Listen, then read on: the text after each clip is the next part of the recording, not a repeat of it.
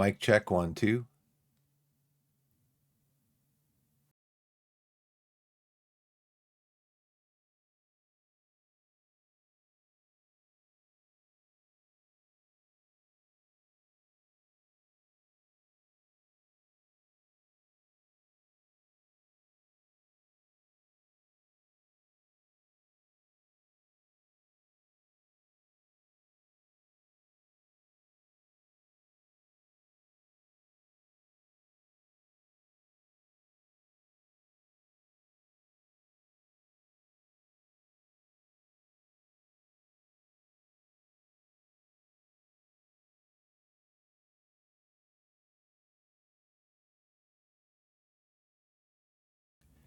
Good morning, everybody. How's it going today?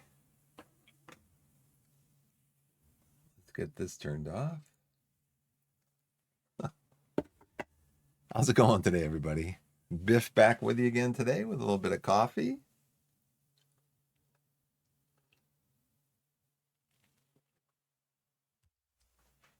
And we're going to be doing some more upfront today.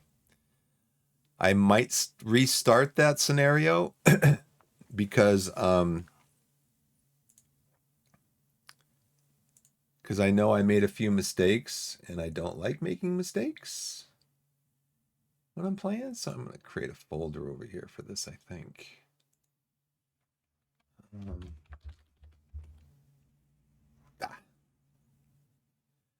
I created a folder. What did I name the folder?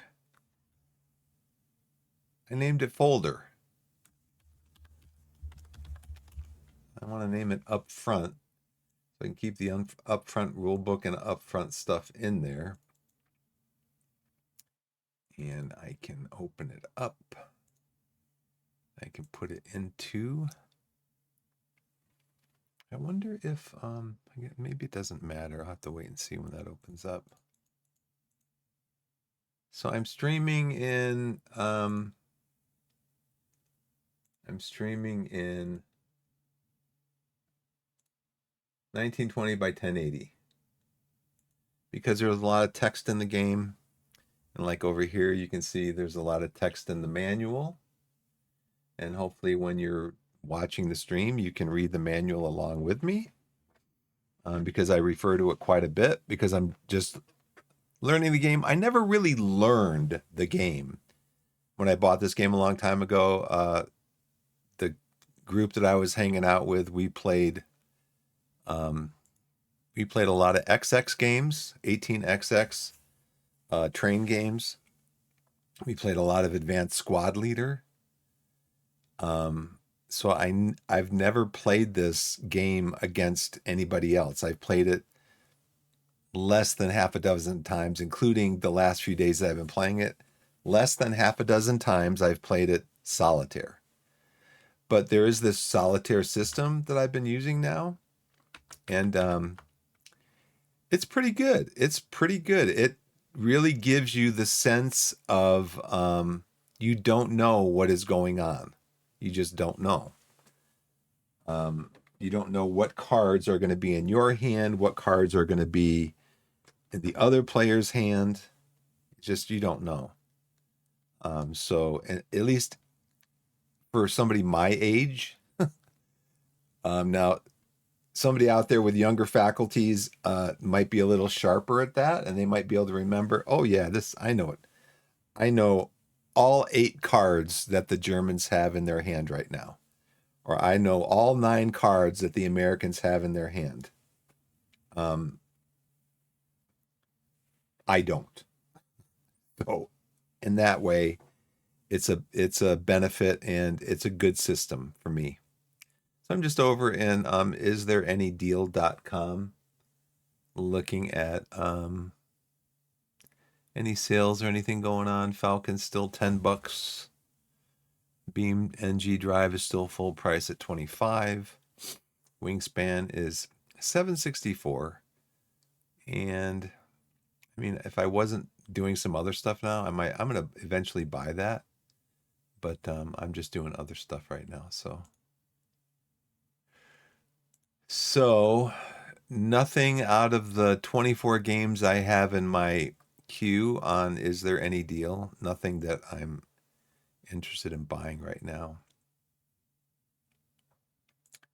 I'm going to bop on over to Steam,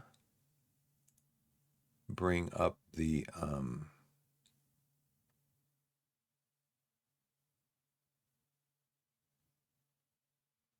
Steam page over here. So now the way this is scaled, you're not going to see everything because I have the, like I said, I have the scaling to 1920, 1080p, and my monitor's at 1440. So you're not going to see what's going on the sides and stuff, but you can still see what's in the center of the screen here, and that's what we're looking at anyways. Let's come back over here, click on that one. Expedition 33, no, I think we looked at that yesterday, and that's not really going to be my cup of tea. South of Midnight Warframe, no. Warno, no. Armored Brigade, I have the first Armored Brigade, and from reviews and stuff that I've heard, this game is very similar to that. In fact, I think some people have said you could have just called this, instead of call it Armor Brigade 2, you could have called it Armor Brigade 1.1 or 1.5 because it's that similar to Armored Brigade. The original. This, I think, is this is more in 3D than the original game. The original game has line of sight and everything, but I think this is more realistic 3D, I would say, but not for $40. Mechabellum, that one's been on sale recently. I've never played an auto battler. It'd be interesting, but I know there's a lot of, you have to invest a lot of time in the game to like figure out what's this, what's that, what's this. The different weapons that work together against Wartails. I've played this on Microsoft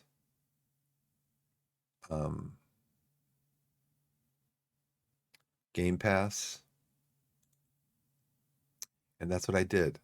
I passed on it because I mean, for example, I like to read reviews, and reviews don't dominate my appreciation for what a game might be able to do or whatever. Like this one says it's very positive. 26,000 reviews. It's got 89%. This is very good.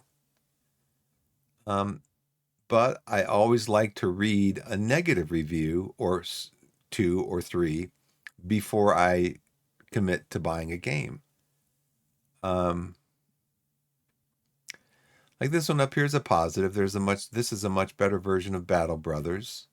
I gave this game a real effort to try and like. I just didn't feel like the game progressed enough. Combat feeling repetitive and drawn out.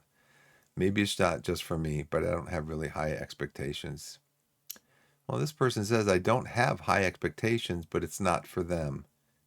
Combat's very repetitive. Game is not exactly terrible, as I still finish story content for all base game regions, but overall is really mediocre, bland, and simply boring. 71 hours played. They finished all of the story content for all the base game regions. So they played for 71 hours, even though it was mediocre, bland, and boring.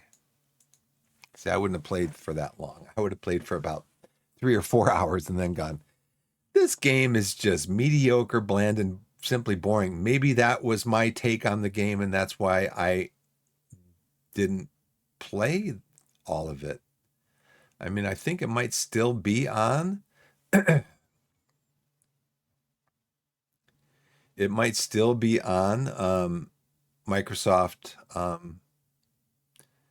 Game Pass, and I do like these types of games, but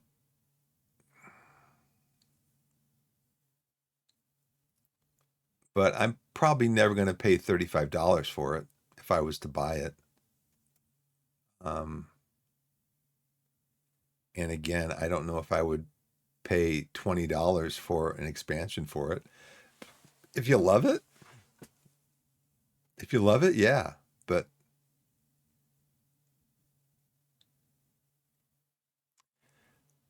um, medieval XCOM fights do start taking a long time as the number of units increases, though. Never gets old. Each playthrough offers a unique experience from assembling your mercenary band to navigating the treacherous world filled with bears, boars, wolves, and yes, even the occasional iguanas. Sounds like they need to start a zoo. Get some of these bears, boars, wolves, and iguanas, round them up and get them into a zoo instead of roaming the countryside. Um, anyways, yeah. So again, just maybe when it comes down in price at some point in the next 5 years or whatever, maybe then I'll think about it. Sunderfolk. Sunderfolk rebroadcast Dace D, Gassy Mexican, It Me JP, Bruce Green. Nice. Sunderfolk. Who are the Sunderfolk?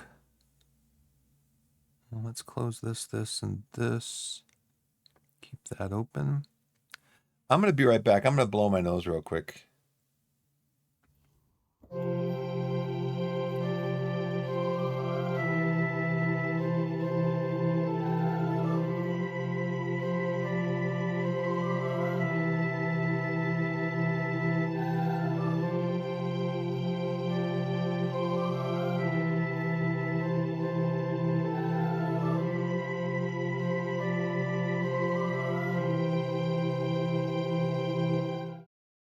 Okie dokie, I'm back. Let's look at some more stuff over in Steam. So 60, very positive. It's a shared turn-based tactical RPG adventure where your phone becomes the controller. Inspired by gathering around a table with friends, it is built with couch co-op experience in mind. Up to 4 players adventure across the magical and dangerous Sunderlands. $50. Okay.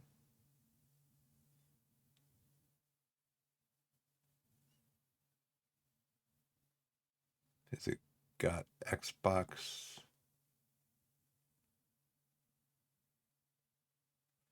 Because we have Xbox, but we don't have our PC hooked up to our TV. So you'd have to have your PC hooked up to your TV to play it couch co-op. Unless they plan on going to maybe I'll follow it. With Thunderfolk. What do people say about it? This is for me so far the game of the year. I simply love it. I really like the mechanic of using the smartphone as a controller while also displaying all important info there. So what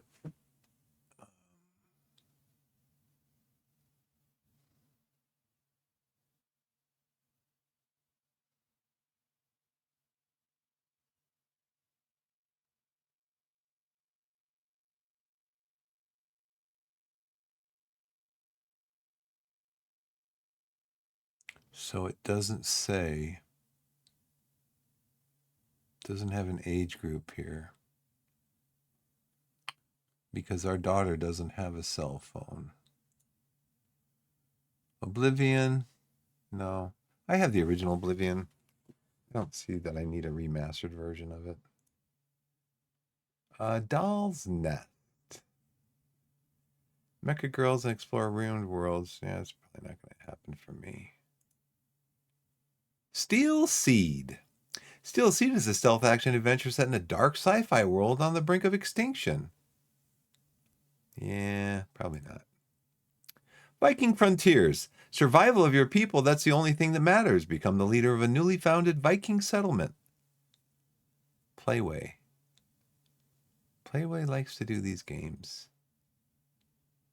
42% are positive. What do people say about it? Don't buy this game, at least not yet. It's not ready for release. Very buggy. NPCs don't do any work. Yeah, so we'll skip that one. Medieval. I have Medieval Dynasty, so does that kind of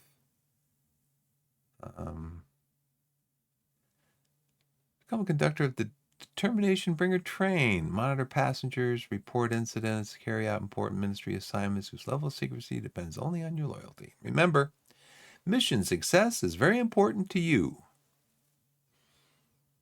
That's interesting, huh? What is it, though? It doesn't really tell you what it is. A Beholder series spin-off.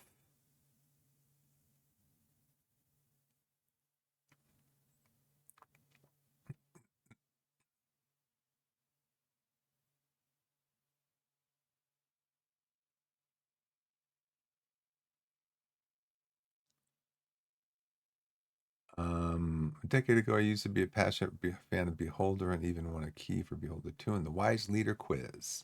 However, I had to skip the third game entirely after realizing what kind of dumpster fire it was. As a result of inertia, I did not really follow the development conductor and only recently played the demo, even though I was impressed with it. I decided to go. Well, it didn't. Before we begin, we're not going to read all this, though. Icky dicky. I loved one, but just can't get into this one. He loved one, but can't get into this one. What's the difference between one and one? Zero. I like train games. That's my thing. I like trains and I like train games. So maybe I'll just follow it. See what happens. Escape the Mad Empire. No. Azura the Striker. 3D shooting action. No. Replicube is an open-ended programming puzzle game toy. It's an open-ended programming puzzle game toy about writing code to replicate 3D voxel-based objects, solve puzzles, pursue leaderboard glory, or just make art to share with the in-game community. So I would assume that people that know the programming language are going to be at the top of the leaderboard. Is there a demo? No? Sure. I'll add it to my wish list.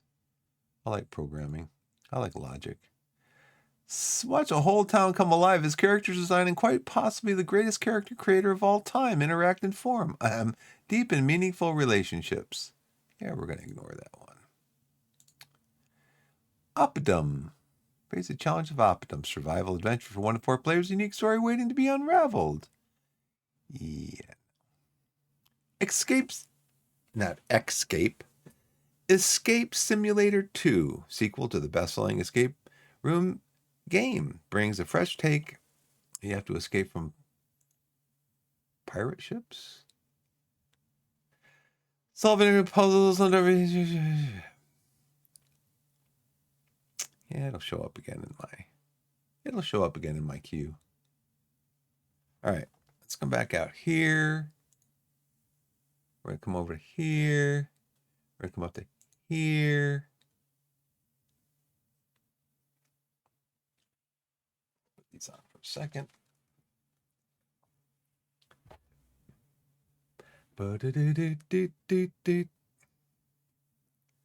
So should I start a new game?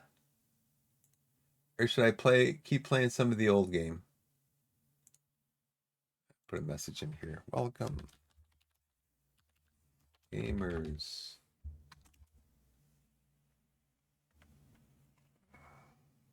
I'd kind of like to start over. And maybe, so at the beginning of the game, maybe build up a pace. I mean, I'll still have the old game.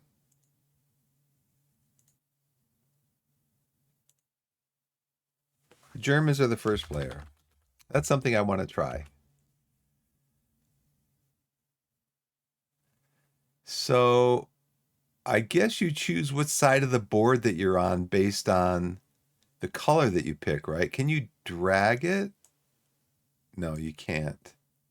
So let's make the Germans white or red. That'd be the Russians. But it'd be nice if you could just drag it down here and say, I want the Germans on this side. I want the Americans on this side, right?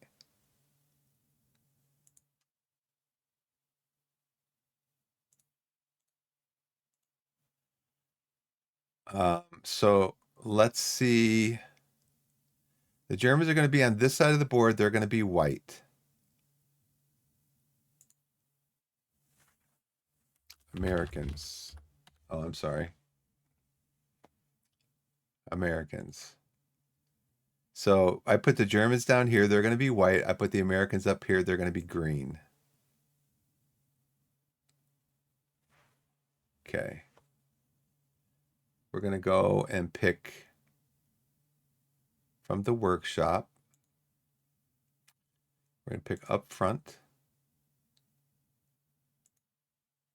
Oh no. I didn't want to do this. Let me go back out. Yes. Oh, I got to start over. Hot seat, start with 2 players, Germans. They are going to be white. Americans.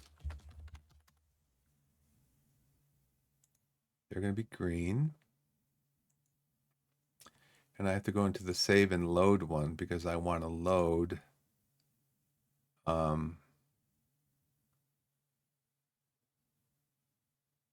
want to load this one. They got the Germans on the wrong side. Oh man. But the Germans don't the Germans go first. It doesn't matter. I know whose side is on who.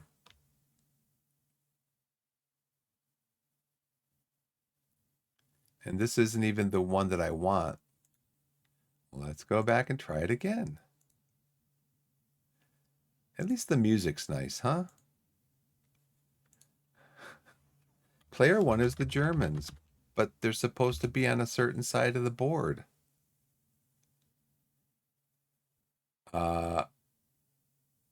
Can I turn the board? I can't turn the board. I can't do anything.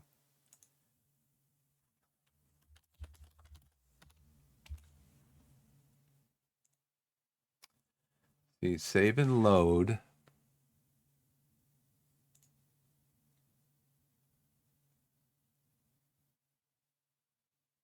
Scenario 1 meeting. Okay, this is it.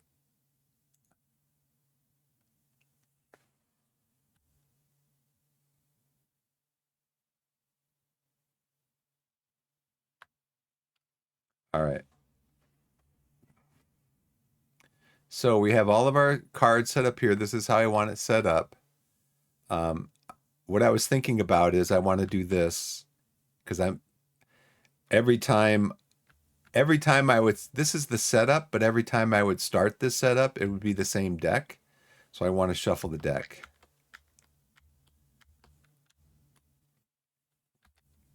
Okay, so the first one we do is we go to here, go to here, go to here, go to here. Let me do this again real quick. Let me see if there's anything that I need open. I don't need Steam open. I don't need Google open, but if I want to have Google open, I can come over here and I can just put a blank page up here and close the rest of it. Oh no, I don't want to close all of it because I might need to go in here. Let's close these other tabs in Google. Now what I want to do down here though is I want to come in here and close Steam from here.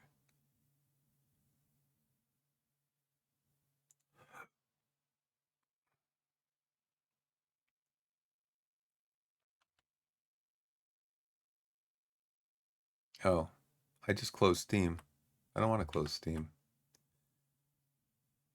because Steam is where my game is. So I got to start over again.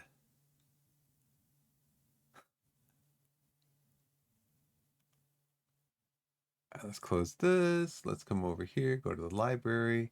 Let's go to Tabletop Simulator. A little bit of a rough start today from Biff.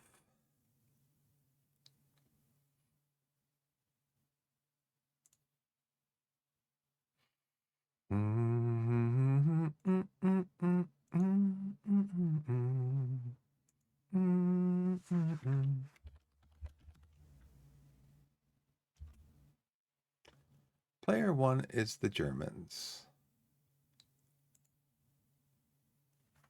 Player two is the Americans.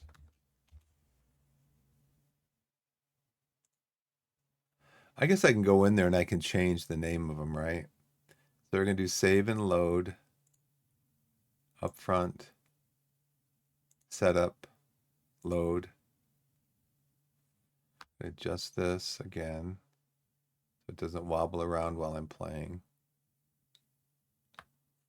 Okay. And then we're going to shuffle the deck.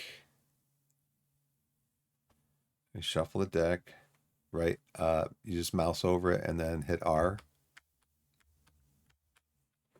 Okay.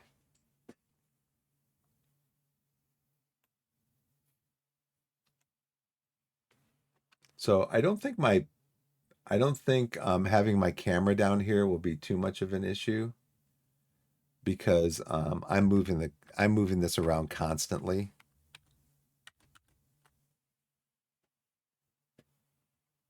Okay, we're in the book. We're in the thing. We are going to reduce this to not so big. About 200. How does that look? 200? Is that good? Probably a little bit. The bigger the better because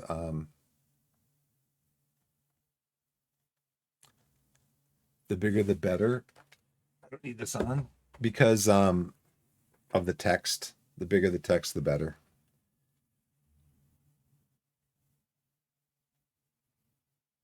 Prepare to play.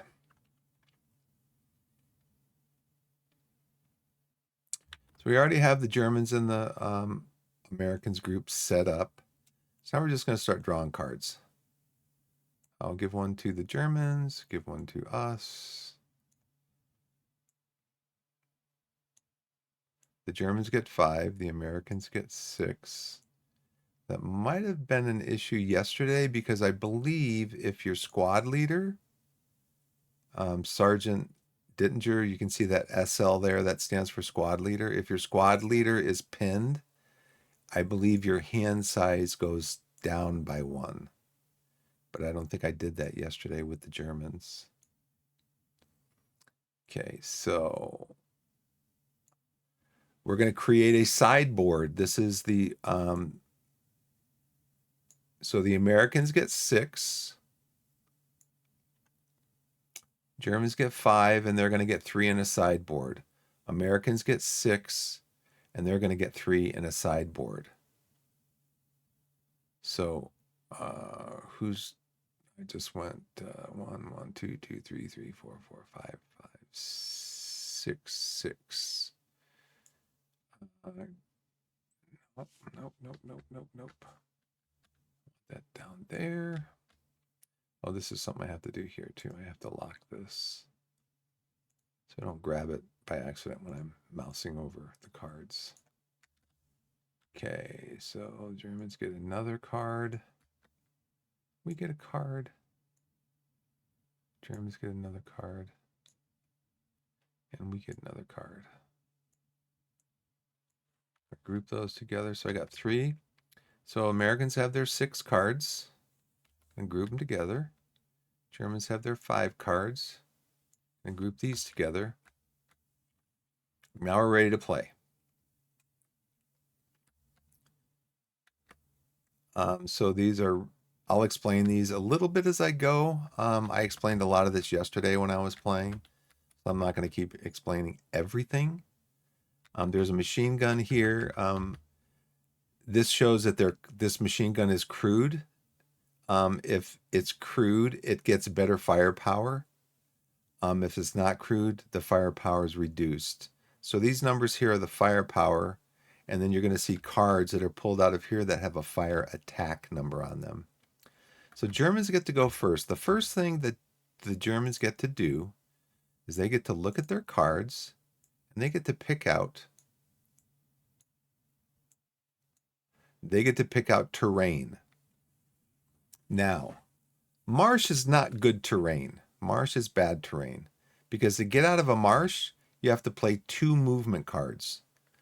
And so what usually happens with marsh is that marsh is placed on one of your opponent's groups. So we're going to place the marsh on this group because this group has a bar, and this bar is pretty powerful, and that will hinder the Americans from moving. And then the Germans do not have any more. They don't have any more terrain cards. So we're going to go over to the setup. Initial terrain. The player specifies the scenario having the first play now has the option of placing 1 terrain card in his possession on one of his or his opponent's groups. Note, an opponent cannot reject a terrain card during prepare for play.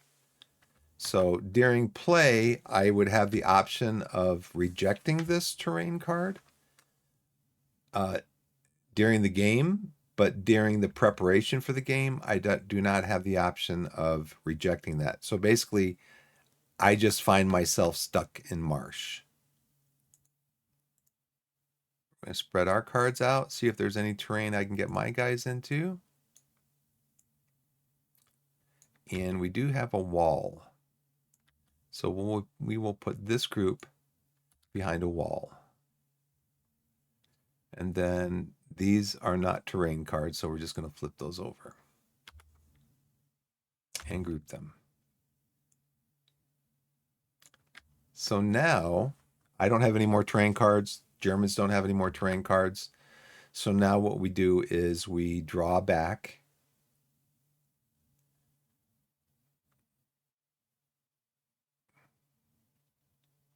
So now that we're set up, we draw back to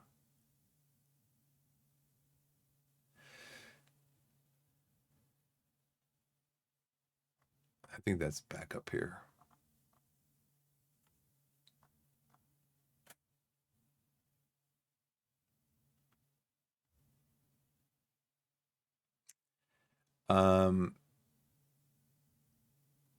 So now we draw back up to our I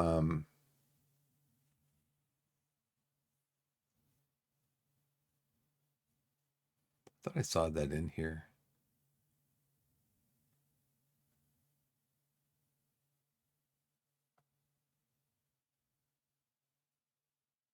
These players can just draw piles.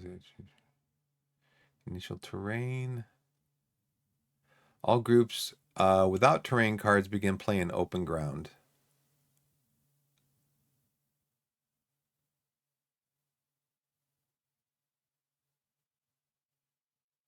Okay.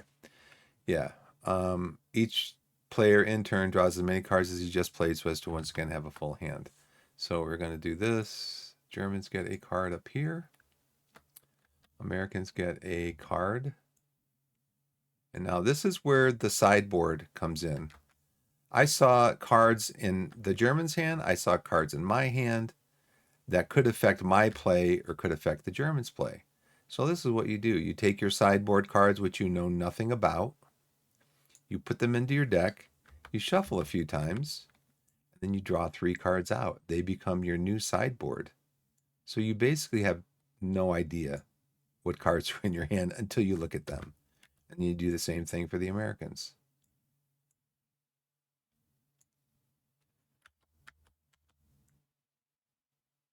Not the whole thing, just one at a time.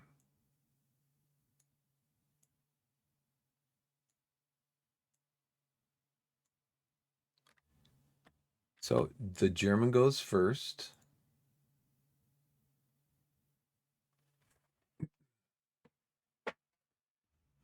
Should set a timer on my phone. I think I'm going to take a break in about 10 minutes. So we'll set the timer for 10. And then heat up my coffee, do stuff like that.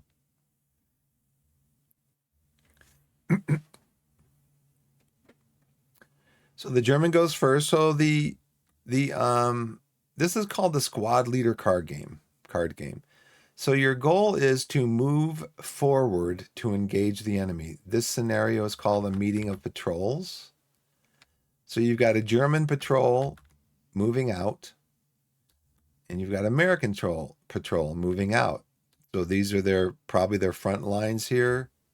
These are the Germans' front lines, even though here I can change.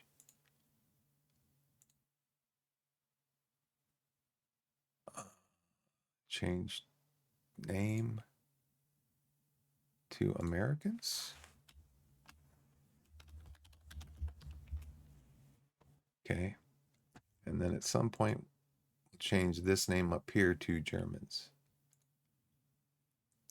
Now it's interesting up here because this says click to end turn. But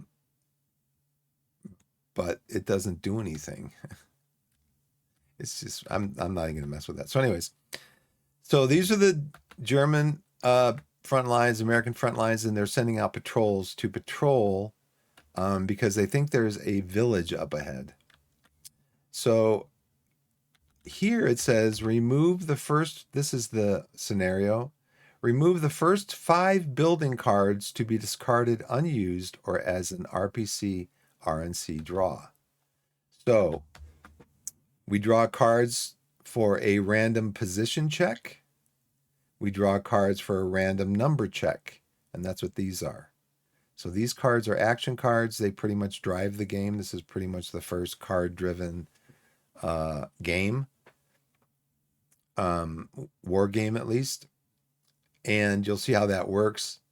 But if we draw a building card as a random number check or a random position check, then at the end of the turn, that would get discarded. We don't use those. And also pillbox and minefield cards are treated as cower cards. So they are not eliminated from the game. They're shuffled back into the deck, but they are cower cards. Those are special rules for the scenario. So let's see what the Germans can do initially up here. We're going to spread the cards. The Germans have 1 building, so they are going to discard that because none of the buildings can be used until the first 5 are discarded, unused, or as an RPC or RNC draw. Now, Germans don't have any they don't have any movement cards. And then this is their relative range. So the way to increase the range between you to decrease the range between, well, anyways, the way for the Germans or the Americans to get closer to each other is by playing a movement card. The movement card then changes the range. The range then allows you to fire your weapons with certain amounts of firepower. So right now you can see at a relative range of 0, which they are at, because what you do is you take the range that the Germans are at, the range that the Americans are at, you add those two together, that becomes the relative range. And you can see here at a range of 0, which is where they're at right now, they'd have no firepower. Now this has 4 firepower at a range of 0. So do we have a 4 firepower? We don't. We have a, this is firepower, this is fire attack. So we have a firepower 6, a firepower 14, a firepower 15. So we would probably want to keep that card. We would probably want to keep the fire attack. Well, maybe not even that, because the relative range for this would have to be 2 before they could use that card. So pretty much these, In the early game, these cards are not useful. The rally card could be useful, so we will keep that. But the Germans on their turn, there are special discard rules. The Germans on their turn can only, they can perform as many actions as they want on their groups, but they can only discard ever one card. Doesn't matter how many actions they perform, they can always discard one and one only card. So this card is going to be sent over here. And then we are going to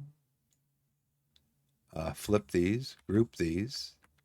We're going to draw another card. And then we're going to draw our sideboard cards. We're going to shuffle. And we're going to pick out 3 cards to come back over here to be our new sideboard. Hopefully, you know, we don't have the same cards. Hopefully there was a movement card over here, for example, or maybe there was a 4 firepower card so we could shoot at this group. All right, so now the Americans are going to spread their cards out. Okay, so the Americans have a building. We don't want a building. So that's going to be one of our... So the discard rules for the Americans are, the Americans can discard up to 2 cards if they don't perform any actions with their any of their groups. They can't do any actions if they want to discard. So we're going to discard this. And then what else are we going to discard?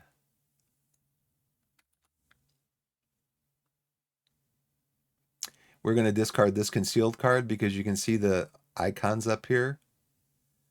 Concealed cards, you'll see those in combat when we start entering into combat.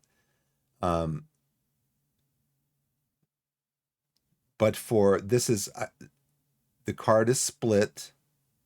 This side of the card is the concealment card, which is usable by some of the nationalities in the game. This side of the card is called a cower card. It is basically a useless card. You can't play it for anything. For the Americans, this is a cower card.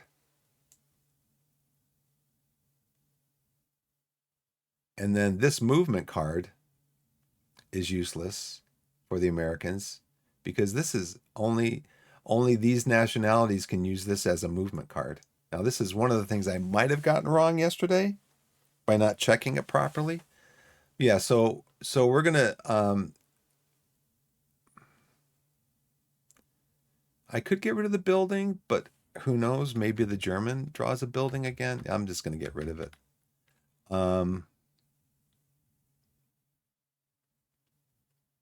It doesn't matter which one I get rid of. They're useless. Both of them are useless to me.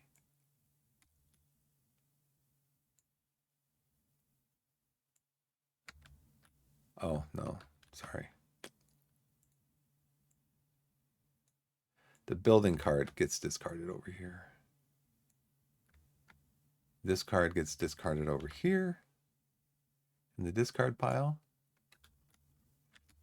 which I'm going to put over here because too easy to just grab from this one. All the cards have the same backs on them. And the discard pile is supposed to be upside down.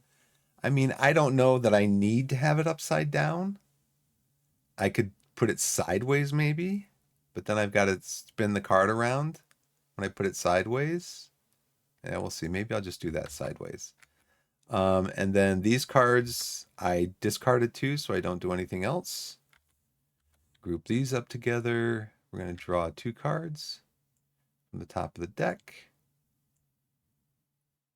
I know I've got that movement card in there that I want to get out, but I can't. I mean, really, the first couple of turns, it wouldn't be a bad idea just to get rid of these cards that I can't use. So now this is my new sideboard, and this is my hand right there. So now it's the Germans' turn. Germans are going to look at their cards, and they're going to see that they have a brush. So their most powerful group at range 3 is going to be this one. No. 1, 2, 3, 4, 5, 6, 7 at range 3. Actually, I can't play that brush card. This is going to be their most powerful group. I can't play the brush card. Why? Because I need to have a movement card down here. Terrain cards are played on top of movement cards, except at the beginning of the game. In the setup that we just did,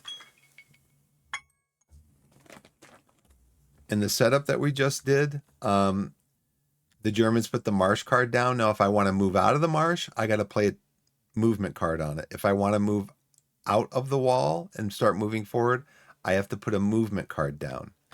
So I can't put the brush down because there's no movement card there. So for example, with the wall, I would put down a movement card and then another terrain card on top of that movement card. And then to move out of that terrain, I would put down another movement card, and then I could put another terrain card on top of that. You'll see how that plays out. But yeah, I can't play that brush. Now that would be a good terrain card because it gives you -1 to the attack strength of an enemy attack. But I can't do that now because but I do see something I can do because I don't have any movement cards down. So probably what we're going to do is might discard that one, but this is what we're going to do first. I'm going to play this down here. No. Play this down here.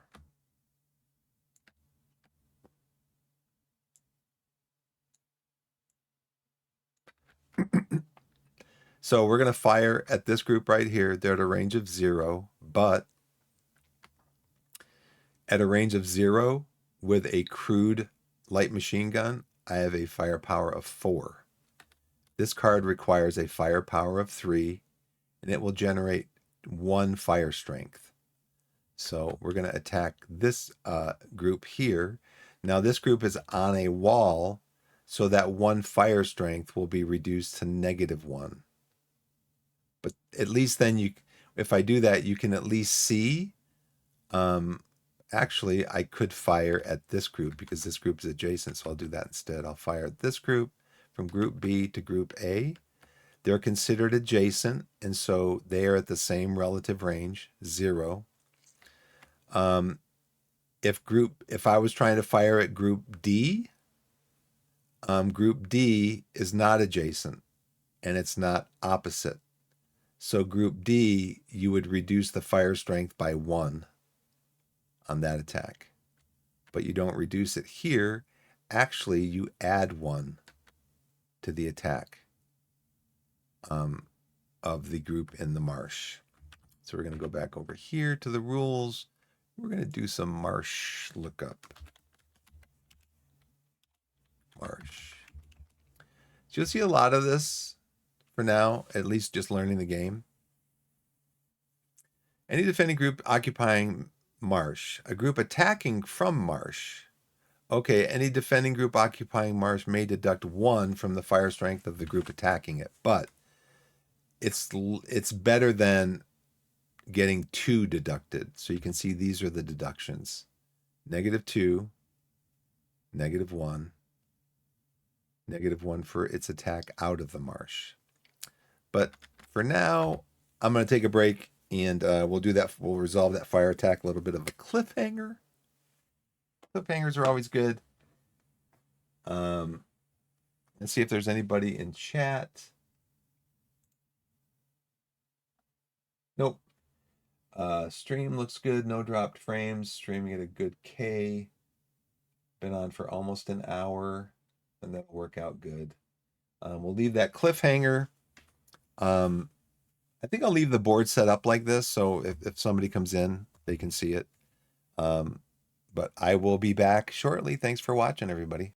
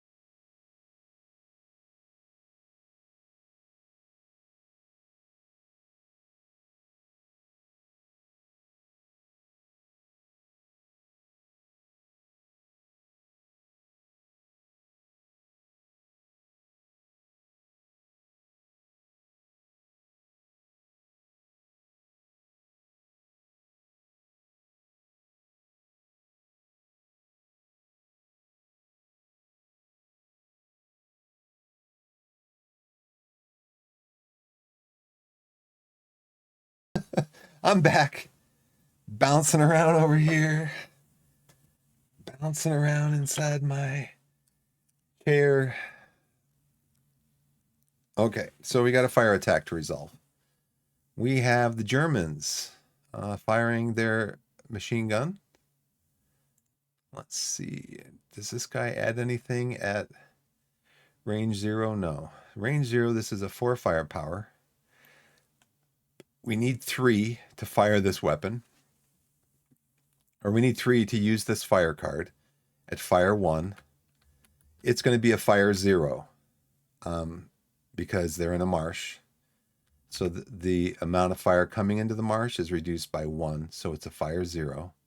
And the way we resolve this is we draw a card for every single one of these soldiers to see what happens to them. Oh, I got to remember to do this because I forget to do this for the Germans. I forget to do it for us. We have to look and see. I don't think we do. We might. We do not have a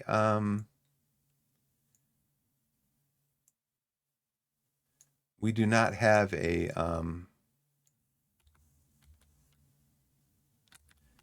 we do not have a concealment card. So we can't reduce the fire coming in here. So it's going to be a fire 0. We're going to pull our cards.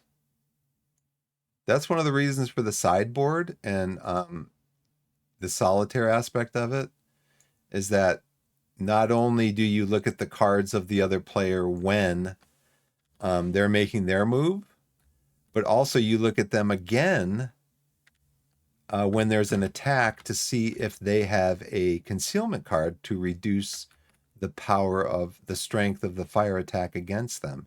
If we had a concealment card, say we had a concealed 2 card, the firepower would be fire 1, -1 for the marsh, -2 for the concealment. It'd be a fire -2. And then at that point, the German player could decide, do I want to just discard this fire card and say, forget it, I don't want to do the attack? Or do they go ahead with the attack? So it's a fire 0. We're going to go ahead with the attack. Now what's going to happen is I'm going to turn a card over and there's going to be a number up here in the upper right-hand corner. Red numbers you subtract from the attack. Black numbers you add to it. So we're at a fire 0. So 0 minus 0 is 0. We check the panic or the morale level right here. If the final fire attack is less than or equal to the morale,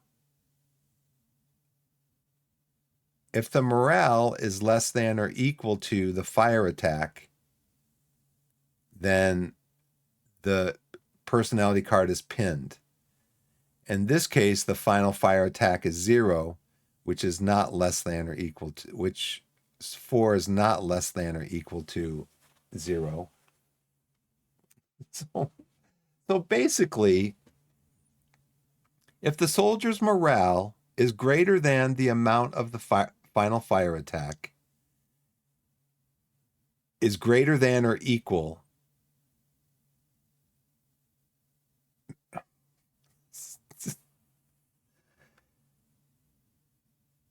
if the soldier's morale is less than or equal to the value of the final fire attack, the soldier's pinned. Let's see if we can get a soldier pinned so I can explain it a little better. Flip this one. Okay, so this soldier is he's got a morale of 5. He's fine because 0, which is the final value of the fire, plus 2 is 2, which is not greater than his morale. This one's morale is 4. This one, I think I'm explaining the game well. I get to this thing. This guy's morale is 4. The final attack value is 0. 0 minus 3 is not minus 3. So he is fine. This guy is -2. He's fine. His morale is 3. So they're all fine. So this card is actually a building card. This card goes back over here to our discard. We got 3 in there now. We need 2 more, and then we'd actually be able to start playing the buildings cards. To be discarded unused or as a RNC draw. So normally that card, like these 3 cards here, would get sent back to the discard pile over here. So we're going to flip these and group them, and then we're going to pick them up. We're going to turn them sideways and put them in the discard pile. This goes in the discard pile. Flip it. That goes in the discard pile. The Germans don't have anything else they can do. They want to hang on to the terrain cards because brush would give them a -1 for being in the brush. If they're in that terrain, right now they're in open ground, so they're not in any type of protective cover. The Rally 2 card the Germans could use, but they have a Rally All card. So instead of keeping the Rally 2 and just being able to rally tool soldiers, they'll keep the Rally All card and they'll discard the Rally 2 card.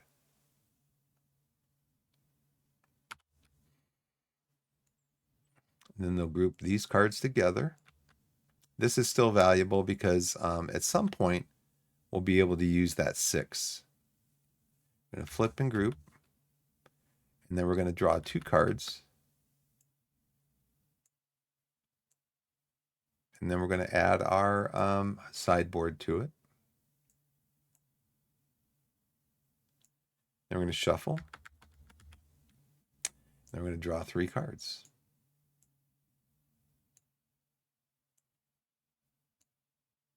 Okay. And that's the Germans' turn. So it kind of worked out okay for the Americans because the Americans, well, both Germans and Americans, they both want to get into buildings at some point. Buildings are the strongest form of cover. And so they want to get into the buildings, but they can't get into the buildings until the first 5 buildings have been discarded. And we've discarded 3 over here. So the Americans now, their turn. We are spreading out the cards to see what we have. We know we can't move this movement card. We can use this movement card or this movement card. We cannot use this movement card.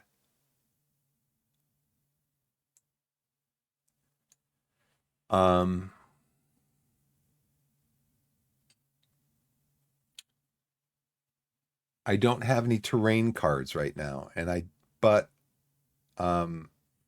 get out of marsh. To get out of marsh, where is it here? Do do do do do do do do do do do do. Thought it told me up here. I just have to read the whole thing.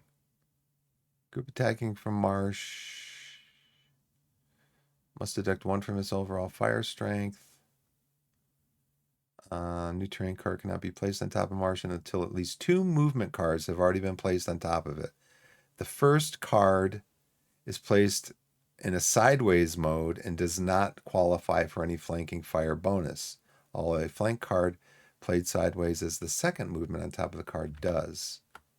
So this is forward. Now I think if I play this card as a forward card, I don't know if forward cards are for streams only. I think forward cards are only for streams. Yeah, forwarding is automatically successful only accomplished by playing a forward movement card. Okay. So we're going to play, you can see here, this is a cower card for the Americans because the American symbol is above here where the cower is. So I'm not going to discard any cards. I'm going to move off of the, I'm going to turn this sideways and I'm going to start moving out of the marsh. This does not change my relative range because it's being played sideways. So basically, I'm in a marsh, and the squad leader saying, "Over there, some dry ground." He's or over there, whichever direction you want to look at it. He's pointing his soldiers to shift laterally to move to some dry ground that is over to their right or their left. Um, so is there any other thing I could do? I could move this one forward, but I need to save this card for getting off the marsh as my second action, my second movement card. Now, this card may wind up in my sideboard next turn, and I won't have access to it. So that's kind of the whole idea of the sideboard is you don't know, you know, if you're going to be able to use this card next turn. Whereas in a normal game, there is no sideboard. Yeah, I know this is going to be in my hand next turn. I can just wait, and I can use this next turn to get out of the marsh. So we're going to flip these, group them. We're going to pull a card. That's all the actions I'm going to do. And because I did an action with my group, I can't, actually, you know what? I think, yeah, that's another card. So let me show you this card here. I'll just spread these out again. The sniper. The sniper can only be used, what they say, they call it in lieu of a discard.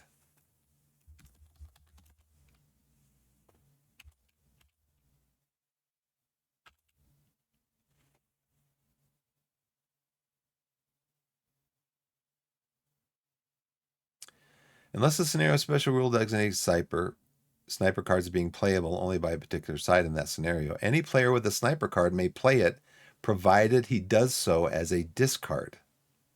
Thus, an American or Russian player may take no other action during a turn in which they make a sniper attack.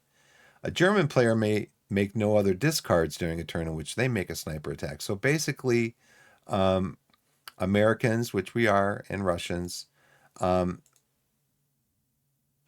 can only discard if they haven't taken any actions with their groups. So there's 3 cards, at least that I know of now: sniper card, wire card, and smoke card, that have to be played as a discard. And so the Americans, which are playing, cannot make any other actions or use any other actions with their team, with their groups, if they want to play the sniper card. They play the sniper card, and that's their only action for that turn. Just trying to get some of the terminology down: groups, turns, actions, all that. So I can't play this because I've already done this action up here.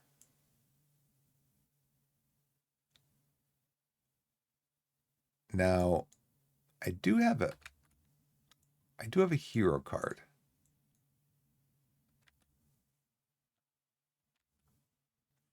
Now let's see about hero, if that's the same. If you have to play an hero card as only an action.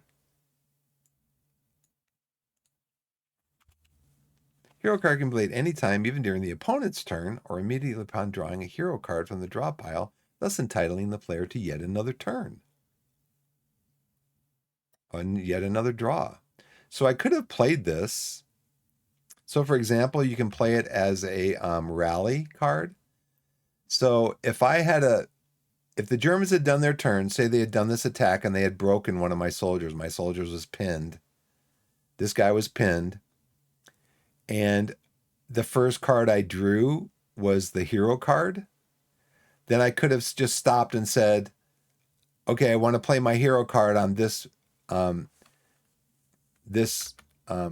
personality card over here to rally them. So I would have played the hero card, discarded it, and then I would have gotten another card. So essentially you get an additional card draw. They can rally a soldier without it counting as an action.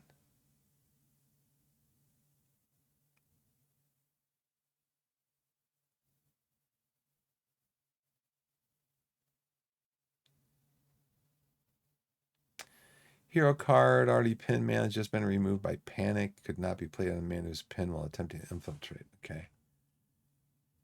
Firepower can be used to double the firepower of any one man for one player turn. If the man is already entitled to double firepower, triple it instead.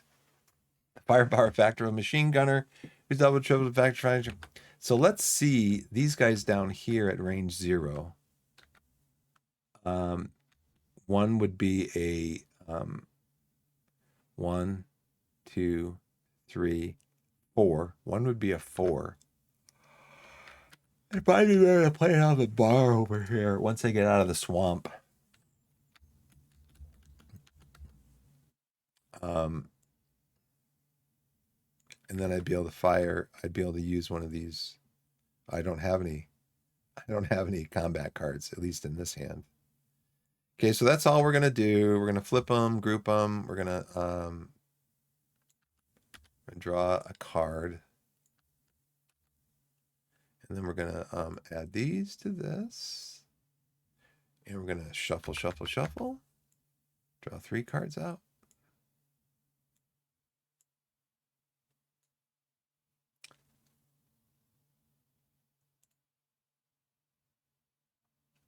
Gonna have some coffee.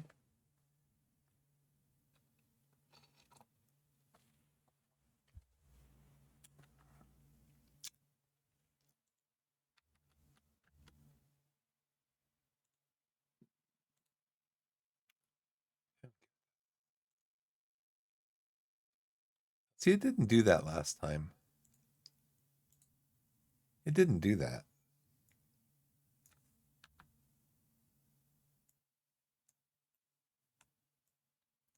Let's see, I shouldn't have done that then. Now, see why, if the Germans were the first player and I put Germans, why it didn't set it up that way over here.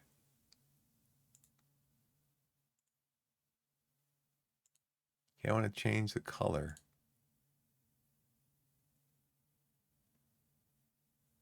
Gray. I want to change the name, right? Germans. No.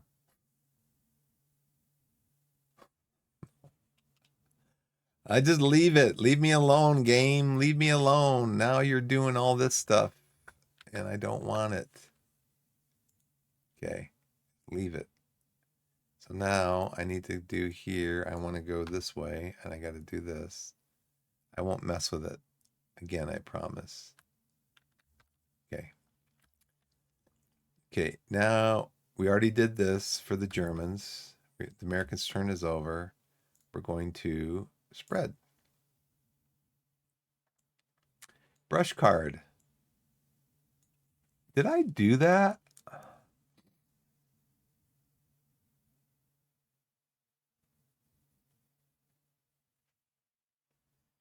Okay, we're going to discard a card. I'm pretty sure I did that, right? I don't think I had these cards in my hand before. I think at the beginning of the game, it's kind of, it's a little bit slow because you're trying to get the cards in your hand that you need to actually do what you want to do. And you may have drawn like really bad cards to begin with at the beginning of the game.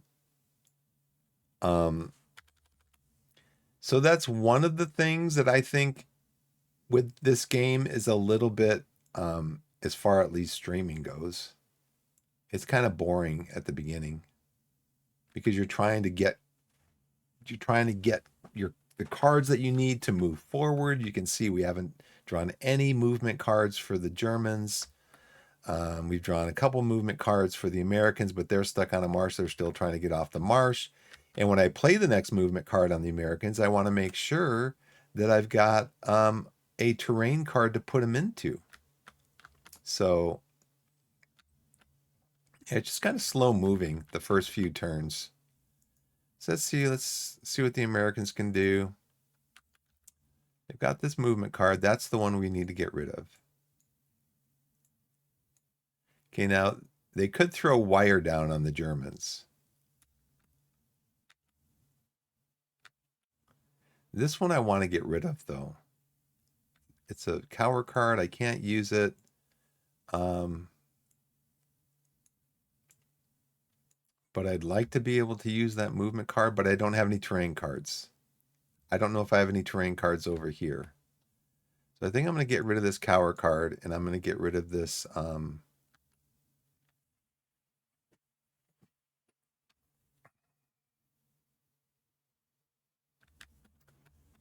when I move to relative range 1, I'm going to have 1, 2, 5 firepower. Now, if I get the hero card and this fire card together, then I'd be able to use this against this group or this group. If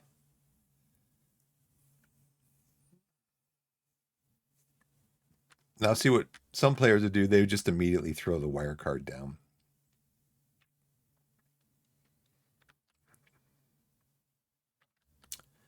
So if I move them forward, they're going to be at relative range 1 to these groups, which would be 3 firepower factors. This would be 5 firepower, 6 firepower factors against this group. With no terrain in sight. I have no idea if I have terrain over here. I don't think I've seen any terrain cards in the few times that I've done this.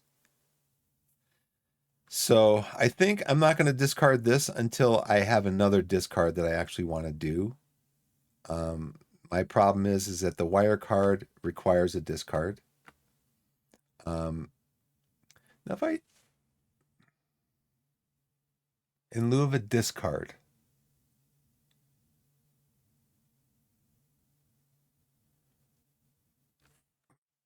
now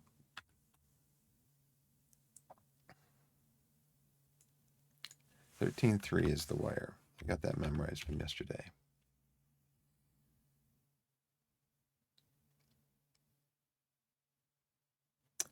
As an opposing group, only instead of a discard. So I'm assuming that means I can't play this and then discard another card. This is my only action. So since this guy's group is potentially the most dangerous one, I mean, even at relative range 2, this group's only going to be able to muster 2 fire or 3 firepower. I think I'm going to do this and throw the wire down on these guys. Now remember, they are on open ground. This is considered open ground. If there's no terrain card down there, it's considered open ground. So that's my move for this turn. We're going to flip and group and draw a card. I think I want to wait to discard that movement coward card. I want to wait until I have another card that I don't want and that I want to discard.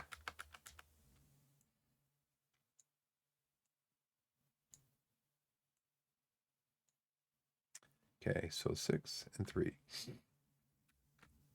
So now these guys have wire on them. The way to get out of wire is to play a movement card on it. As soon as you play a movement card on it, boom, the wire's gone. It does not change the relative range to the next at all. It just removes the wire. So we're going to spread. Again, they've got no movement cards to play to get into this brush. We're going to discard. We can only muster, we can, at relative range 0, we can only muster 4 firepower. And it'd be -1 firing out of the wire, so it'd only be 3 fire, 3. This would be, if we could use this, would only be a fire attack 2. If they were firing here, it would be 0 because you've got -2 for the wall. We are going to, what did I discard? No, I haven't discarded anything yet. We're going to discard the,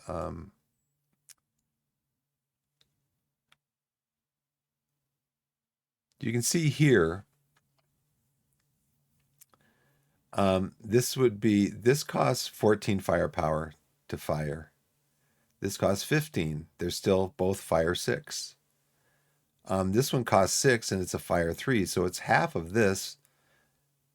It's half of this fire strength right here, but it's less than half of this firepower required. So this is actually the most powerful card because it requires the least amount of firepower.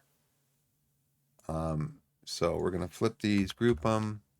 We're going to grab this card, flip it, twist it, put it down. I wonder if I do this and I put it down, is it just going to match up? Yep, it does. Okay, I can do that.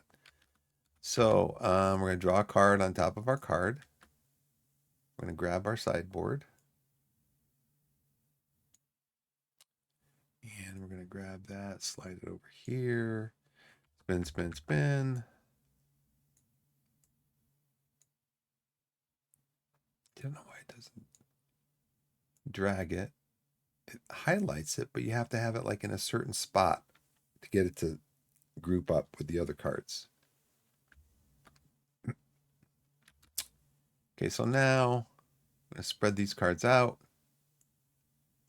Oh, we got a woods card here. Nice. Now what I could do is, since I have this movement card, I have the woods card. Now, if we were just playing regular, I would say, okay, well, I can play this card this turn. I can play this card this turn on this group. But we're playing with the sideboard, so I may not have this in my hand next time. So I may just be stuck out here in the open at relative range 1. That's increased because playing this card will increase the relative range, I believe. Let me see. Marshy. I got to go back up here to the top. I should memorize what all these things are.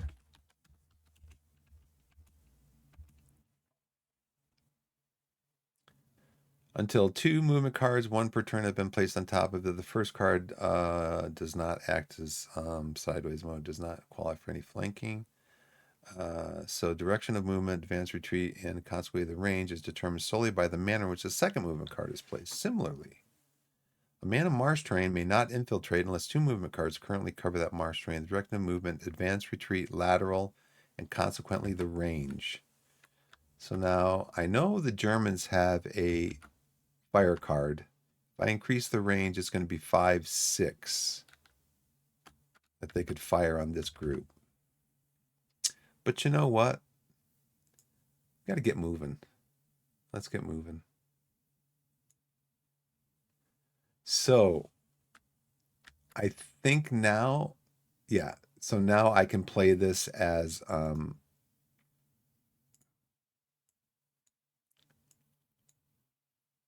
so that will remove.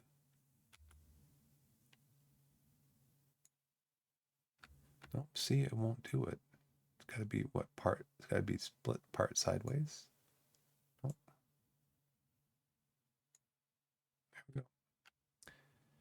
So now they are in the open and moving, so they are at relative range 1. So we're going to flip this one over. So they are at relative range 1 to these 2 groups.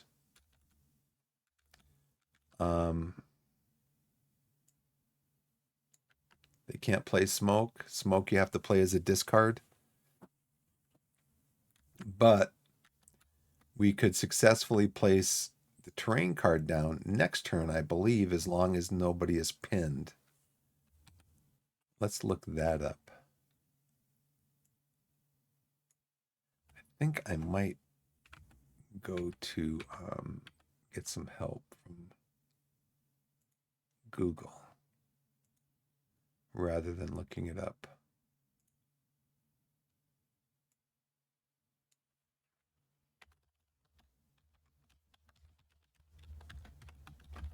Can you put a terrain card on a moving group that has a pinned man?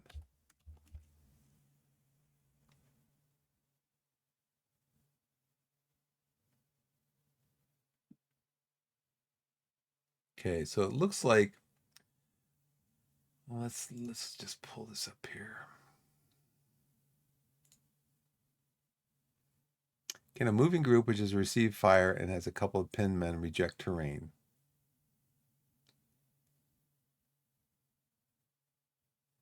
Yes. Not only that, a group with a pinned man can voluntarily enter terrain. What they cannot do is play a movement card. Okay.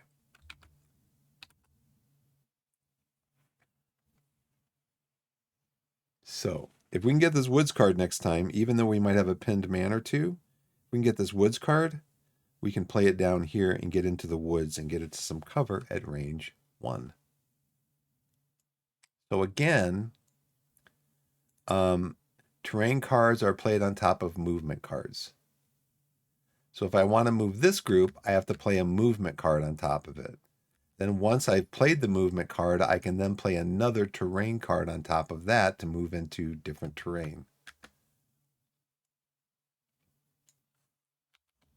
Flipping group. Add a card.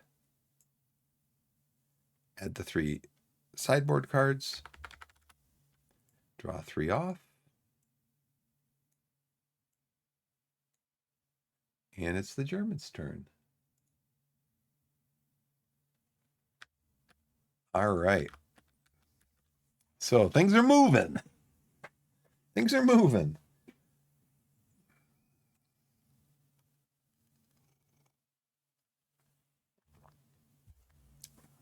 I feel like not a total grasp on the game, but I feel like I know a little bit more than I did yesterday, and then tomorrow I'll know a little bit more than I did today.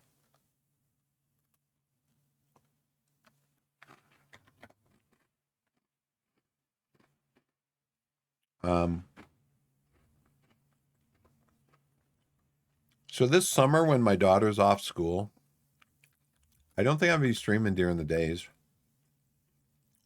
because I'm gonna be out doing stuff.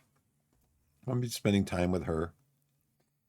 So what I'll probably be doing is if I want to keep streaming, I'll have to stream at night. So we'll see how that goes.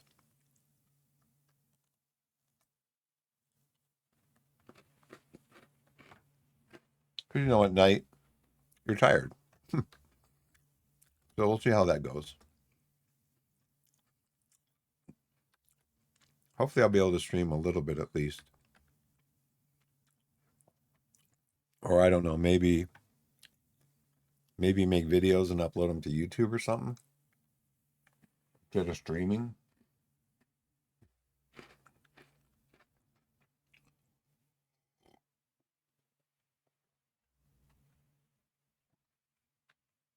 We shall see. Okay, let's spread these out. No movement cards. This really sucks. The Germans. And relative range 1. Oh, this could be really bad.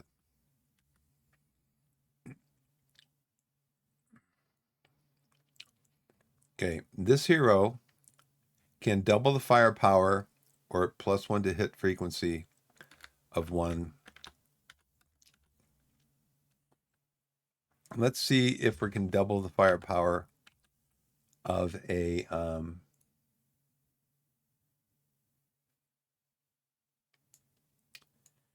can a hero double the firepower of a machine gun, a light machine gun?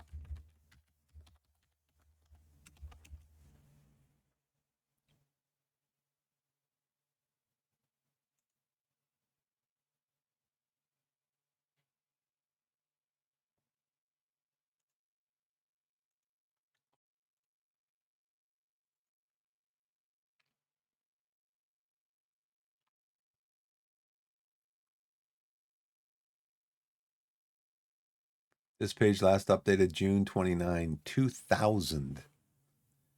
I want to go to the bookmarks bar. Yeah, we can do that, but then I want to create a folder for it up here too.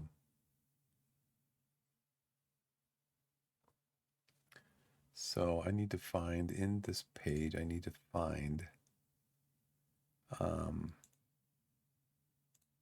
hero. Although I'm saying the game isn't really that complex, really a lot of exceptions to rules, there are some rules you will not be able to remember and always have to look up. The use of a hero card in a light machine gun, for example, different nationalities have different restrictions on its use. And because it's something that doesn't happen every game, you'll never remember them all, or the modifiers for close combat or tank. It doesn't explain the rule. It doesn't explain the rule. So I have to look up the rule. On a hero card. Hero card can be played anytime, even during the opponent's turn, or immediately upon drawing a hero card from the pot. Draw pile is entitled you player to another draw.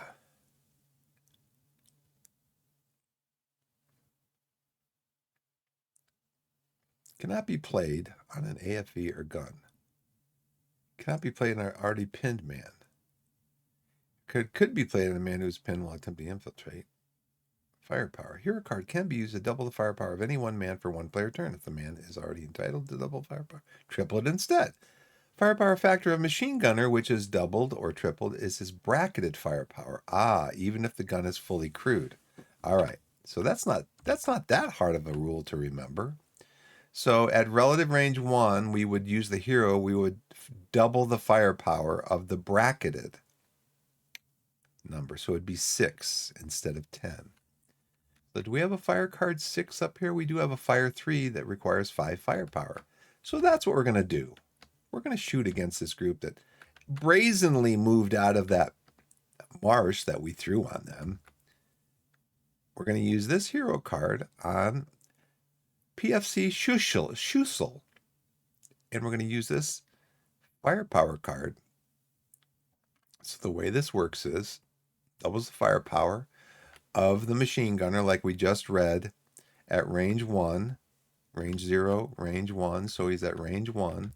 Double the bracketed firepower. So this will double to 6. So we have 6 firepower, so we can use a 5 firepower card. We're firing at firepower 3, or fire strength 3, which is increased to fire strength 4 because they're out in the open and moving. Ooh, this could be bad. So let's see if there's any concealment cards.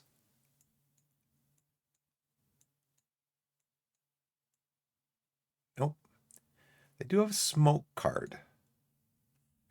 Can smoke be placed at any time? Let's see if we can throw some smoke down.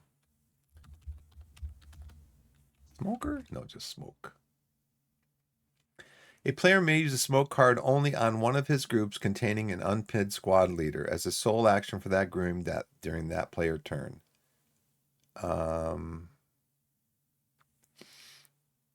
So we can't use it.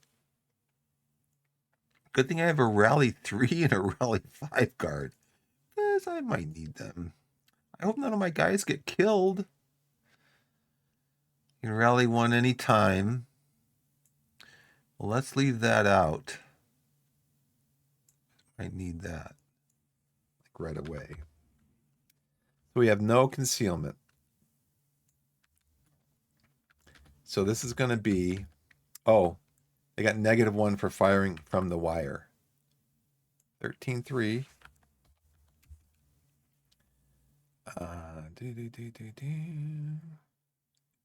Any defending group on a wire must add 1 to the fire strength of the group attacking it. Any attacking group must deduct 1 from its own fire strength. Crew-served weapons can only fire with their bracketed values and only if fully crewed and non-moving.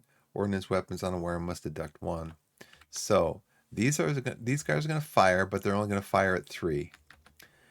Because the -1 for the wire, the +1 for the movement offset each other. So it's going to be a fire 3. And we are going to draw cards, 4 cards, for our soldiers down here who just need to get into cover. Get into cover. So now,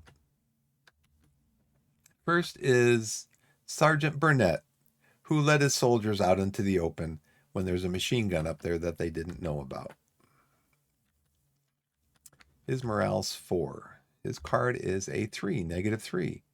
So red cards, you subtract the amount, and black numbers, red cards. Red numbers you subtract from the firepower of fire strength. Black cards you add to the fire strength. So in this case, it's fire 3 minus 3 is 0. So Sergeant Burnett is fine. So now we're going to flip this guy over. 3 minus 2 is 1. 1 is less than 5, so he's fine. One of these guys is going to get really badly hurt. 6. It would be the guy with the bar again. Again. 3 plus 6 is 9. His KIA number is 8. So he's dead. And he drops the bar. So the last game, he was firing the bar. The bar malfunctioned. The next turn, I told him to repair it. It didn't get repaired. It broke down and was out of the game. And so he was playing the game unarmed. I mean, what is it with Private Fox? Fox, keep your head down, dude. All right, let's go back up here and look at the fire resolution, because I'm pretty sure fire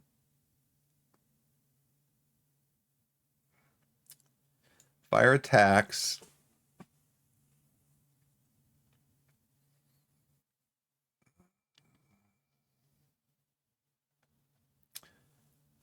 fire strength.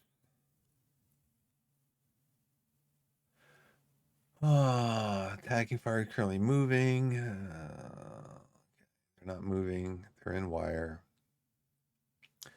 Now, what did we just read? Yeah, machine gun firing in wire has to fire at their half bracket, which they're doing anyways because they're using the hero card and they're doubling it. Now, it didn't say that they couldn't do that.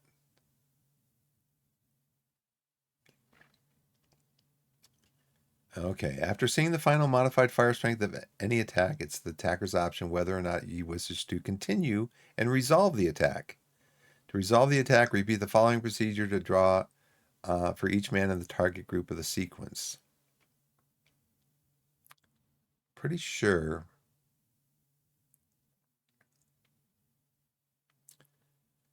Attack. The final combat resolution only compared to the morale defense value currently exposed on the card, or the panic defense value. When is it compared to the KIA?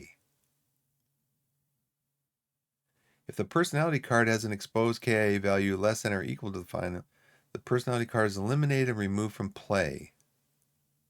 Now see, the thing is here, it says up here, the final combat resolution number is only compared to the morale or the defense value. The morale or the panic value. But down here it says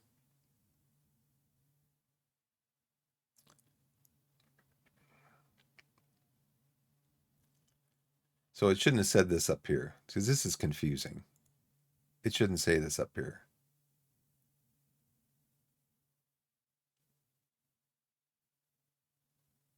It shouldn't say this up here. It shouldn't say the final combat resolution number is only compared to the morale or the panic value. No.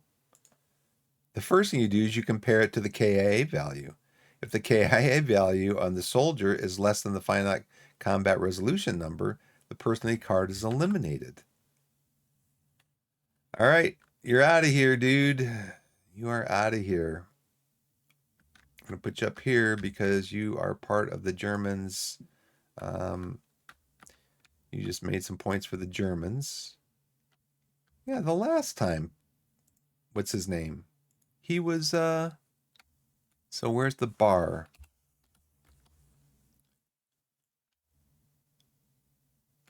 Bar's on the ground right there. What's his name dropped it when he died? Because he's doesn't know how to keep his head down. The last game, his weapon malfunctioned and then broke like the next turn. And so he is unarmed. Unarmed personality cards, their morale and their panic level numbers are dropped by 1. This one, he gets killed. I'm not having him in my group next time. So let's see what happens to this guy. He's okay, right? No, he's probably pinned. Yeah, he's pinned because 3 plus 0 is 3. His morale is 3, so it's equal to the final combat resolution number. So he is pinned.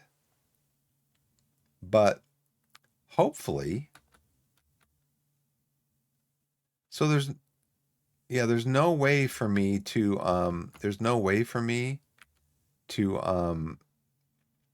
I can rally this guy right now if I want to. But I have a rally 2 card in there. I could just play that to save the hero card for something else. But there's no way to mitigate the there's no way to mitigate this. 9's greater than 8. You're dead.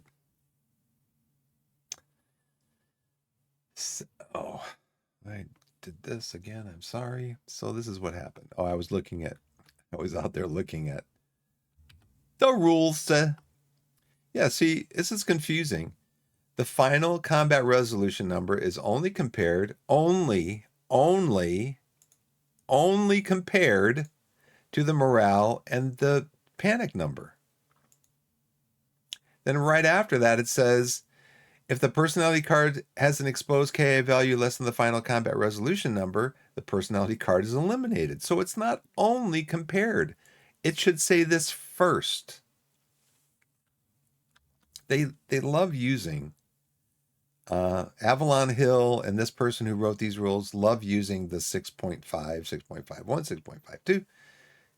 Well, this should have been 6.51 should have been over here. I mean, okay, you explain it. You draw the top card from the draw pile, add the final fire strength of the attack to the RNC. If the RNC is black, add it to the modified. See, it shouldn't even say that here. It shouldn't say add. And I'll tell you what, I could write these rules a lot better, but I'm not going to. But I should be able to explain them better. You draw the top card from the draw pile.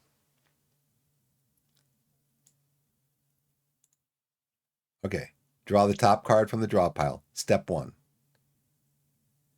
If the RNC is black, add it to the modified attack strength to obtain the final combat resolution number. Just get this out of here. You draw the top card from the draw pile. You don't add it to the final fire strength. You don't do that yet. You draw the top card. That's what we did. If it's black, you add it to get this number. If it's red, you subtract it. You need to clean this language up here because it's just confusing. It just adds what? How many words? Draw the top card from the draw pile. 1, 2, 3, 4, 5, 6, 7, 8, 9, 10, 11, 12. It's just 12 superfluous words that just serve to confuse the player. The player's trying to learn the rules. You draw the top card. If it's black, you add it to the modified attack strength to obtain the final combat resolution number. If it's red, you subtract it from the modified attack strength to obtain. That's what you do. And then you compare the final combat resolution number with the KIA value. And if the KIA value is less than or equal to it, the personality card is dead. If it's less than or equal, if it's greater than, less than the KI value, but higher than the pin value, then the personality card is pinned. If it's less than the pinned, but higher than the panic number, then they're panicked. That's how this should be written. It's very confusing the way it is written. Thank you.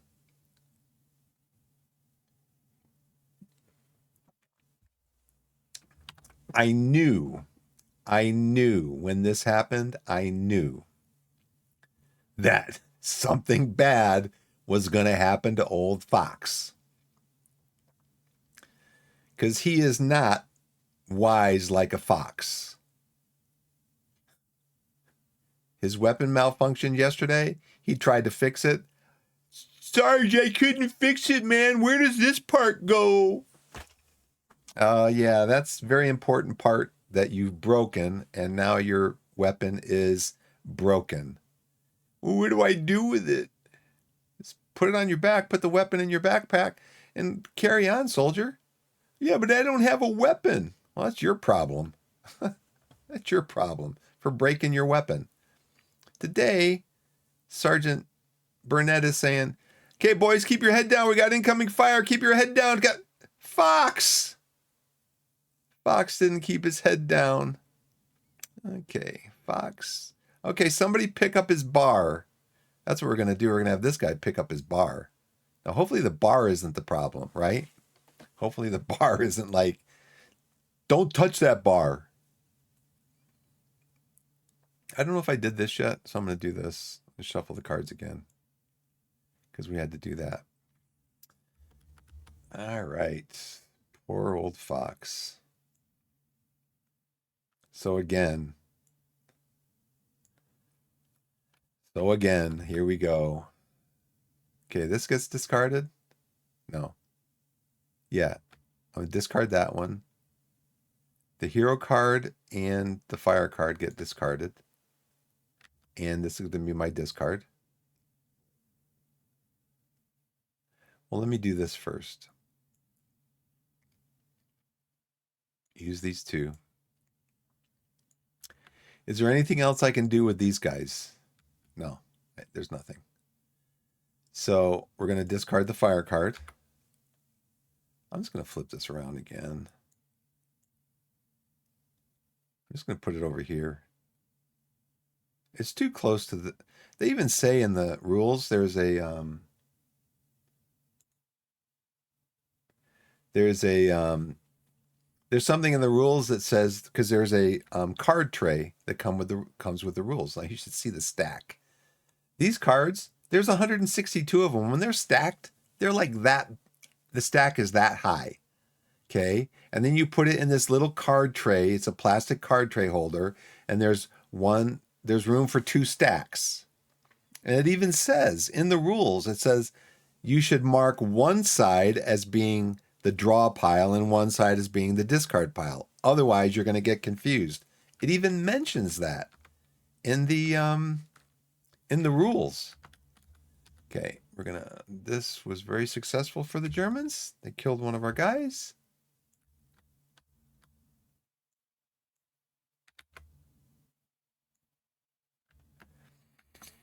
And now there's nothing else we can do. It's going to be their turn. We're going to draw 3 cards.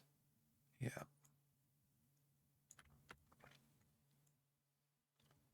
Poor PFC Fox. We hardly knew ya. Next time, dude, keep your head down. Okay, we got there. Did I do this one yet? I think I did. The reason I sorted this one also, I've redid this, is because we looked to see if there was a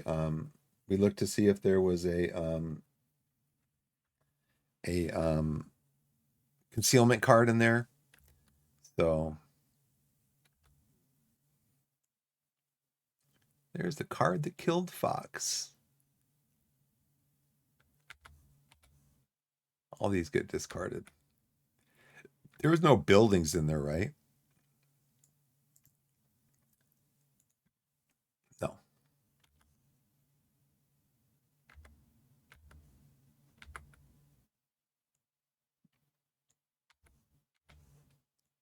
There's no buildings in there, so discard. All right. So that's the resolution of this one. One of our guys got killed. PFC Fox. You know, I should probably have not set these up like this because you've got to get 4 soldiers.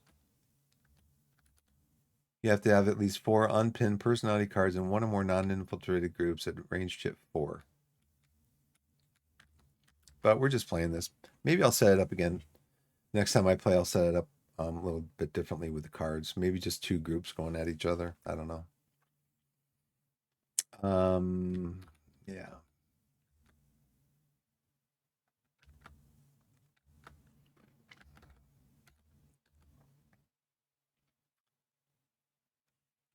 Let me go back out and see if let me go back out to do. Let's go back out and see, can a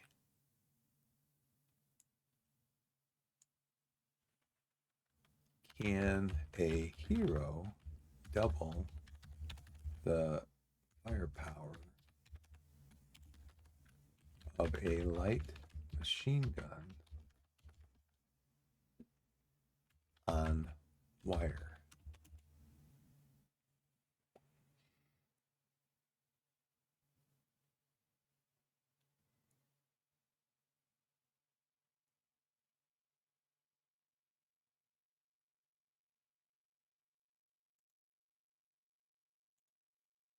What does this one say?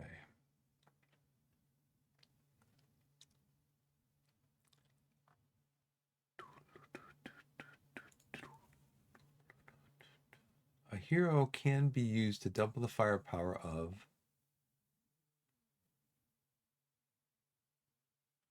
Okay, let me see in the rules about KIA.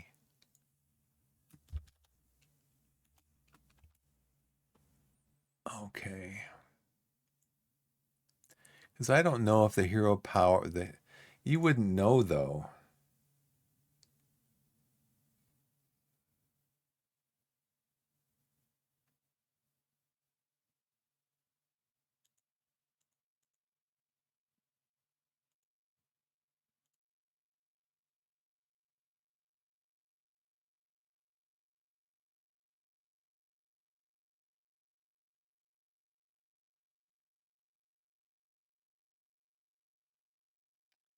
Okay.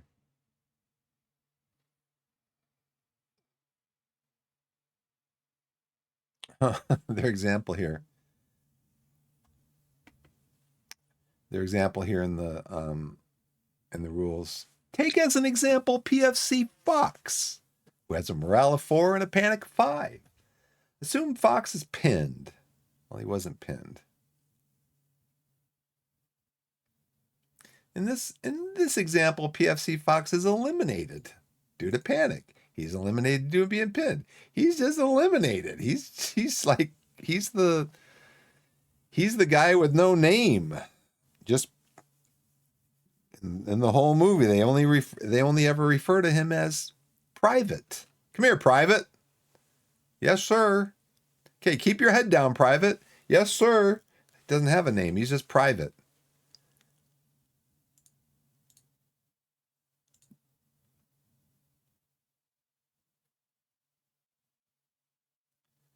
So there can be a wound,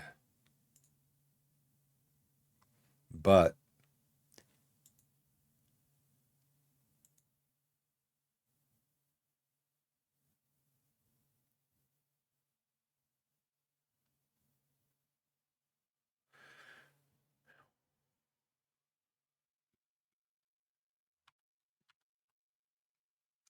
yeah, let's just get over it.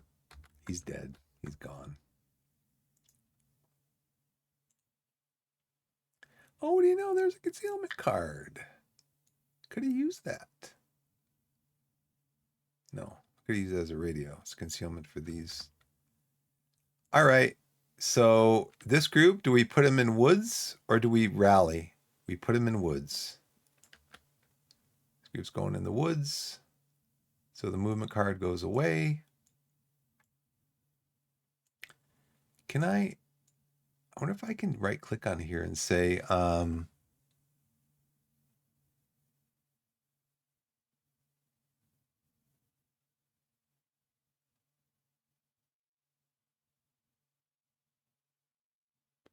if I could right click on it to tell it to go to the discard pile?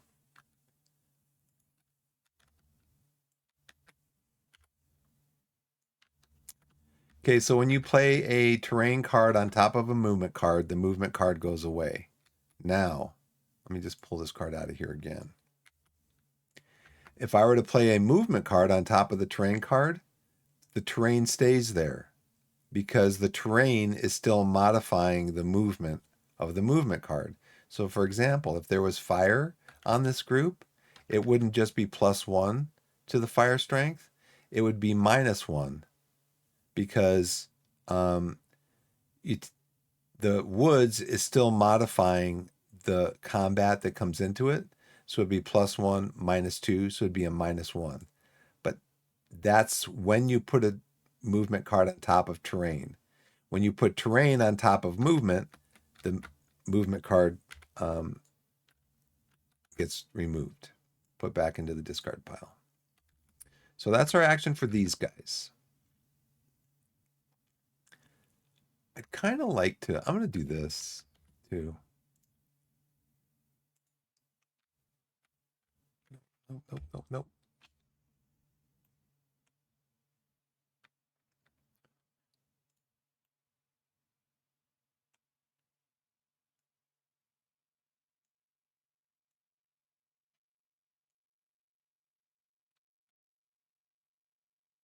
Group B, Group C, Group D. Let's see if it happens if I flip this over. Oh, this is that card.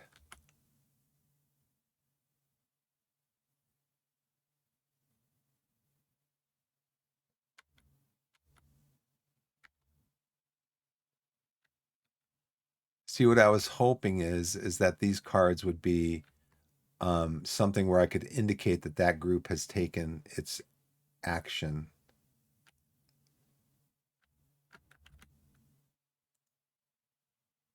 The only thing that's in here is personality cards. Maybe generic, general tiles.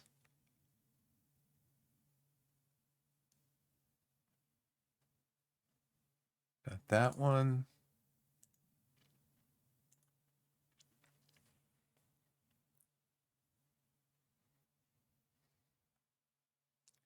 Unarmed transfer, surrender, berserk, wounded, bog, immobilized, stun, commander killed. Fail function. Encircled. Like fire infiltrator, entrenched. That's what I should have tried to do with that group is entrench it.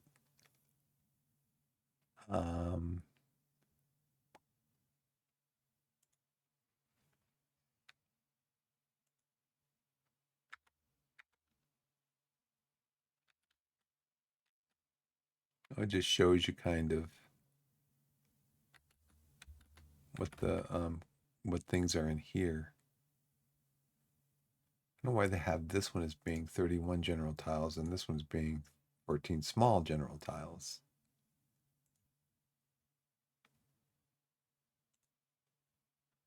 What I want to have is I want to have a tile that tells me if they've acted or not.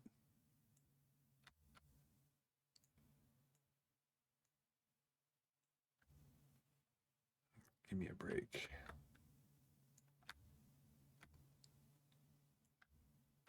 So that way I can remember, yeah, they acted this turn.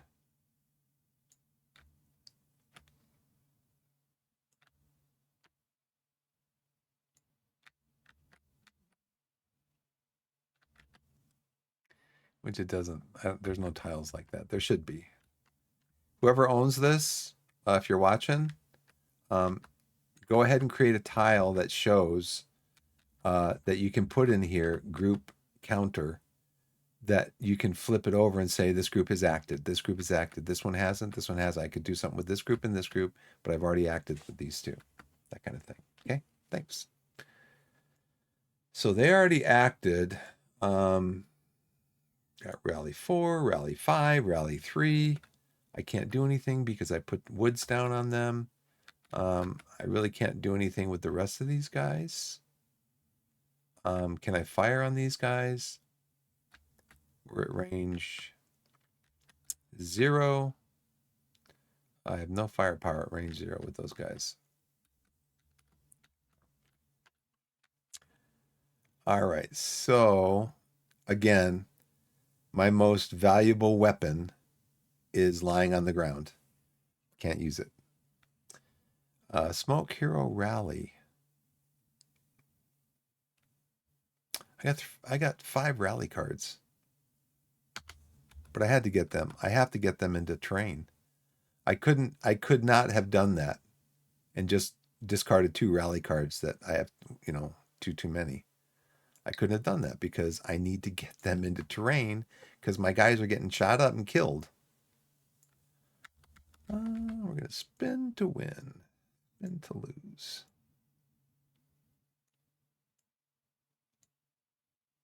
Okay. I need to put a timer on again. 11:42. I'm going to take a break at noon.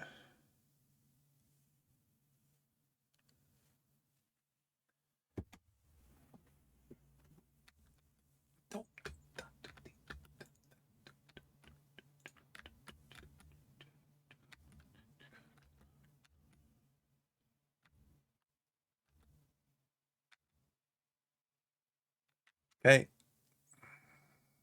Spread them out. See? Yep. Okay,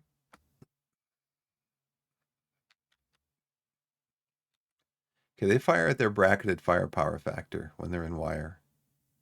So they can't do any firing. Can this group do any firing? They're at relative range 1. They have 3 firepower factors, nothing there. They have 3 firepower factors, nothing there. So that's part of the game too, I think, is there's probably, maybe that's why the game is going like it is for me, with the firing and the move, not with the movement so much, but with the firing, is because you got to have at least one group that's like your big, heavy, heavy power group, which means, you're going to have like 8 cards in there. At range 1, they're going to have like 6 to 8 firepower factors. And so you can start shooting things up like right away.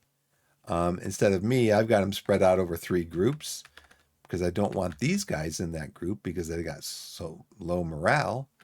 But that's why you have these, that's why you have the rally all fire, the rally all cards and stuff like that. Because like right now, there's nothing I can do. I got a bunch of rally cards.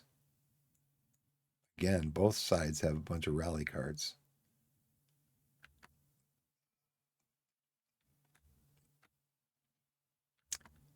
You know what? I'm going to go back. Well, I can't. I should have just used the hero card to rally this guy. That way I don't have to spend one of those other rally cards. And also you can rally, I could rally this guy without it being considered an action. So I could have moved him into the woods and then rallied this guy. You play a rally card like this, it's an action. You play a hero to rally a card, it's not an action. Oh, let's see. I'll keep this one. This one probably not going to do me much good right now. Rally all, rally 1, rally 3. I'm going to get rid of the rally 1. Discard that. Put these back together again. Hope for some better cards.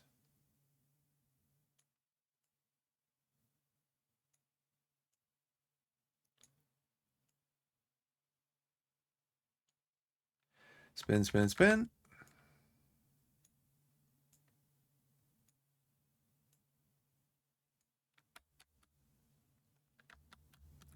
What do the Americans want to do? Spread them out. Move again. I still need to get rid of that one. Rally 3, Hero Sniper.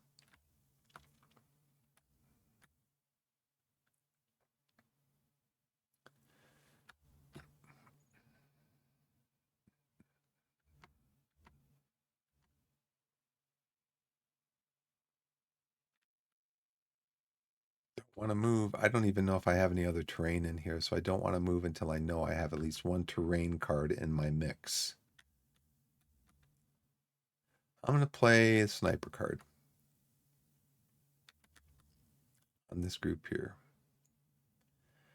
That's my only action. Can't do anything else.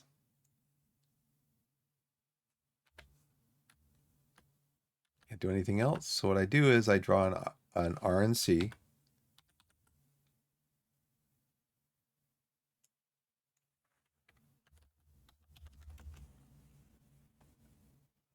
Let's go sniper, sniper.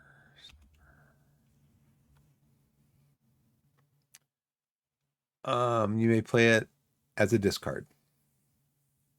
Playing a sniper card is allowed a player to attack one opposing card in a group of his choice, regardless of the terrain. Now, see, this is badly worded too. Playing a sniper card allows a player to attack one opposing card in a group.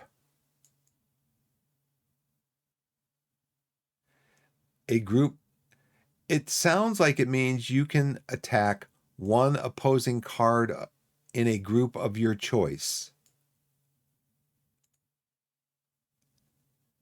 It can be worded better. Playing a sniper card allows you to select a group to attack. Draw a random card. So you have to, and then, yeah, this is a little confusing up here because you got to come down here for the resolution. It doesn't matter what terrain they're on. Okay.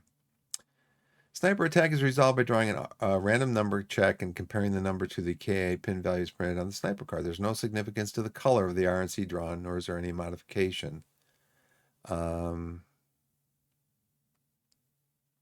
Versus an AFV versus a infantry gun. Okay.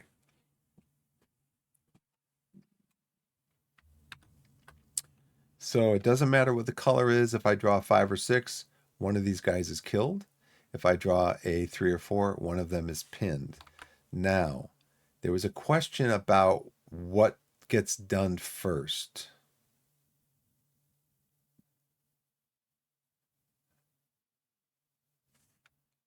I think now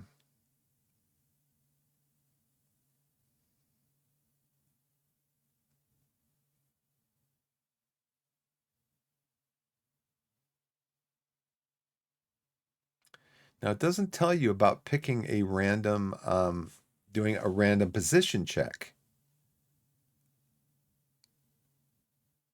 Okay, if the target group is a multi-personnel card group, the card to be attacked in that group is determined by an RPC draw. So I think I asked this question. I think I asked this question before.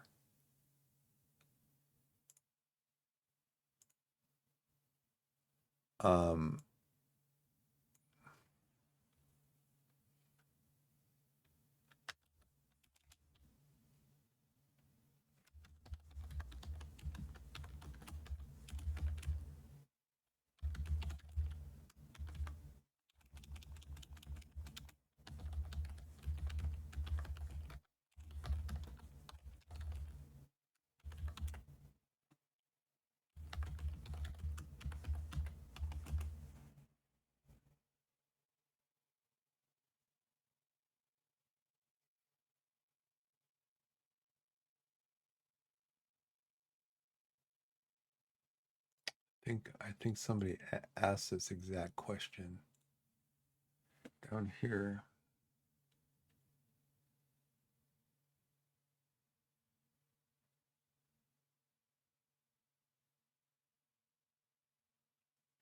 When the RPC draw done to determine the personality card in a multiplayer group, before or after the resolution? Before the resolution of the sniper attack. So first, we draw the card that's the card here that's going to be affected.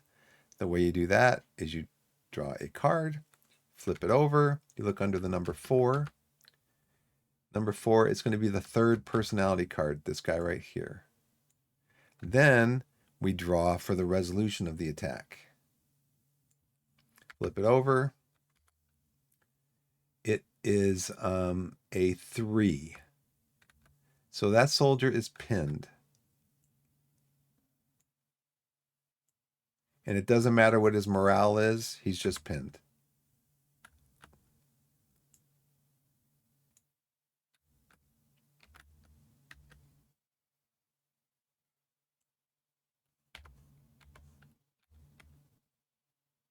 Discarded. And that was the only thing I did, right? Got 5 cards left. Yeah, that's the only thing I did. Can't discard.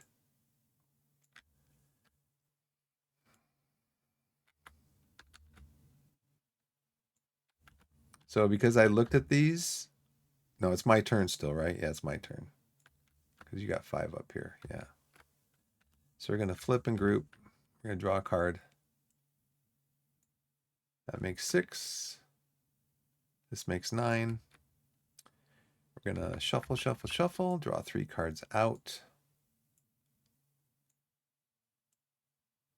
So I think really there should be like one of these groups should have 6 to 8 cards in it, or there should only be 2 groups, 6 cards, 6 cards. Or 6 cards, 8 cards, 4 cards for the 12. And then one of these should probably be 6 cards. You've got how many cards? You have 10. 6 cards and 4 cards, or 8 cards and 2 cards. That type of thing. All right, so we did that. We did that. He's pinned. So they can't move. Okay. German's going to discard that card.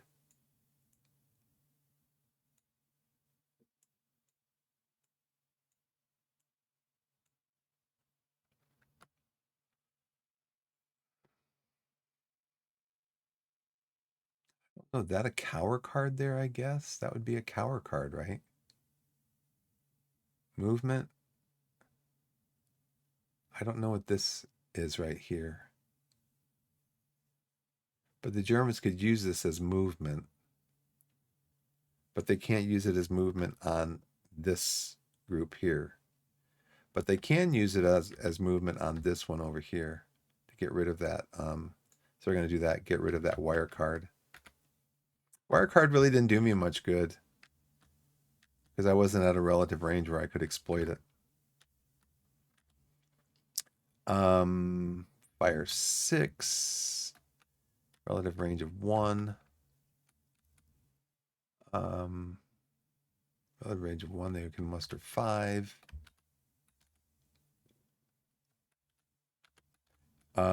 They can only muster 5 here because that's the crude value of the weapon. It's not 5 plus 1 because this guy's not firing. He's helping the Private Sushil fire the machine gun at firepower 5. He's not using his weapon. He's helping this guy. So that's why that is like that. Okay, we're discarding the buildings. We don't have a movement card to put down here. We're putting that there just to get rid of the wire. We're not moving into any terrain. We're just getting rid of the wire. So I guess that's our discard. So now we have 4 in there. 1 more building and we'll be able to start placing buildings if we draw them. Fire 6. No, can't muster enough firepower. So probably what I should do is I should just restart. So I can start. So I have enough firepower. So I have enough firepower to start, shooting stuff. Hey, Shroom, how's it going? Welcome back. I think I might do that. think I might do that. Um, so we're going to the main menu. Yes. We're going to create a hot seat. Number of players 2. Name of player 1. Germans.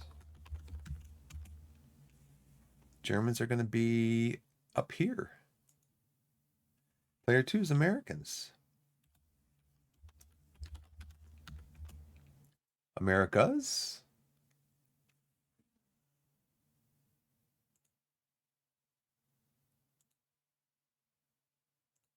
Won't let me change the. Oh, I can't change it. Okay. Americans.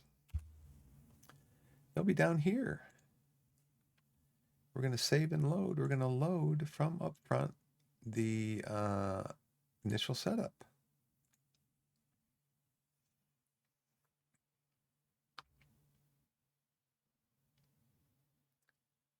No, that wasn't supposed to happen.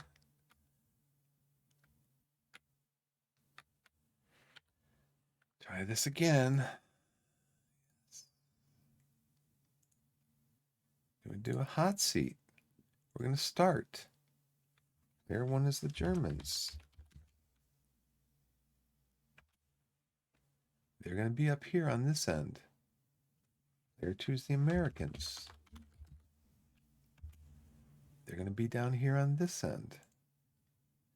We're going to load up front, setup, load. I don't know why it just did that, but it just like spread cards all over the board.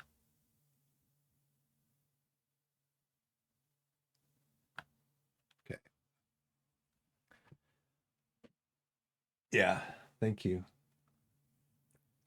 Good. Glad to hear it's going all right.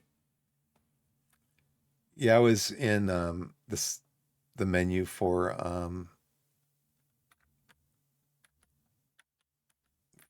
Tabletop Simulator. Just didn't want to have that visible.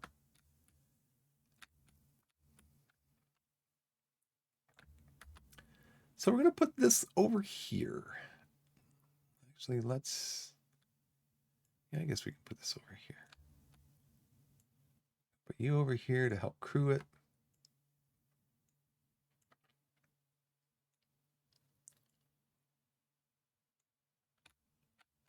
You guys,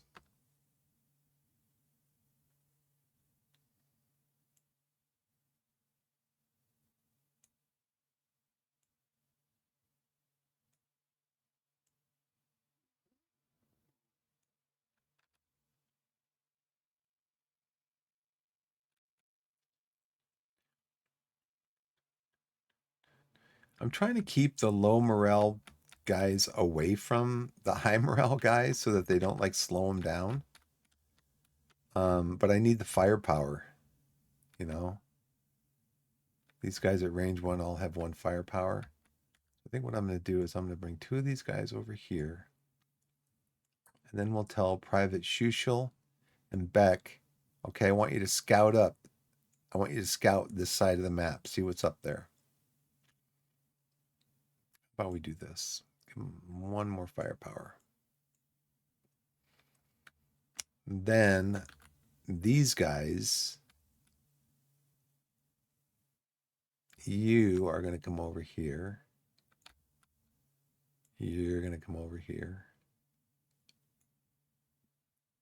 So I don't think you were here when this happened, but that last game. So basically I started up a new game to get, because playing through yesterday, looking through I haven't had to look through the rules as much as I did yesterday.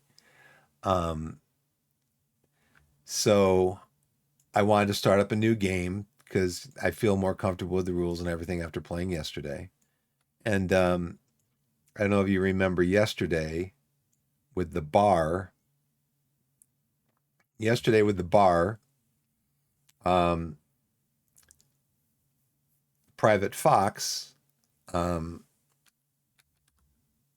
bar malfunctioned on him during a fire attack. Drew a red 6.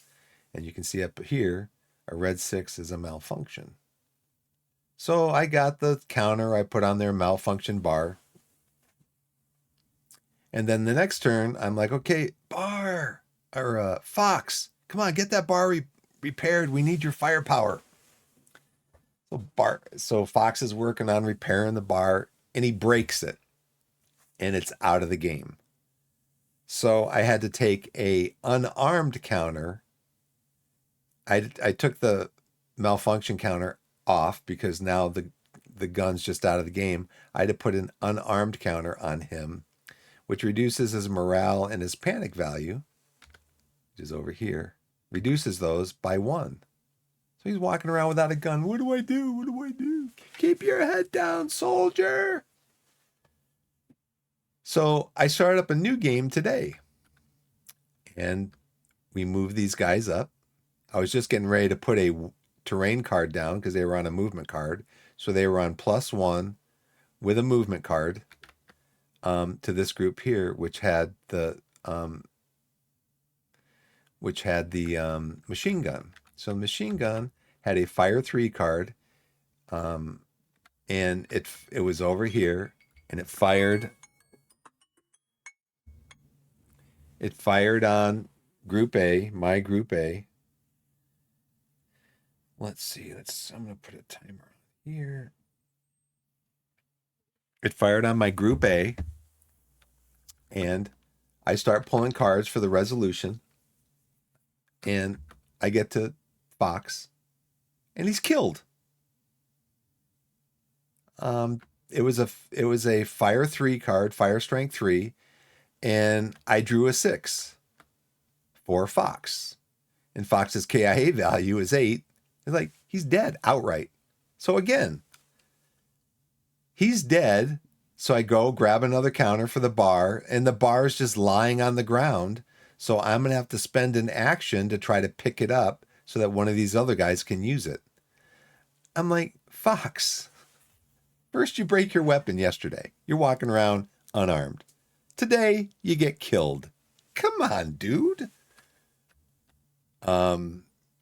So yeah, that was interesting. I'm gonna yeah, I needed a fresh start. Just now, I've been playing for a couple of hours. I've been on for about 2.5 hours. I was playing that last one, but you have to have larger groups because otherwise you're not going to get the firepower cards that you need to fire. And you just kind of sit and you go back and forth, back and forth, back and forth. Nothing's happening. Nothing's happening. It's like, if you want to have some action, you've got to get fire cards that you can use. To get fire cards you can use, you have to have larger groups. So like right now at range 0, the only one who can fire is the light machine gun. But at range 1, you got 1, 2, 3, 4, 5, 10. No, 4, 9. You've got 9 potential firepower. You can use bigger cards. You can start getting more action in the game. So I'm going to take a quick break. I'll be back in a few minutes. I got to heat up my coffee again. That's usually what happens. I wind up heating it up like 2 or 3 times a day. It is about noon, so I will be back shortly. Thanks for watching. Be right back.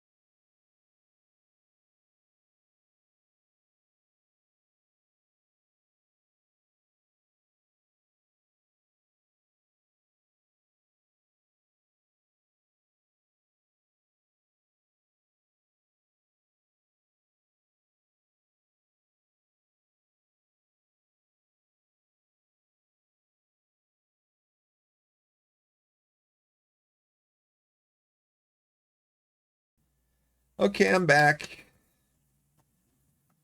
Try this out again. I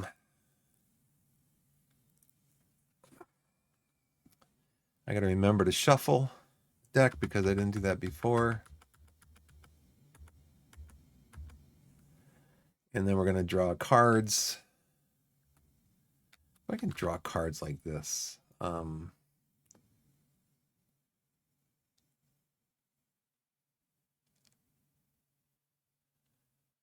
cut these. Let's cut the deck into 5 cards.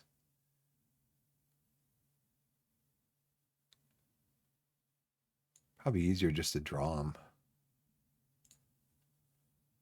Right?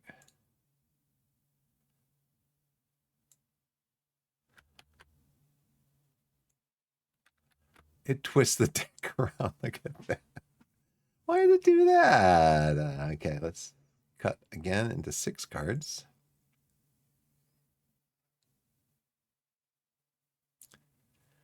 And we're going to cut that. Which one is the 6 cards? This one is.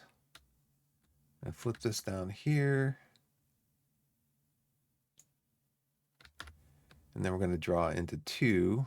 Let's just draw the cards. It's easier that way. Spin this around.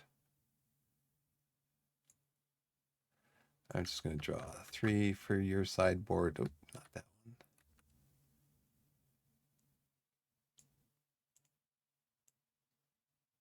3 for your sideboard. 1, 2, 3.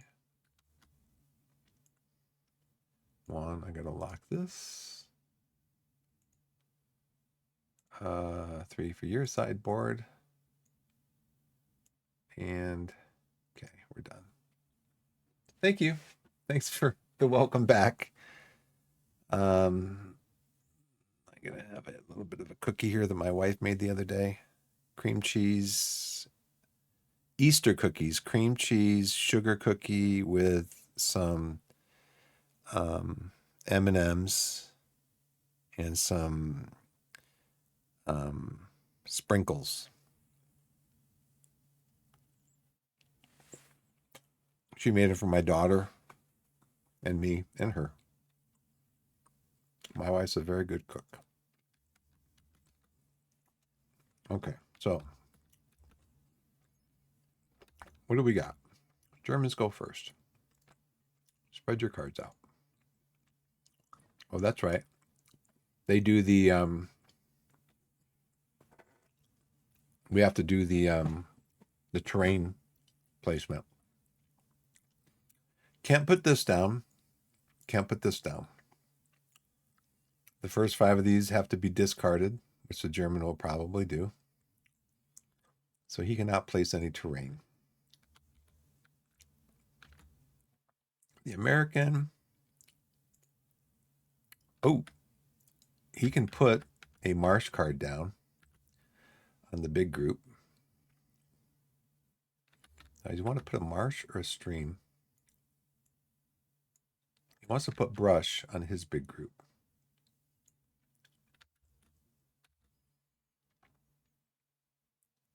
Now, I think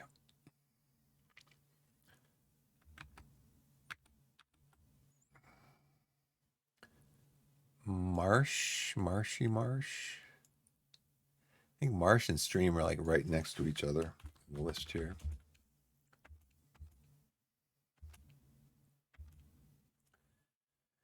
Deduct 1 from the fire strength of the group attacking it, and they must deduct 1 from its overall fire strength. To get out of the marsh, 2 movement cards have to be played. The stream, usually placed on an opposing group. The group on which it is discarded must accept the stream. It cannot move around the stream or forfeit its movement points. This also costs 2 movement cards sideways.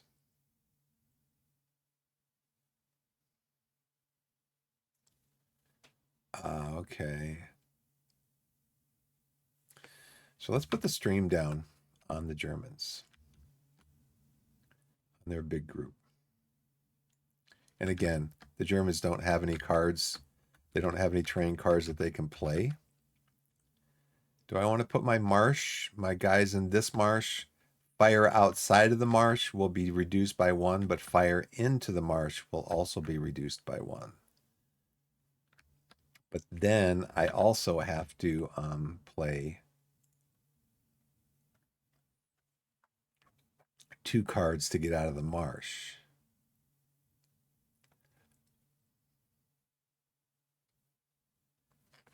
I think I'm going to do that too, just to inhibit them moving. I'll put my marsh card down on these guys. I got 3 terrain cards. You know the next time that's going to happen?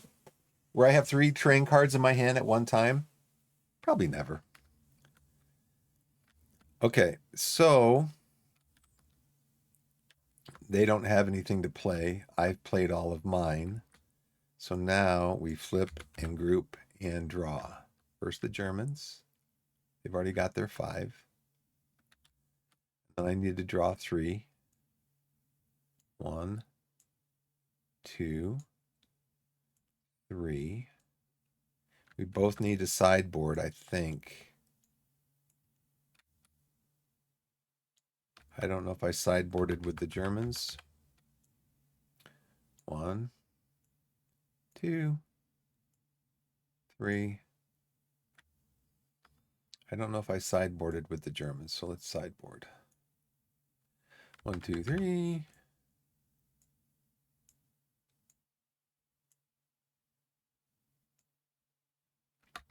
Okay, so now it's the Germans' turn.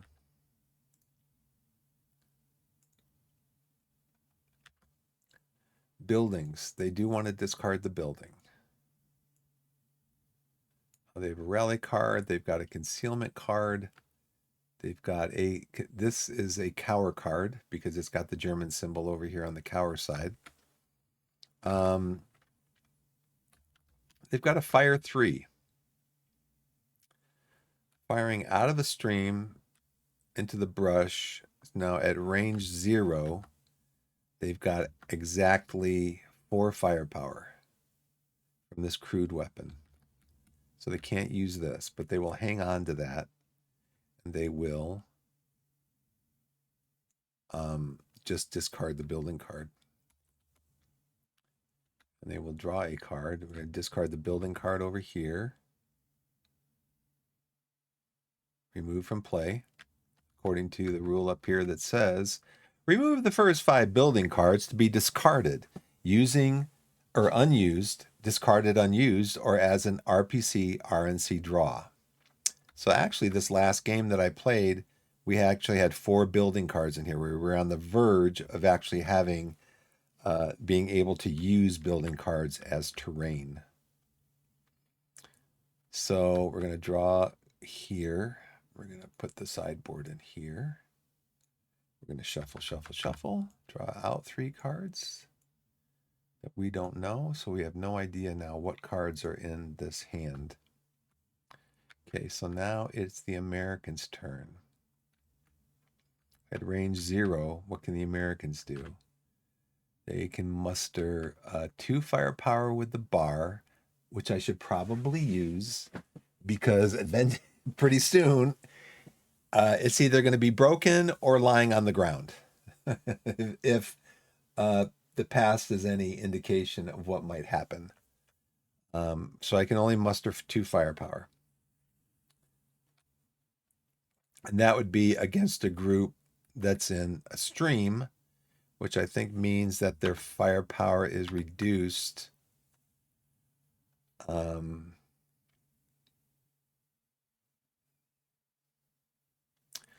stream does not modify an opponent's fire strength attack into that stream. So I think this is too prosy. It's too prosy. An opponent's fire strength into a stream is not modified. Make it as concise as you can. A stream does not modify an opponent's fire strength attack into that stream. That's redundant. You have stream here twice. A stream does not modify an opponent's fire strength attack. An opponent firing into a stream does not have its fire strength attack modified. Something more concise.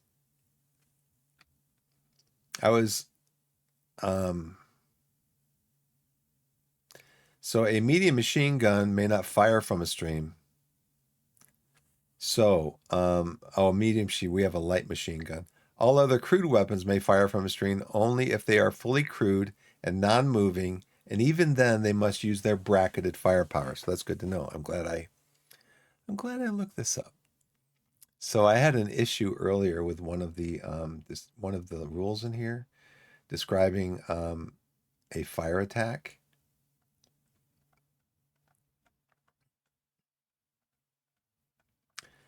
The resolution of the fire attack, because here it says blah blah blah blah blah blah blah. Okay, here's one. To resolve an attack, repeat the following procedure for each man in the target group in sequence from 1 to 4, left to right. Draw the top card from the draw pile and add the final fire strength of the attack to the RNC. If the RNC is black, add it. If the RNC is red, subtract it. So you don't add the final firepower, the fire strength to the attack of the RNC. You don't. You only do that if it's black. So, step by step, draw the top card from the draw pile. The rest of this stuff is superfluous. It's not needed. What you want to do is you want to draw the top card from the draw pile. Then you want to explain. If the RNC is black, add it to the modified attack strength. If it's red, subtract it from the modified attack strength. That will give you the final combat resolution number. Then you compare the final combat resolution number with the defense values. So, like I said, too prosy, too many words. You've got 12 words right here from here to here, which are totally, all they do is they confuse the person trying to learn the rules of the game. Do it step by step. To resolve an attack, draw the top card from the draw pile. You could even do this. To resolve an attack, draw the top card from the draw pile. If it's black, add it to the modified strength. If it's red, subtract it from the modified strength to obtain the final combat resolution number. Compare the, and then down at the bottom, as like your final step, repeat the preceding procedure for each man in the target group in sequence. Steps 1 through 6 or 7, whatever they are. So my other beef is this. Compare the final combat resolution number with the defense values of the personality card under attack. The final combat resolution number is only compared to the morale or the panic value. But then the very next line. If the personality card has an exposed KA value less than the final combat resolution number, the personality card is eliminated. So you don't compare it only to the morale or the panic value. See, for me, I don't know. 99% of game rules could be written a lot better.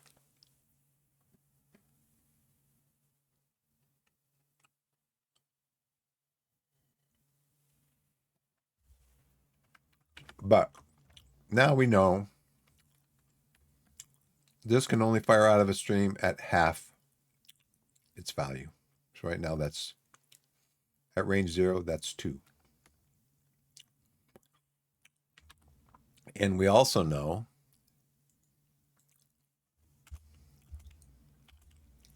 that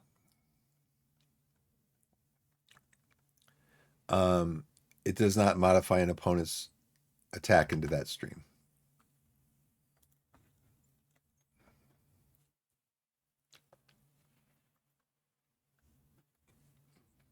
So at range 0 right now. Well, whose turn is it? German's turn, right? Yeah, let's go to German's turn. I think it's German's turn. They could move.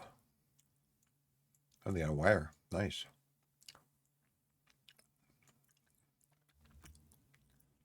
So let's start the process of moving out of the stream.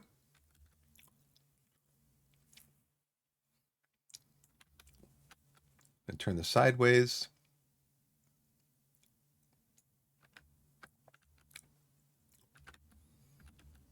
I don't know what this card is right here. If it's a cower card, maybe? It might be. This movement has a +1. Oh, maybe the Americans. That's a +1 or a minus. I'm not sure. I'd have to look this card up, see what that means. But anyways, the Germans are going to use it to get out of this marsh. So basically, that's what they're doing this turn. They're trying to get out of the marsh. We can discard wire. Pretty sure that was in here 13-3. Well, let's go back up here though. Marsh. Until 2 mimic cards. The first card must be put a sideways mode, does not qualify under flanking fire bonus. This one, the stream can only be left by fording. Sole action of the group for that player. Fording is automatically successful only if it is accomplished by playing a ford movement card. It did not. The group is considered if successful.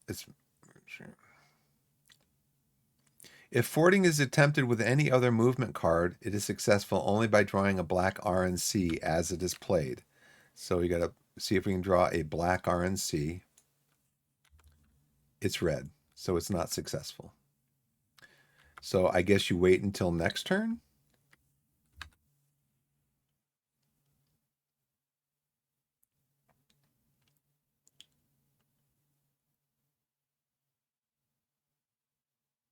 If successful, the forward moving card is left in play in a sideways mode on top of the stream. The group is considered moving in the stream and is eligible to play another movement card or a terrain card in a subsequent turn. If this attempts unsuccessful, movement card must be placed in the discard tray instead, although it still counts as an action taken by that group for that turn. Wow. Punished. Punished.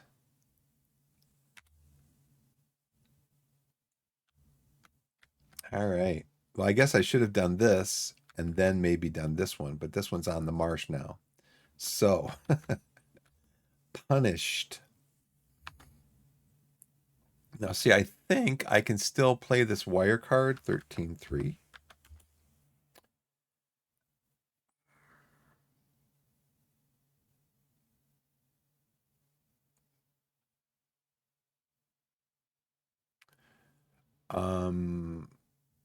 We're going to come up here.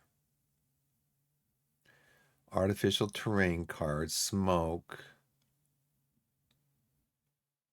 Oh, what was the other one? Sniper. Because these are special cards that have to be played in lieu of a discard. A German player that makes no other discards during a turn in which he makes a sniper attack.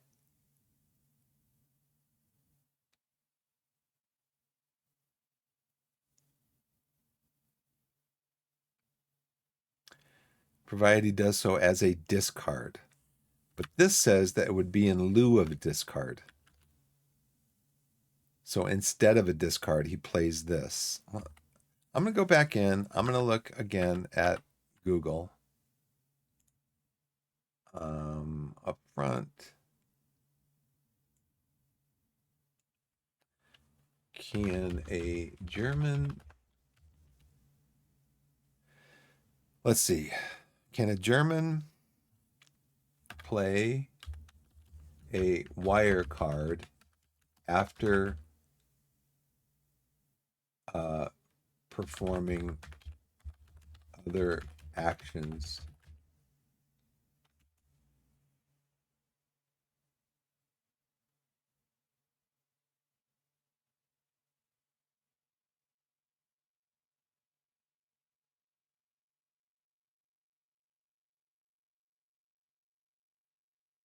doesn't really give me a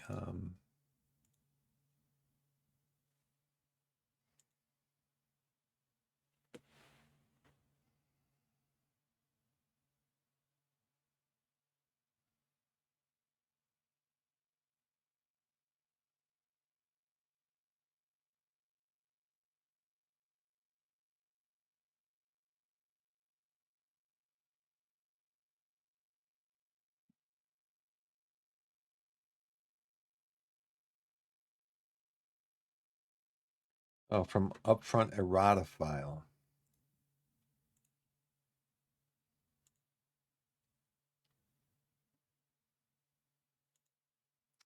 Let's get that downloaded.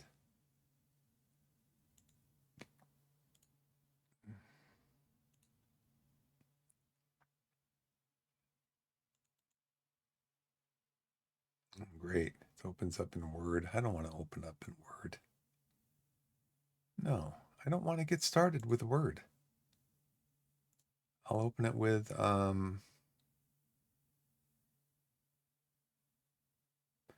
edit in Notepad. Oh, no, that's not going to work. Because it's got all kinds of I know what I need to do. At some point I need to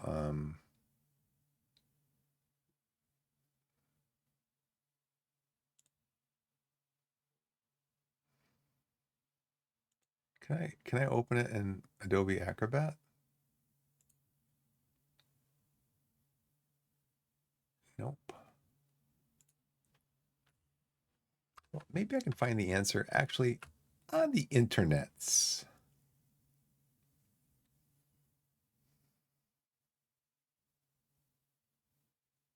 Looks like a reformat of this, which is still a doc file.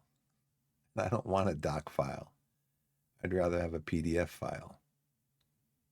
So what I need to do is I need to download Open Office so I can look at those files here.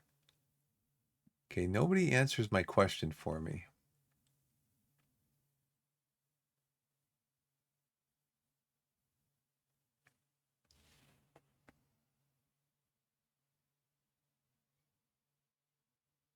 Upfront third edition rules changes.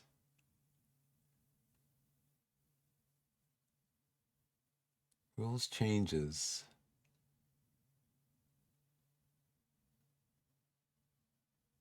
Let's see. Let's do a search for. Can I search on this page?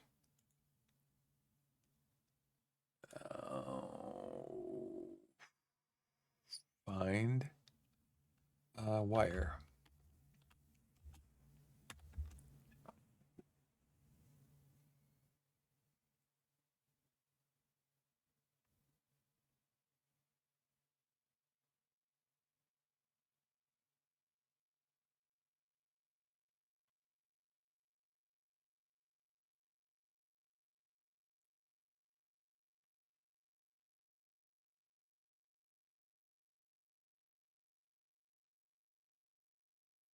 That's all it says about wire.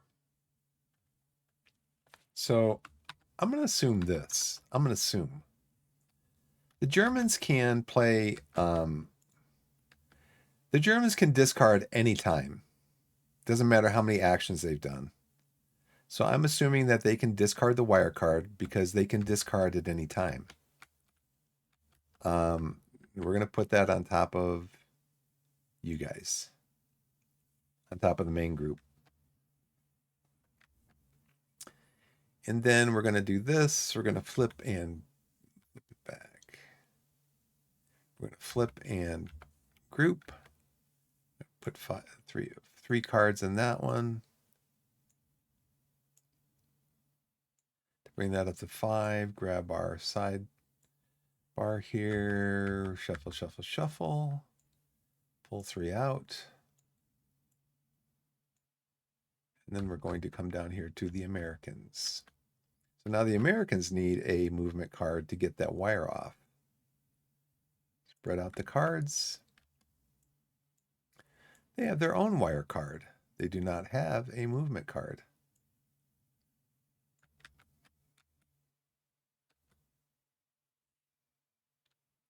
Sorry. Let me go back over here real quick. I'm sorry.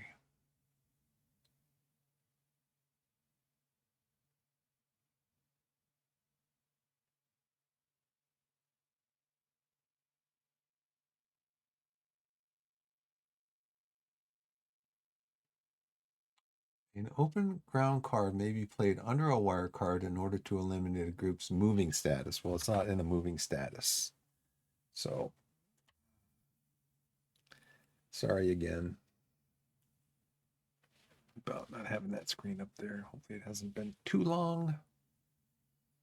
I just got to remember every time I go out, I've got to switch back.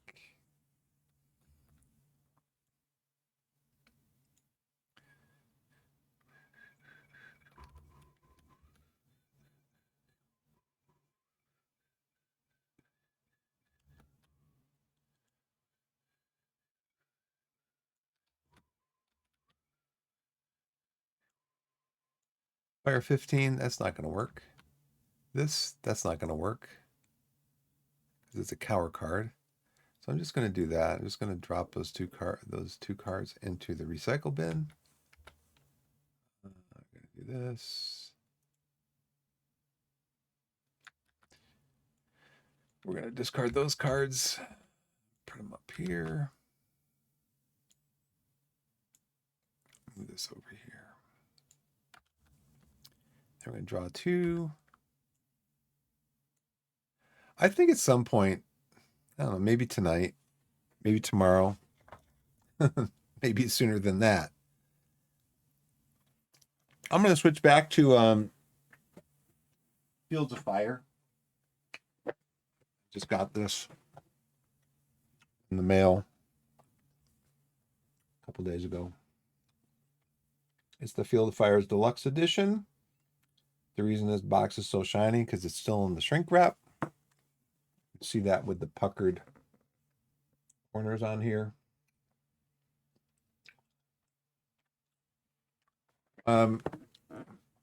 This game is similar to Upfront in that it's a card game.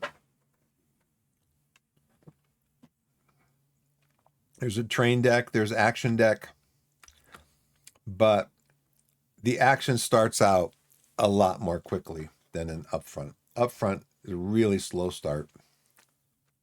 Like I said, probably a faster start if you're playing on a table across from somebody. Because, you know, you just draw a card, play this one, shuffle. You don't have to do the sideboard thing. But playing on this, just kind of slow. Did I already do this? And do my sideboard? I think I did.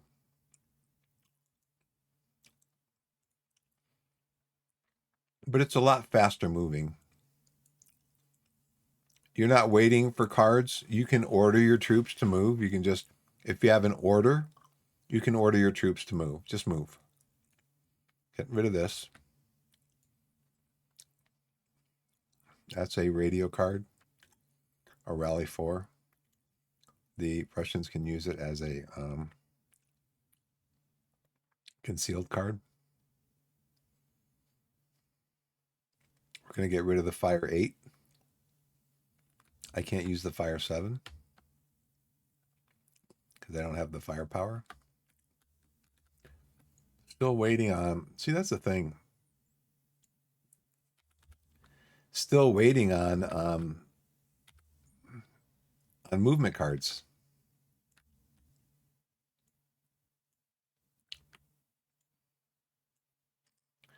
You spend a lot of time waiting to get the cards that you need. I know that was one complaint in the game when it first came out, is that, you know, if you don't get the cards, you can't do anything, you know?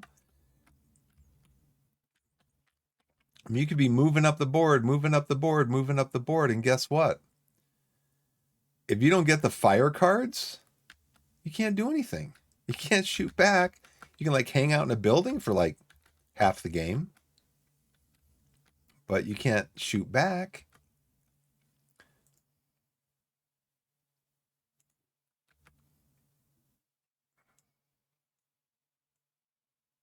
Movement is a cower card for the Americans.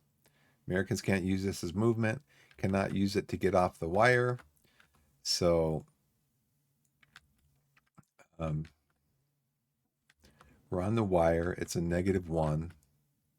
It's supposed to be a fire 0, but it'd be a plus. We don't get any modifier for firing it into the stream. How much firepower at 0? There's 2. We need 4.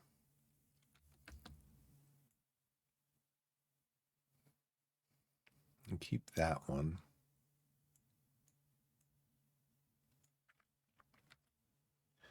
That is a radio card or a Rally 3 card. That is a Rally 2. I'm going to get rid of that card. Keep these.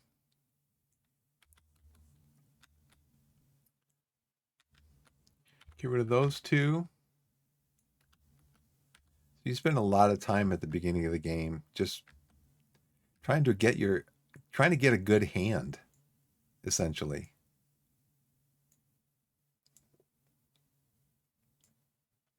Okay, let's see. We're going to do shuffle, shuffle, shuffle. You do the shuffle. That's what you do at the beginning of the game. You do the shuffle. Do the sideboard shuffle.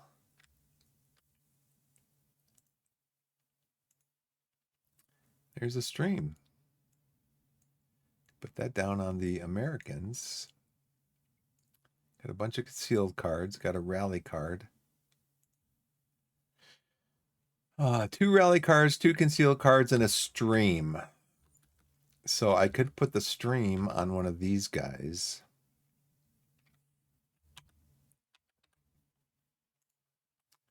Let's go back to stream. Let's go back to stream. Got to go up here.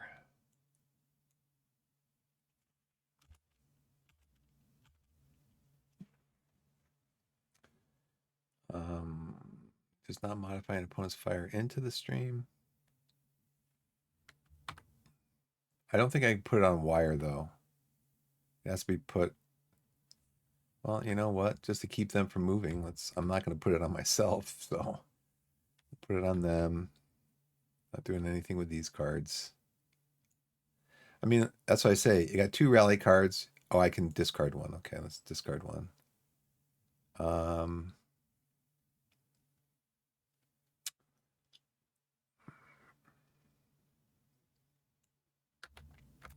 We're going to get rid of this rally card.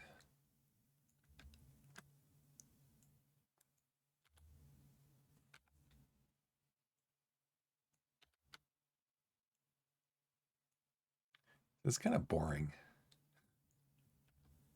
I mean, if it's boring for me, I imagine it's boring for people watching too.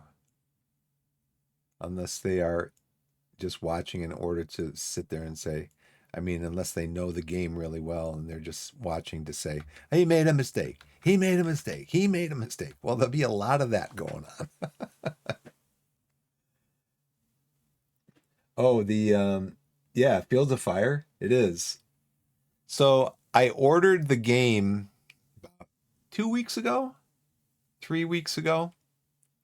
I finally got it Saturday, I think it was.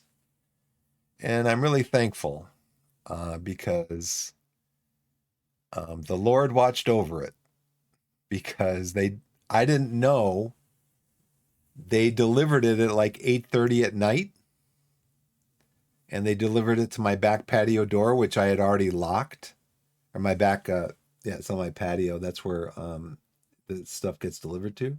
So my back patio door was locked, and so they just left it in front of the patio, the locked patio door. Now both of our cars are out there, so kind of blocking or whatever. But it was there 9 o'clock the next morning. It was there, so I'm thankful to the Lord for watching out for it because you know we live in a HOA, and I'm sure that there's people driving through here on a regular basis looking for packages. So, yeah, it was still there 12 hours later, still there. And it's $100 game, so I'm gonna group these. So I think the Germans went. Germans just went, right? Yeah, they played the stream on my guy. Spread them out. Still got the wire card. Still got the smoke card. So now I have to do the same thing that the Germans are trying to do. Trying to get out of that stream by playing. There's no movement cards. They don't. I haven't seen them have a movement card. I don't have a movement card. Um.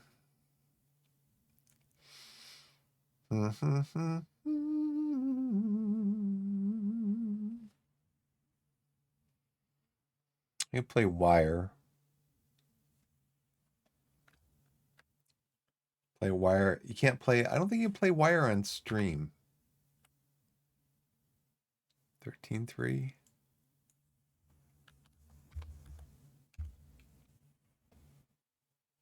Oh, Marsh or Pillbox. Okay, so you can play it on stream, which would make it interesting because if I played this on the stream, I think first of all, they would have to play a movement card to get the wire off. And then they would have to play the movement card to try to ford the stream. So that might be interesting. Can't put it on Marsh. That would be my only action. There's really nothing else I can do. So let's do that. Let's put this on the stream. There's wire on the stream. That's it. That's my only action. Yeah, I think I might um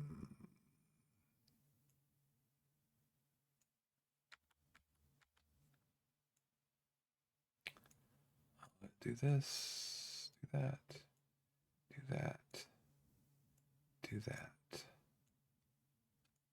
Go. Nope. I don't want to do that. Let's do that again. I want them to group up. You got to put it like right in the middle of the card there. Okay. So I think I'm actually just going to save this. Oh, darn it. I'm back on the thing. I forget to keep moving it back and forth, back and forth. I think what I'm going to do is I'm going to save this one. Let's go to save and load. Let's go to upfront. Let's go to save game. Let's go to upfront. Scenario 1. German turn. That's the latest one. Okay, so what I want to do is I want to go out here, main menu, yes, create single player, save load. We're going to do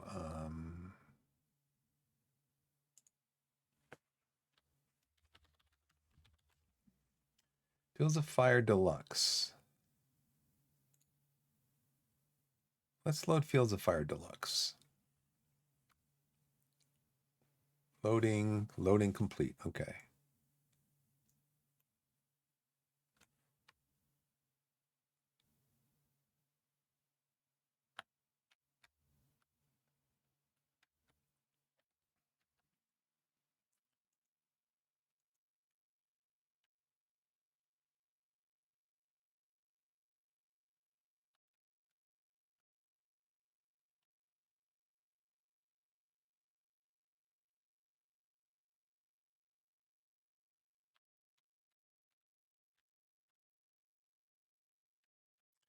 I'm not sure. This is a scripted one. I haven't played it much. Set up mission. Cancel. Which mission? Shift the map up one card if possible. Which mission are we looking at? I just kind of want to play a let me go back into my desktop.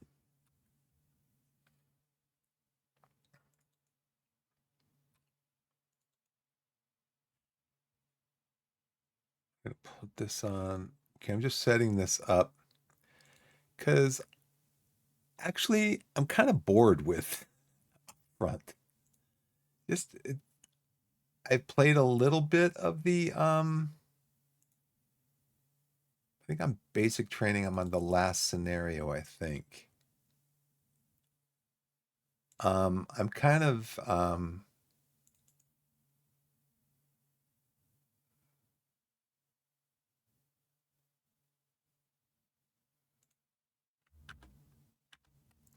you can put this one on 200. Okay. I want to drag this one. This one should have, it doesn't have bookmarks. Okay, so we're going to go down here, all the way down here. Platoon assault course. Let's see, this is potential contact. Cause I think it's 5, isn't it?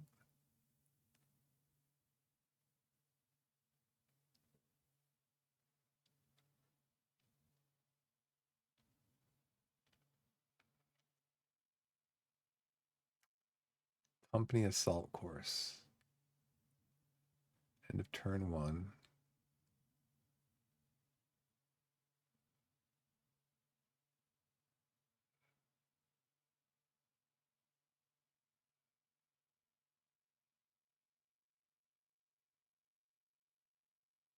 Okay, here we are.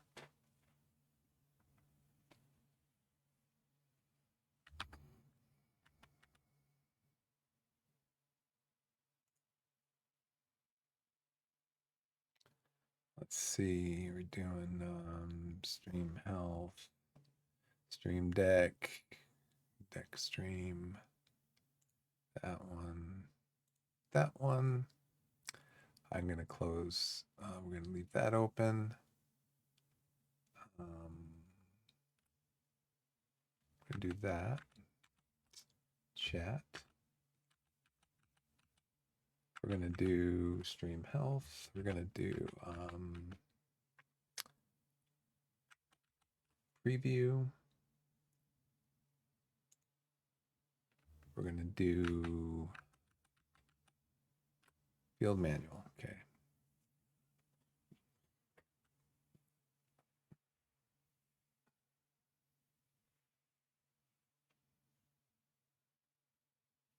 Okay. So this is Fields of Fire. Fields of Fire is World War II. This is more squad and platoon based combat as opposed to like squad leader is man and squad, individual man and squad. This is more individual squad and platoon. So there are 3 squads in each platoon. This is the basic field manual, and I was working through this one till I got to this one. I was working through it to learn the systems.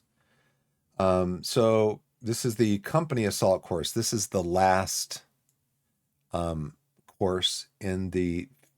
This is the basic field manual. There's an advanced field manual that will include vehicles, tanks, helicopters, airplanes. So this encompasses World War II, Korea, Vietnam, And so they take you through here. They describe what they're doing here. The company assault course builds on the lessons of the platoon assault course, but with more moving parts. The majority of the company is needed, but not all of it. This reinforces the fact that a reserve is usually held back from contact for use in bolstering the line or reacting to opportunities where required.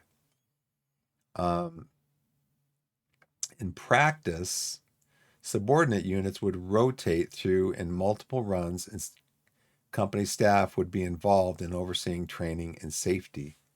You know what? I might go into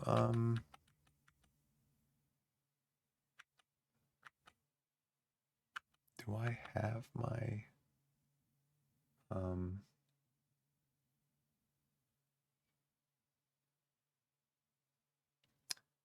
I think I'm okay on that. Okay.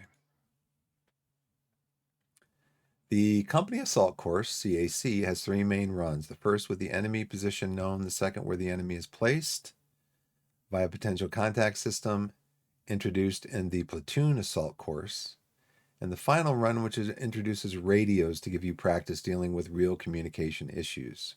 Encouraged to try each a few times, moving on to the next level of complexity when you are ready. Assaulting a known position. Components needed to start are one marsh. Let's come down here and see how the map is constructed. So again, this is the map is made with terrain cards. That's how the map is constructed. So what we're going to do is we're going to pull down 4 staging area cards. Like right here.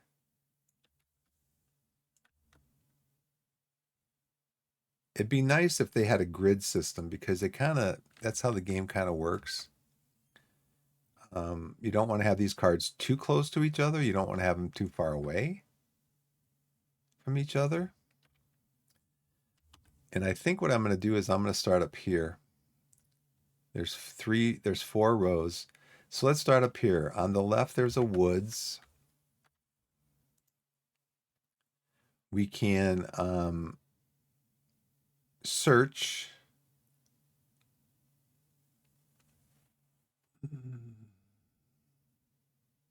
Oh no, I don't want the action deck. I want the this is the terrain deck up here.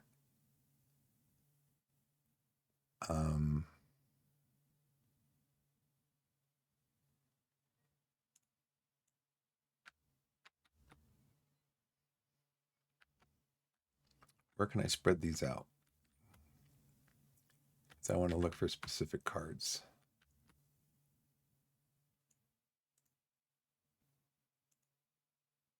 Okay. So it doesn't matter which one.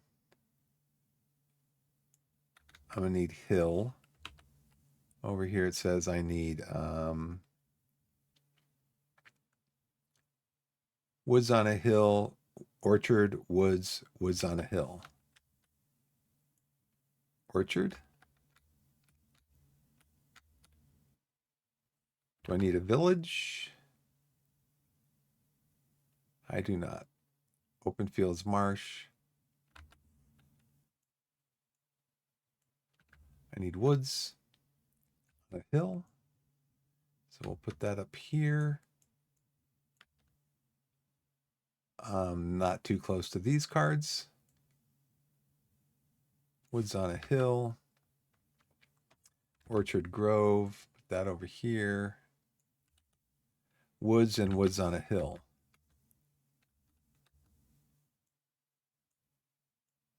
Might need another Orchard Grove.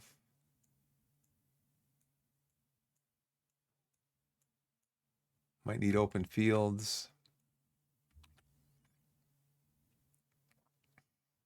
Open fields on a hill is going to come down here. Yeah, see, these are really close. Really, these should be probably up further. And they're locked in place. You can't. Table needs to be bigger. This was designed for a tabletop simulator by, I mean, these can be really close together. They don't have to be like half an inch apart, an inch apart. They're just stacks of cards.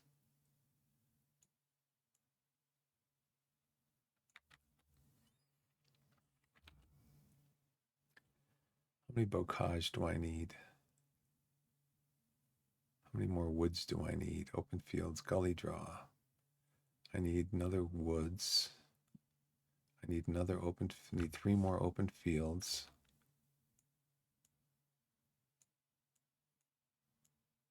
Might need this. Gully draw goes down here, I believe. We need 1 gully draw. Need more woods. Need more woods.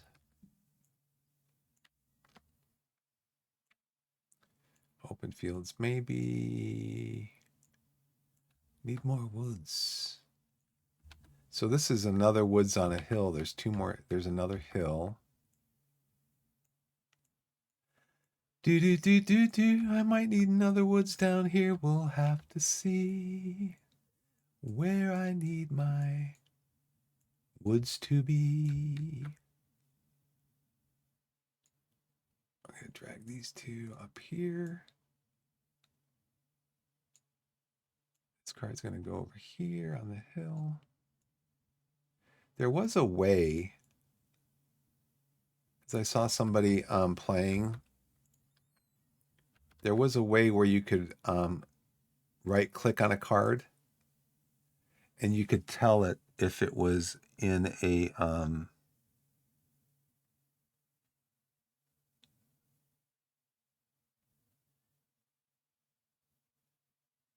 if it was at elevated level.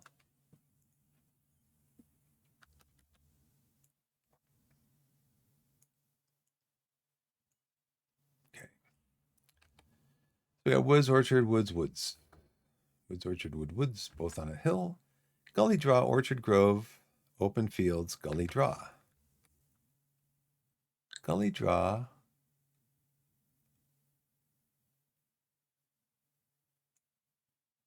Orchard, grove, open fields, gully draw.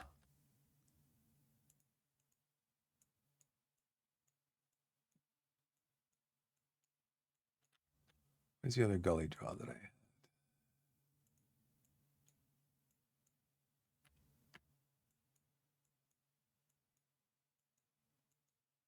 Gully draw can come down here.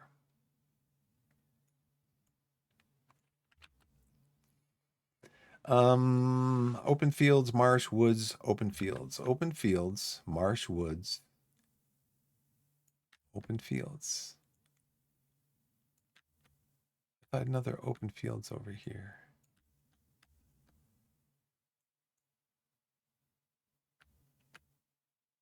Open fields.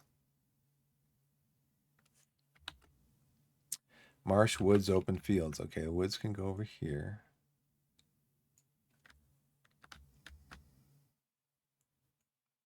Marsh. Open fields, marsh, woods, open fields.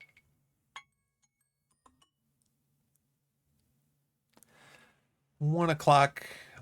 I got about an hour. I can go for.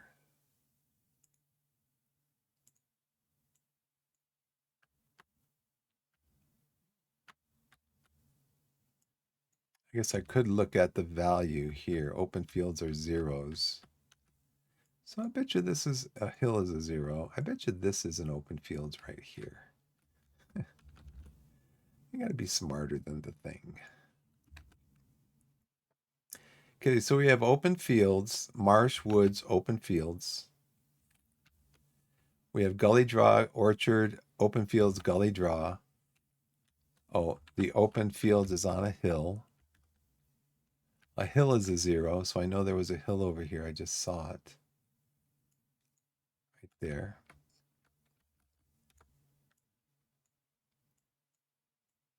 So this is kind of go down here.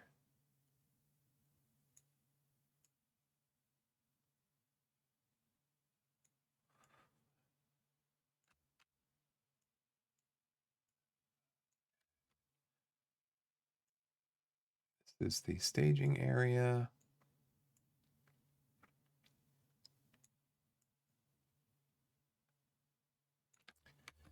Okay, Gully Draw, Orchard, Open Fields, Gully Draw, Orchard, Open Fields. This one's on a hill.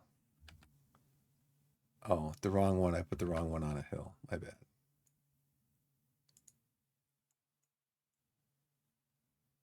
So I'm just going to put this one here and put this one like right back here where it was. Okay. Open Fields, Marsh, Woods, Open Fields. Open Fields, Marsh, Woods, Open Fields. Gully Draw, Gully, Orchard, Open Fields, Gully. This is Woods, Orchard, Grove, Woods, both on hills. Okay. We got our staging areas.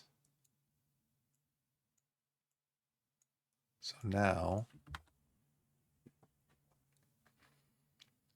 and then we are using, we have our command display over here, which is going to be set up with, I want our command display down here. I don't want the air assault planning card over there. Can I unlock this? I can, okay. But you know what? If I move this, okay, I can move that. I want this unlocked. I want this down here because I'm going to be using that more than I'm using this. Yeah, they need to make the table bigger. Lock this one up again. Lock this one up.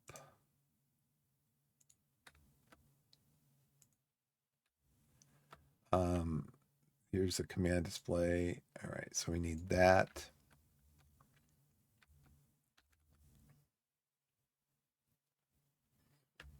Oh, I can clean up all these cards.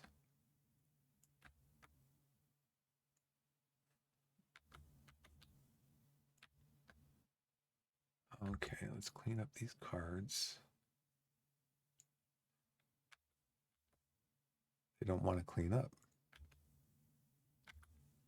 Okay, let's clean up all these cards. Flip group.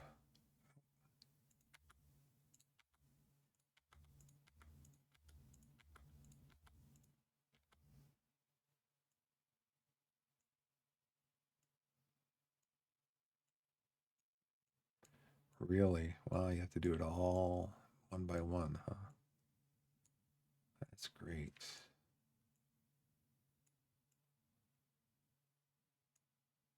Put this back over here.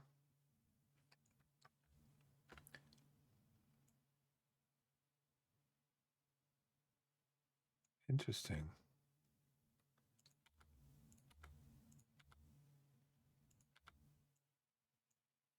There's another mod for this. I was using Vassal. I was using the Vassal mod.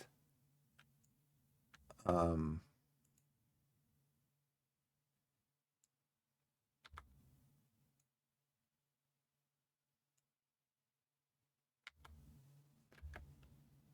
let me pick all those up. I don't know why, but it did. All right.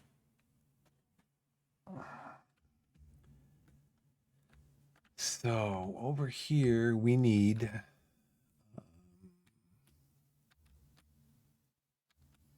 our command markers.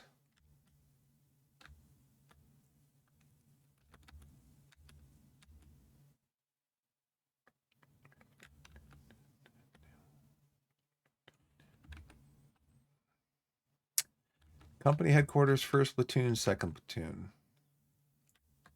Not the first sergeant. First platoon. Second platoon.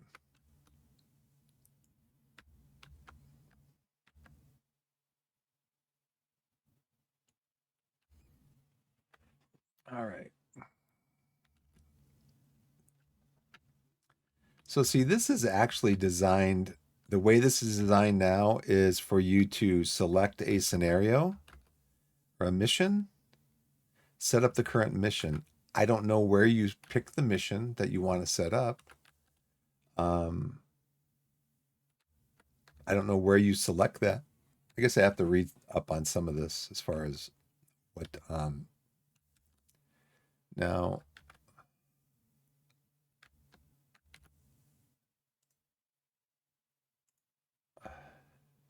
Oop. Enemy troop mission drawbag.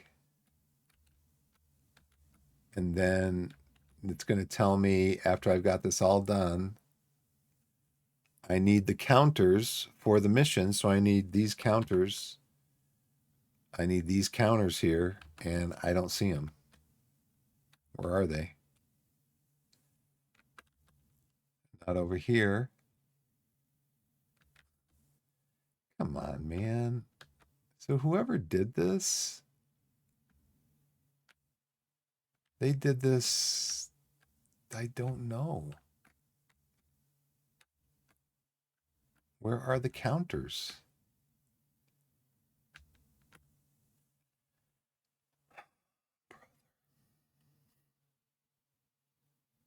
I gotta start over. Where are the counters representing the platoons, the squads? Where are they? They're not on here. Here they are.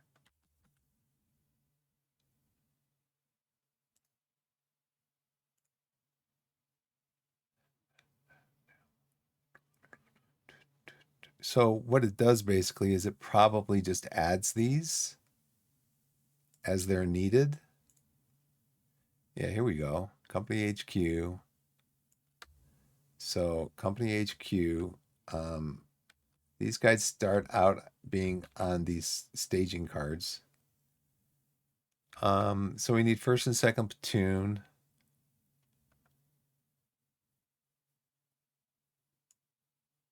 First platoon. First of first, second of first, second of second. There's the second of first.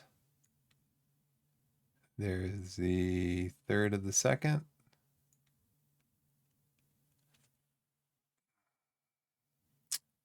Third of the first.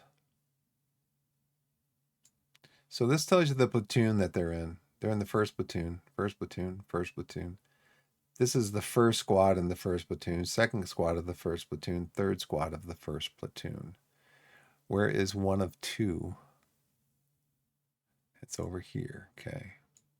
So second platoon, first of the second of the second, third of the second. Okay, so I need my second platoon leader. I need my first platoon leader.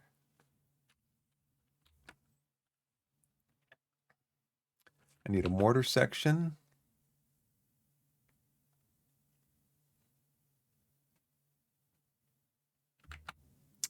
Okay, each group needs a light machine gun. This one has an artillery observer. This has an anti-tank. Okay, second anti-tank is going to go with the second platoon. First anti-tank is going to go with the first platoon. One LMG is going to go over with the first platoon. Two LMG is going to go with the second platoon. And then I need an arty forward observer. Mortar forward observer is going to go with the second platoon. Arty's going to go with the first. And then we need a mortar section. Mortar section might be up here. Because there was pieces in here.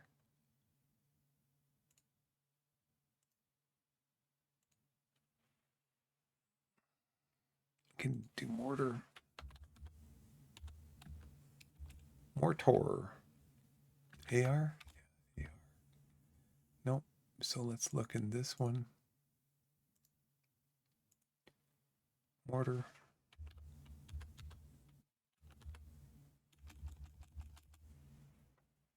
Oh, MOR maybe just? No, MTR. Nope. Key. Maybe it's got to be the whole thing, like third mortar, or maybe MTR, little t. Nope. Third. How about M? Nope. Stupid. Oh, there's one mortar. See, the mortar I'm looking for has 3 pips. 3 of these yellow pips.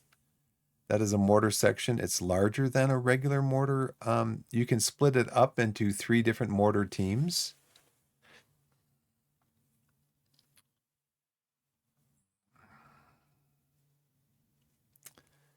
But it's not in here. It's like, where is it?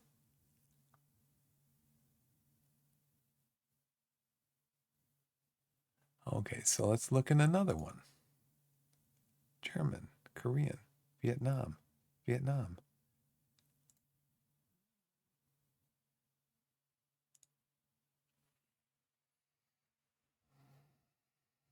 It's got first mortar, third mortar. Oh, here it is, mortar section. Now, this function up here, the search function, is pretty worthless, right? Let's see if I put it in exactly as it is in here, mortar sec. It's worthless. At least for this game. Okay, mortar section is going to be, I think it was with the first.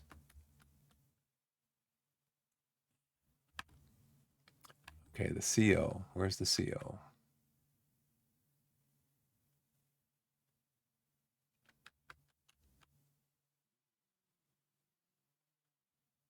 My stomach's growling a little bit. There's the COXO. I put the CO over here. Okay, CO gets this guy.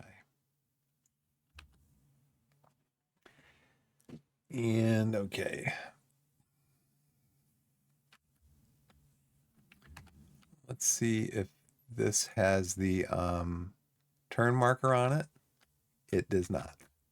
So let's see if that's over here somewhere. It is. Game turn. Goes right here.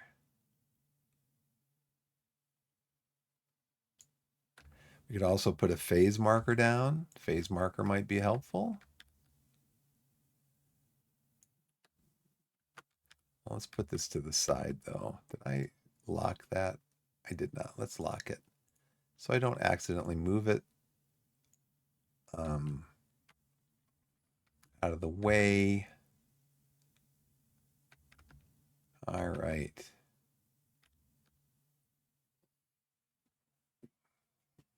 This is, you can see all the stuff that's in here still. Oh, okay. Sorry, Shroom. So focused on this. Hi, Raider. Oh, smorgasbord. Hey, I'm sorry, guys. I'm so focused on getting this set up. I'm just kind of like, you know, tunnel vision.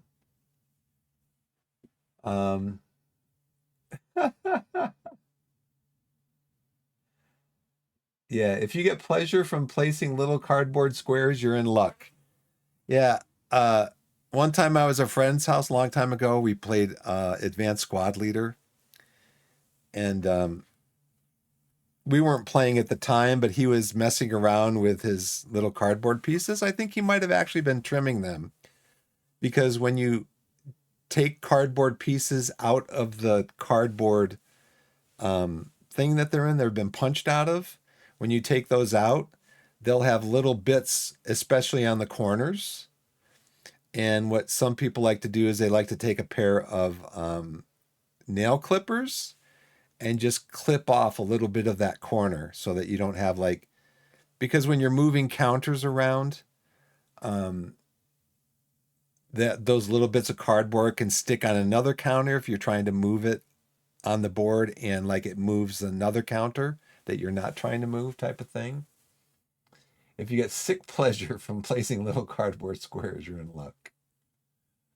And this was a long time ago. He had an Apple. I don't even know what version of it was. It was an Apple PC. Had a little screen. Scream probably wasn't any bigger than that. But he had a flight simulator on there. And I'm like, "Can I mess around with this?" He goes, "Yeah, sure, go ahead." And he called them his little bits. He called the counters little bits. He said, "Yeah, I'm just over here playing with my little bits over here." And so I'm on there playing um with his flight simulator. And I remember that night I went home, I was lying in bed, I closed my eyes, and all I could see was or the artificial horizon going back and forth like this, back and forth, back, because that's how I was flying it. Um, but yeah, we've all played with the little bits. Welcome Raider. You played Memoir 44 as a gateway, then tried out Squad Leader. Never made the full jump to real war games given the time commitment to really understand the rules overhead. Yeah, you know what they say though, Board Game Bard, what they say is that with most war games, you use 10% of the rules 90% of the time. And then the other 90% of the rules might come into play 10% of the time. So as long as you have a foundation of the basic rules, you can pretty much get along. In fact, they tell you in the designer notes and stuff, and actually it's in the rules for this game. They say that if by the time you get to the combat phase, the mutual combat phase, if by the time you get to that, as long as you have everything marked correctly, as far as primary directions of fire and volume of fire markers, as long as you have all that marked correctly, then your combat should be resolved. That's the main part of the game, is the mutual combat phase. So it's fun to watch. It's relaxing. The game's relaxing. I've been watching some of it on YouTube, and nobody plays this on Twitch, of course, except for me. But I've been watching some of it on YouTube. Some of the previous game I was playing up front, and yeah, it's relaxing to watch. One or two war games on Board Game BGA had good fun, even though I didn't really understand what was going on.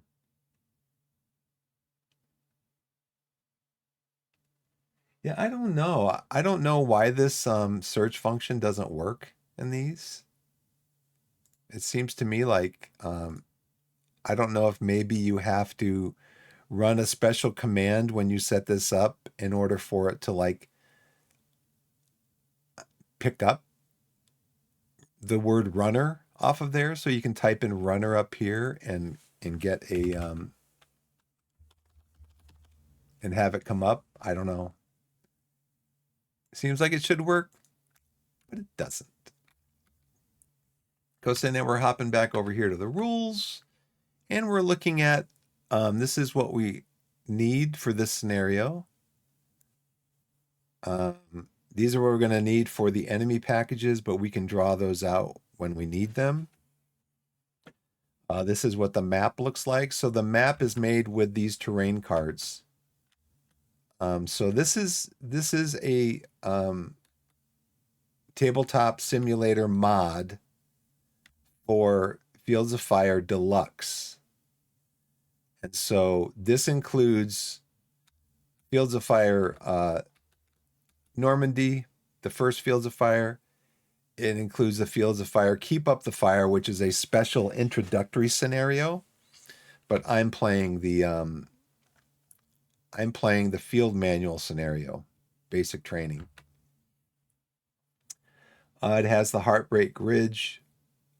It's like a DLC. I'll call it a DLC because you don't download it, but it comes in this big.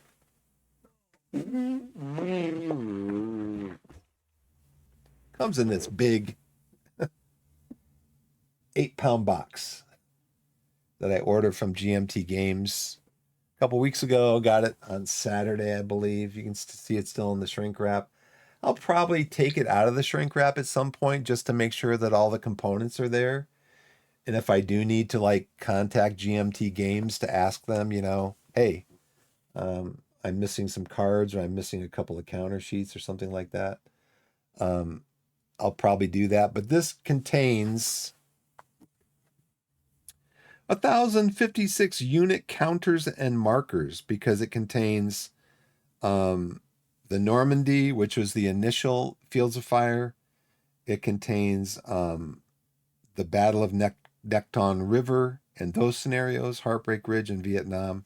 Contains all of the content that's been released so far for Fields of Fire.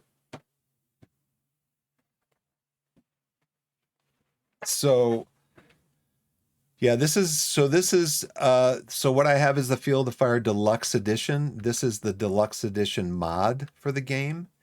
And most times what you're going to be doing is you're just going to be setting up a scenario based on, I'll have to look and see how you do that, but based on, and what it will do when you do the automatic setup, it will just automatically set up everything.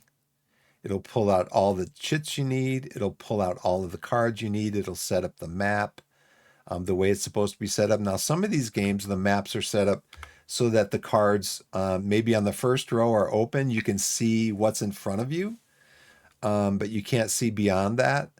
And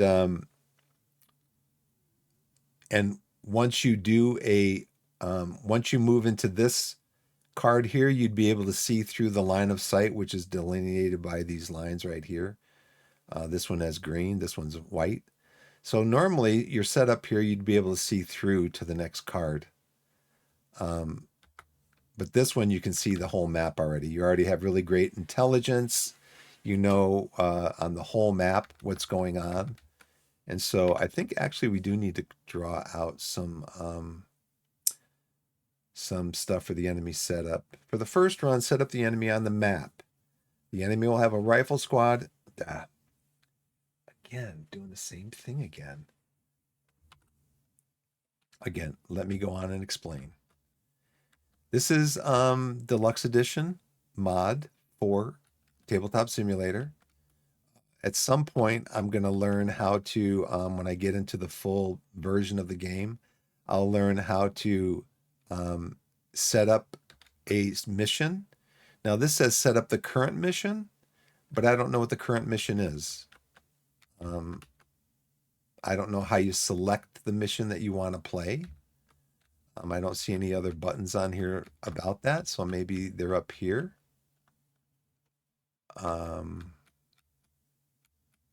There's also a campaign game that you can play. Don't know how to do that.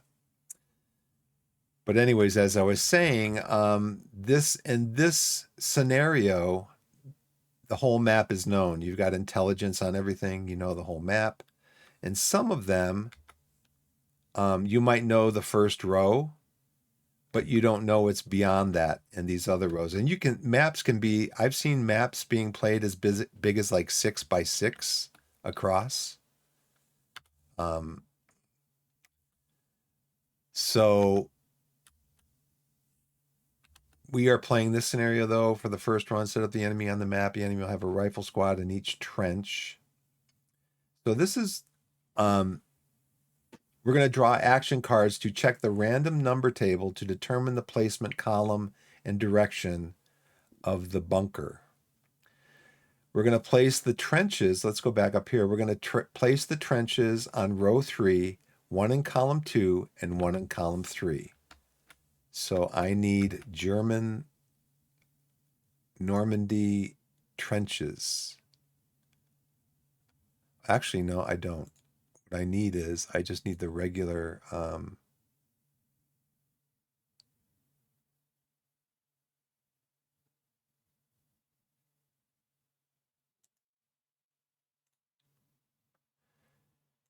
I need the pieces for,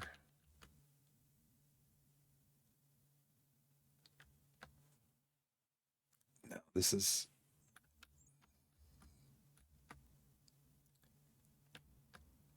okay, trenches. So this one we can clone. Clone this. Put it out here. It says to put it row 3, one in column 2, one in column 3. So these are the columns. One in column 2, one in column 3. Okay, let's do this. I didn't want to pull this whole thing out here.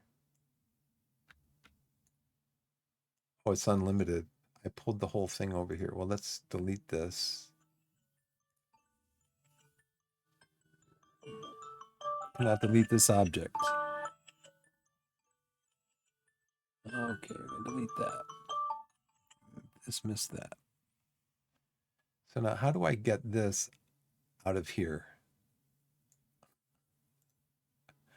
Reset. There's, how come I'm getting multiple, like, I tell you. Flip. I'm going to flip the table. Let's see. Flip, rotate, scale, scripting, clone, copy. So what I would have been able to do is just grab these. I don't know why it let me copy an infinite number of them. And it won't let me delete them. Cannot delete this object because why? Okay, let's just cover this one up then. And then it goes away. Oh, come on, game.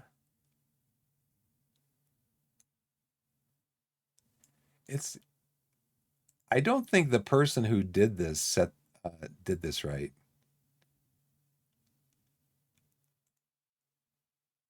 So basically, this is like a pouch. This is like a pouch.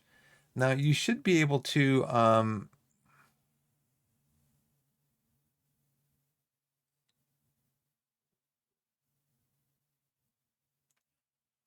you should be able to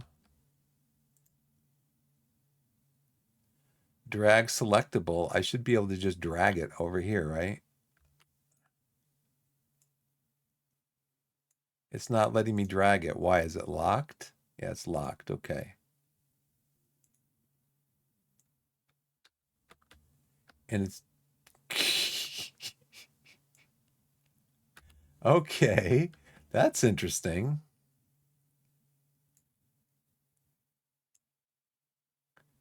What?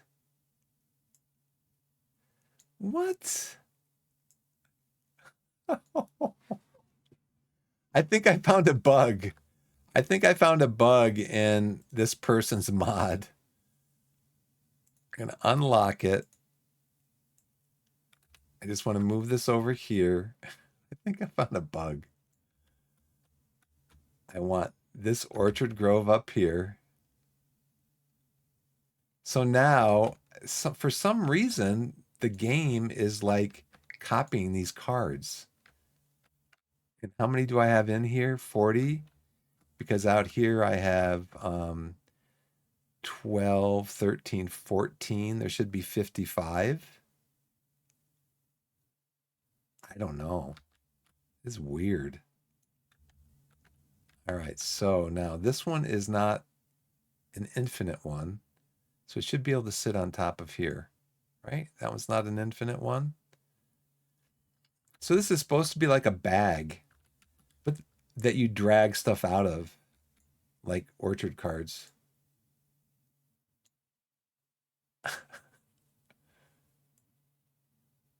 See, it's like a bag, but you should put it as a bag, like up here.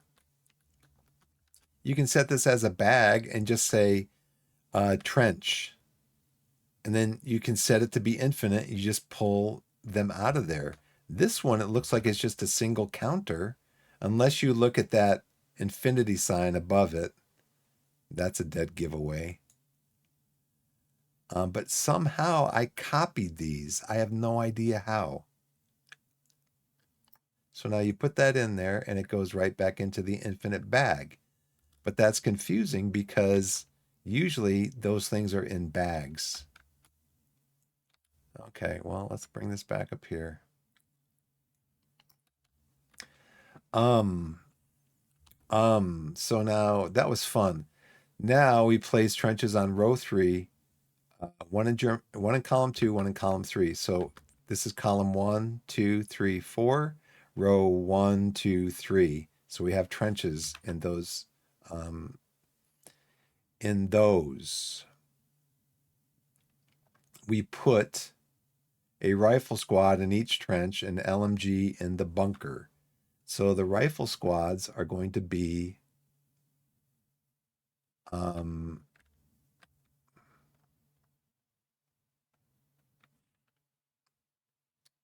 two squads, 3-step A/S rated units.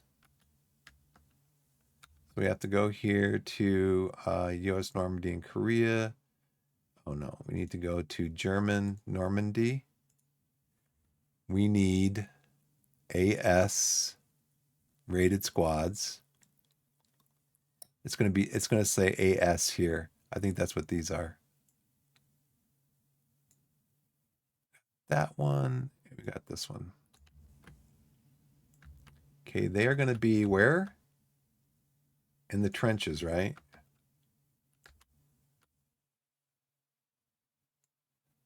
Now you can just click on. You should be able to click on trench and just have it come above. Okay. Vassal, at this point, Vassal is much easier to work with as far as I'm concerned.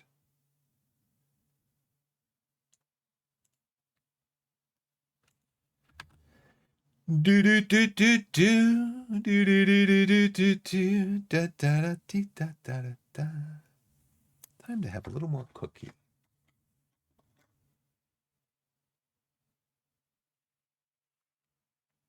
Yeah, 8 pounds. 8 pounds of cardboard.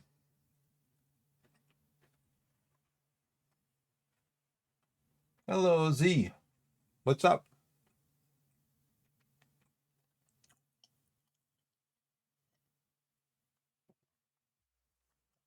Yeah, I think in that case, I was looking for bags because that's how I'm used to it. Yeah, bags with the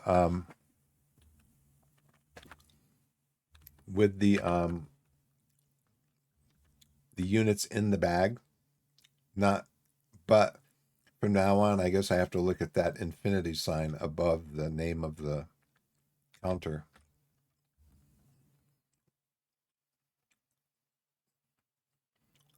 I mean, I'm not ungrateful. I'm not ungrateful that they developed this because I think it's great. But like you said, it's a little finicky. Okay, so we have the trenches down, one in column 2, one in column 3 of row 3. And we have the rifle squad in each trench. So the bunker will be placed in row 3. Draw an action card and check the random number table to determine the placement, column, and direction it is facing. So row 3 bunker placement column.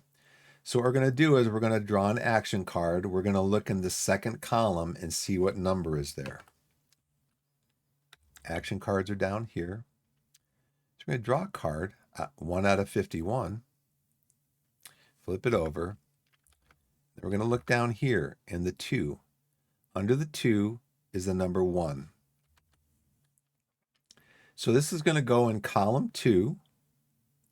And then we're going to, the bunker is going to go in column 2 of row 3. So let's do that.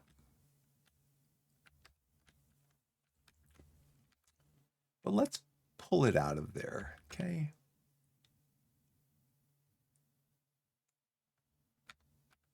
I'm going to pull it out. Column 2 of row 3. And this one, there's a bunker also. Column 2 of row 3 because we pulled a 1 on the 2. It's like rolling dice. You roll 2 dice, but you can't get a 1 by rolling 2 dice. So this sets it up where you can get like a 1 through 10 as a result. So it creates more randomness. So bunker placement direction. So now we draw another card and we look on the 3. Okay, draw action cards to check the random number table. So placement, column, and direction. So see, if it said draw action card, then I would think that you use the same card to determine both of these. But it says draw action cards to check and determine the placement, column, and direction. So now we're going to draw another card. We're going to look at the 3.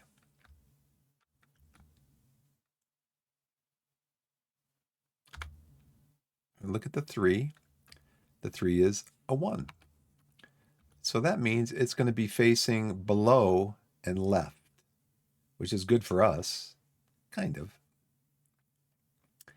So we got a 1 on the 3 below left, so it's going to be facing this way.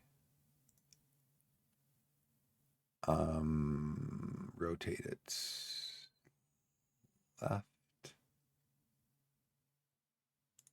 Nope, right. Okay. It is facing this way, below left. Now we're going to find the foxholes placement and column. So what goes in the bunker? An LMG goes in the bunker. So we're going to do a search for an LMG, which looks like it looks like an LMG.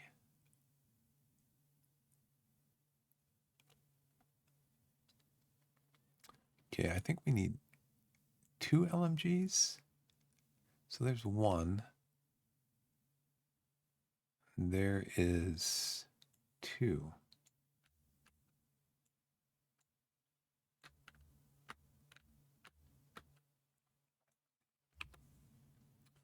So the LMGs look like this. I'll just say 2 LMG teams. Okay. Well, that's what it says. It says LMG team. One's in the bunker.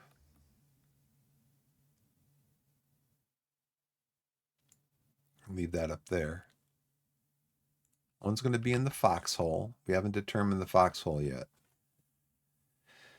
Foxhole placement column. So the foxhole,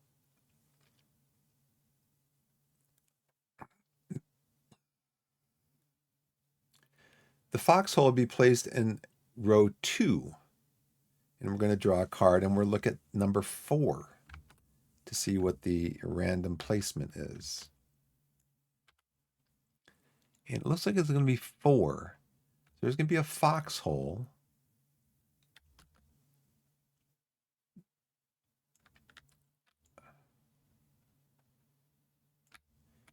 In, what did they say, row 2?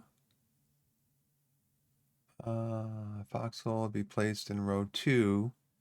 And it was number 4, so that would be row 4, right? Over here, of row 2.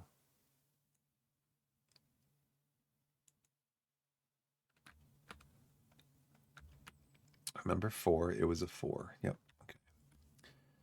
So, and there's an LMG in that.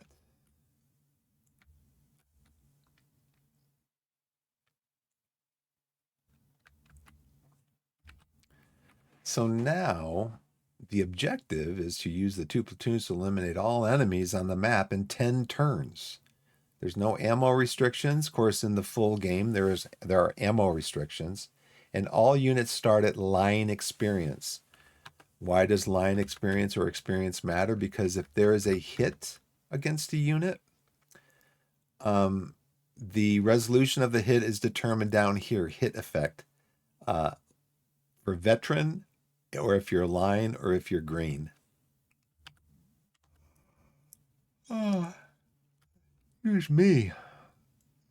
It's interesting that they don't have like a discard area.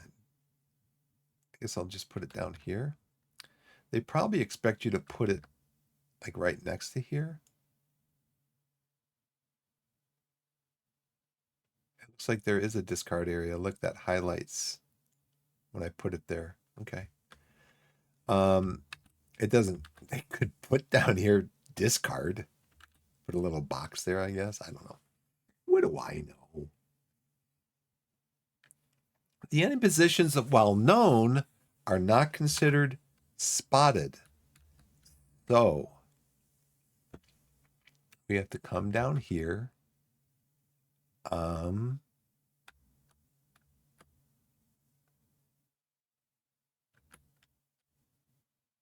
And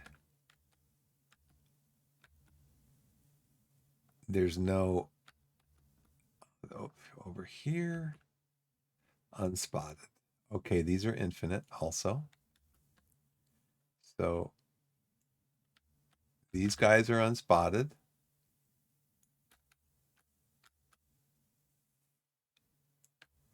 Unspotted. Unspotted. So you have to attempt. You know they're there, but you haven't spotted their exact position in the area. You know they're there, but you haven't spotted them yet. So you can't fire on them until you spot them. There are unlimited fire missions available. The mortar forward observer and the artillery forward observer each draw 2 cards to make an attempt to call for fire from either 81 millimeter mortars, which is a -3 volume of fire, or 105 millimeter mortars, which is -5 volume of fire. The company headquarters may also attempt to call for fire from either the mortars or the artillery, but with only 1 card draw. Ironically enough, this is what you need to see on the card in order to get a positive artillery draw. That shows that there's incoming artillery or mortar fire.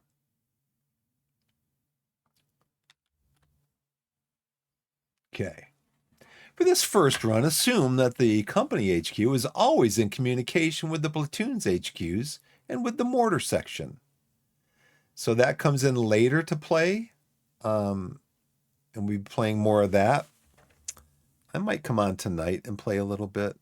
I like this game. I really do. So I might come on tonight and play a little bit. But right now, so communication is very important. Initially, you can only communicate with your units that are in the same area as you are. They call them cards. I like to call it area because I think calling it a card kind of it kind of lowers the immersion level of what's actually going on. The enemy is using deliberate defense, so we'll need that information.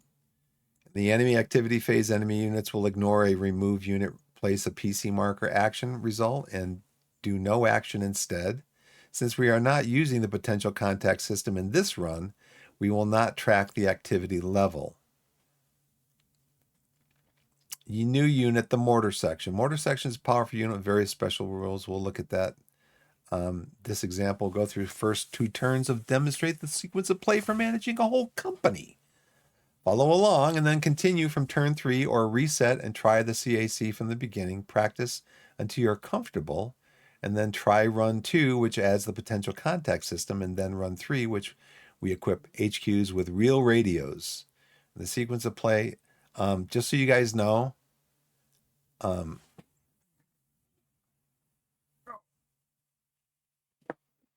the game does not come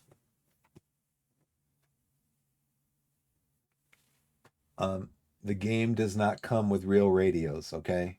You don't get real radios. No mortars, no machine guns or anything. But specifically, we're going to use real radios in the game, but they don't come with the game. Okay. there to be any confusion about that. But the sequence play next to your map, as always, we will follow through. See, this is really good now. This is something that people, the deluxe edition just came out. I don't know, maybe a couple months ago. Just came out. So there's been Fields of Fire 1, Fields of Fire. There's been Fields of Fire 2, which added, I'm not sure if that was Vietnam and Korea. There's been, I think Heartbreak Ridge was maybe like an add-on to it. But there was never anything like this.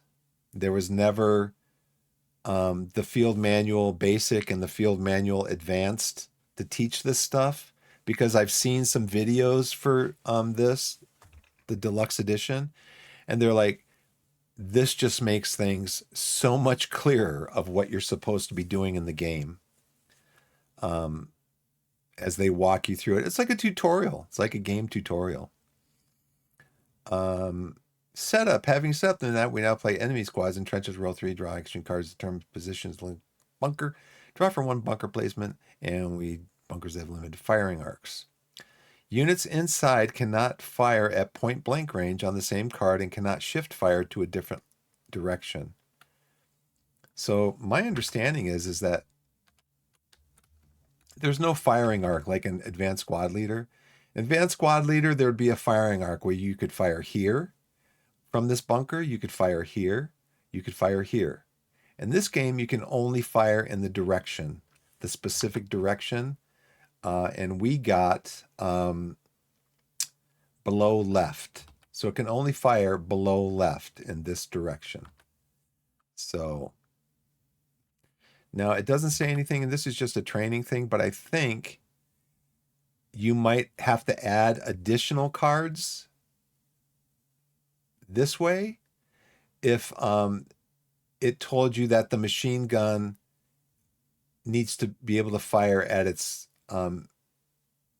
over here you show this is the type of fire. A is automatic weapons fire, L is the range. So long range would be 3 cards, I believe, because you have P for point blank range, you have C for close range, which is 1 card over, L for long range is 2, and V for very long range. So yeah, you might have to put another card down here for long range, which is 2 cards.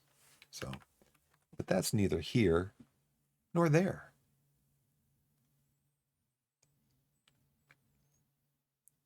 Okay, this is how theirs got set up. And maybe we'll change this to match theirs. Let's do that. We're gonna mark this as being oh, you know what? Can I toggle it to lock it? Yeah, I want to lock it.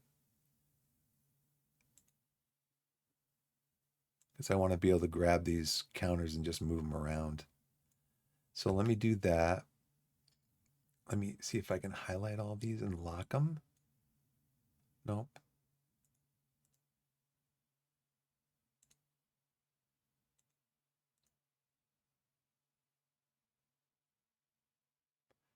Be nice if there was a hotkey for lock, huh?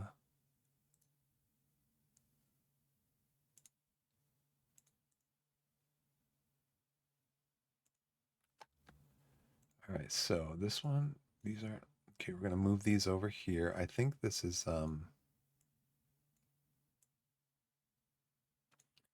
this was on the hill, right? In the open fields. All right. This one, we're gonna lock this card.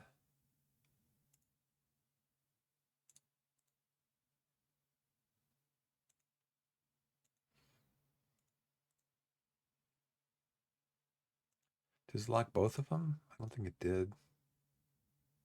Nice if it did, or if you could highlight them and lock them.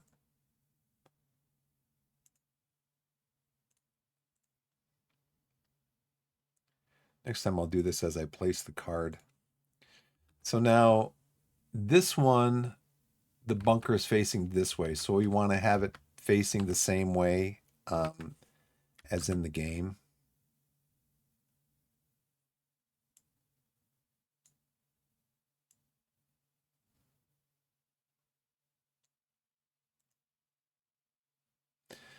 Gonna rotate this one.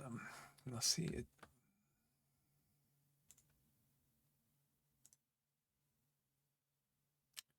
Rotate this one to the right, up to the left. Okay, it's going this way. This one we will put down here. Okay. But let me do the rest of them also, so that way I don't move cards around. Toggle this one to lock. Hotkey would be nice to do the lock. Because I don't want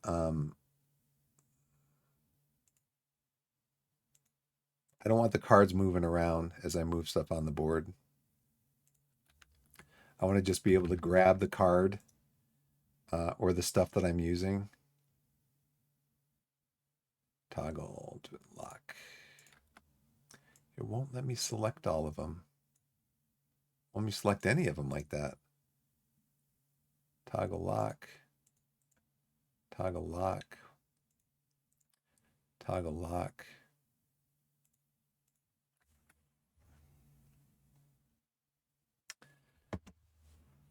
All right. So I think those are all locked. Locked. Okay. Now I think what I'm going to do is, well, let's get the rest of the setup done. So it does show you the line of sight of the weapons. So yeah, the bunker can only fire this direction. If you're in a foxhole, you can fire in any direction, it looks like. The trenches can only fire in, looks like trenches can fire in any direction also. It can't fire this way, probably because it's blocked by the bunker, I would think. And then this is how we're going to have our guys set up. So let's get them set up real quick. They're going to be on what? These 3 cards.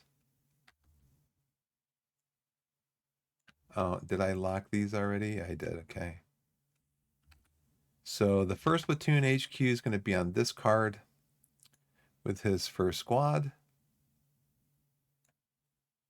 Second squad. Third squad. And with the light machine gun,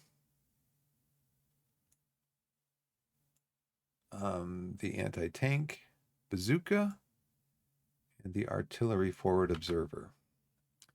So the CO and the mortar company are going to be in the middle. Mortar company, I think it is. And then these guys are on this card here. So I think after that, we're going to be all set up. First, second, third squad of first platoon. This would go over here. So these are all individual units. On your command display over here, you can see that, for example, the first platoon can carry additional assets, as can the squads in the first platoon. So you might have, this squad might have smoke, this one might have white phosphorus, this one might have a the first platoon might have a red flare or something to shoot off at some point to signal the whole group what to do. But for right now, this scenario, this is how it's set up.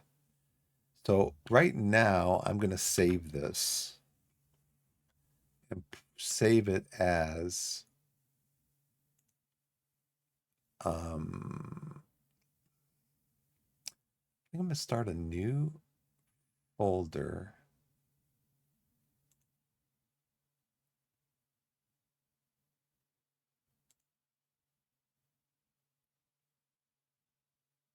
Let's see. Create a folder. Okay, I want to create a folder. Field of Fire Deluxe Edition. Okay, and then we're going to save a game into Field of Fire Deluxe Edition, and we're going to call it Field of Fire Deluxe we're going to call it fire basic training.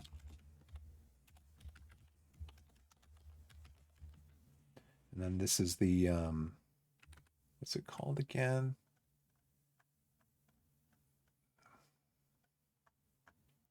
Sorry, scrolling through all this. Chapter 5.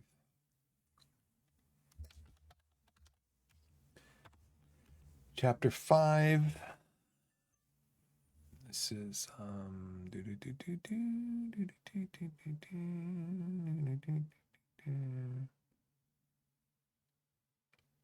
Assault Course Run 1. Chapter 5. You can probably abbreviate that.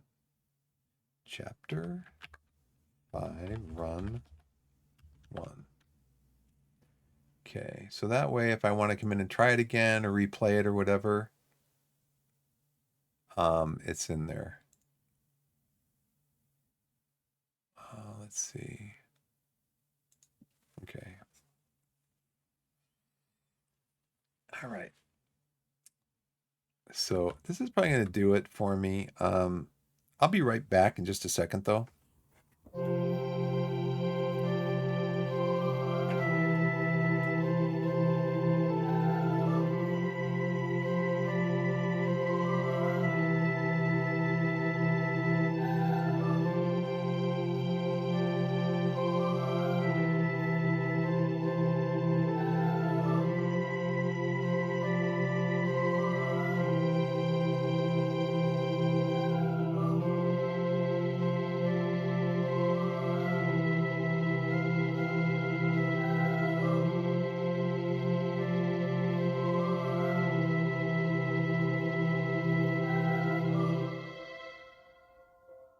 Okay, I'm back.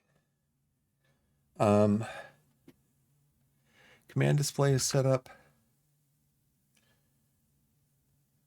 Okay. Looks like we're all ready to go. I want to try to get into a turn though real quick. We place our units in the staging area as it shows here. The mortar section could also be attached to either platoon, but we chose to leave it unassigned, which means only the CO, the company HQ, can give it orders. We mark all the enemy units unspotted. Place turn marker on turn 1. Start playing from the top of the sequence of play, which is, and they don't have it out here, do they? Which is right here.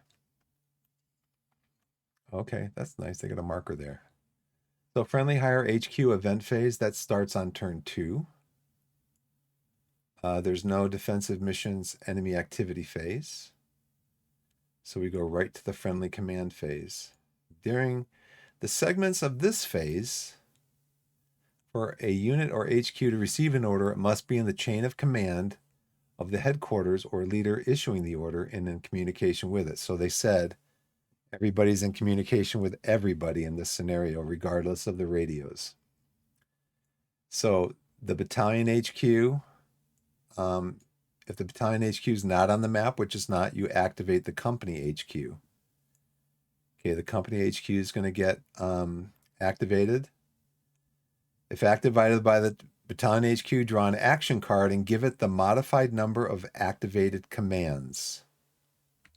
So what we're going to do is we're going to come over here.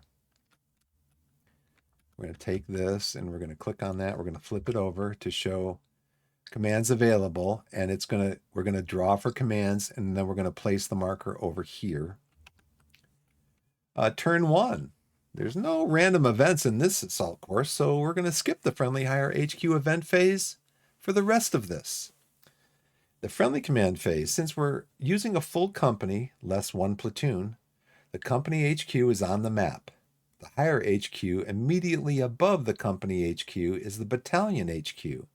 Battalion HQ is located off map and will activate the company HQ each turn. The activation segment. The battalion HQ activates the company HQ. We flip the company HQ command marker to its commands available side. Note: it's very rare that the battalion HQ is out of communication with the company HQ. It can happen during a comms breakdown event or an event where the battalion HQ appears on the map and subsequently moves out of communication with the company HQ. Also, if the company HQ is eliminated, any newly reconstituted company HQ will need to find a battalion TAC radio to get back in communication. They can adapt an existing one, such as the radio used by the artillery forward observer, or go and find the original if it isn't broken. Great.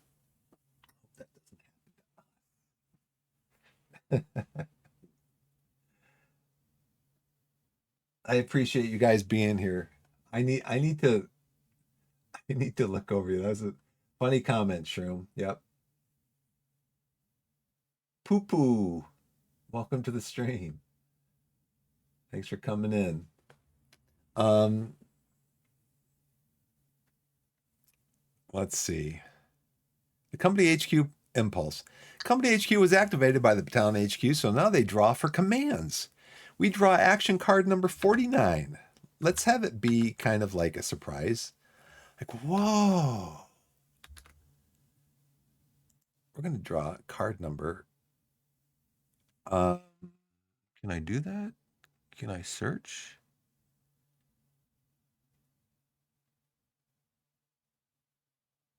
I don't think I can.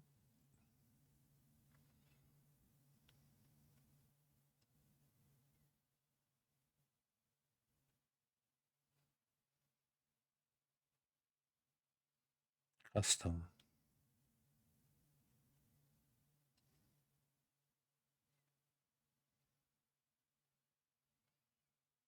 How about if we do this? Can I pick this up and move it? I can. There's 55 cards, right? There's 48 cards.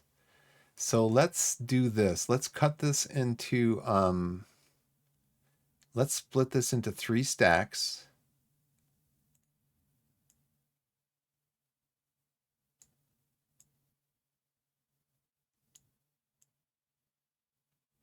Because I'd kind of like to be able to pull the cards that they're telling us. So you guys can kind of see the cards and, you know, I guess I could just flip them over.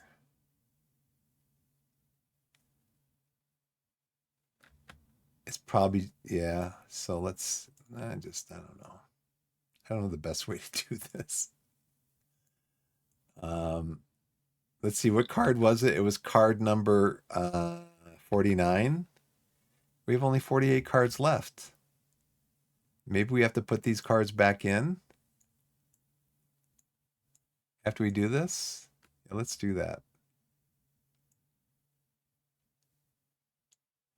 I don't know the best way to do this, actually. So 48.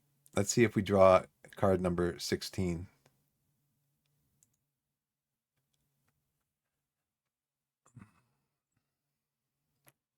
23, 27, 29. So we're not going to be able to do that. So you can do that in Vassal. You can't do it in this game, obviously. You can't pick a specific card. You can't pick a specific card number.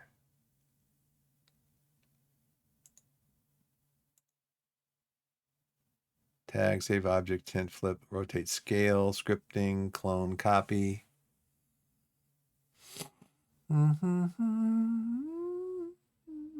they probably have it where the deck is I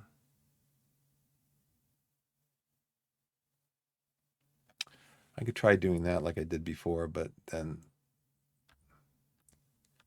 try spreading the cards out all the way. Let's see if I can spread them.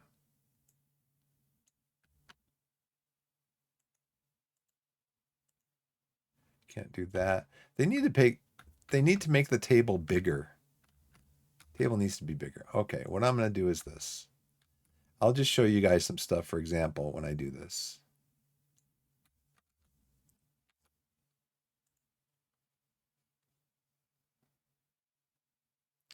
Be nice if you could just draw the card that you want.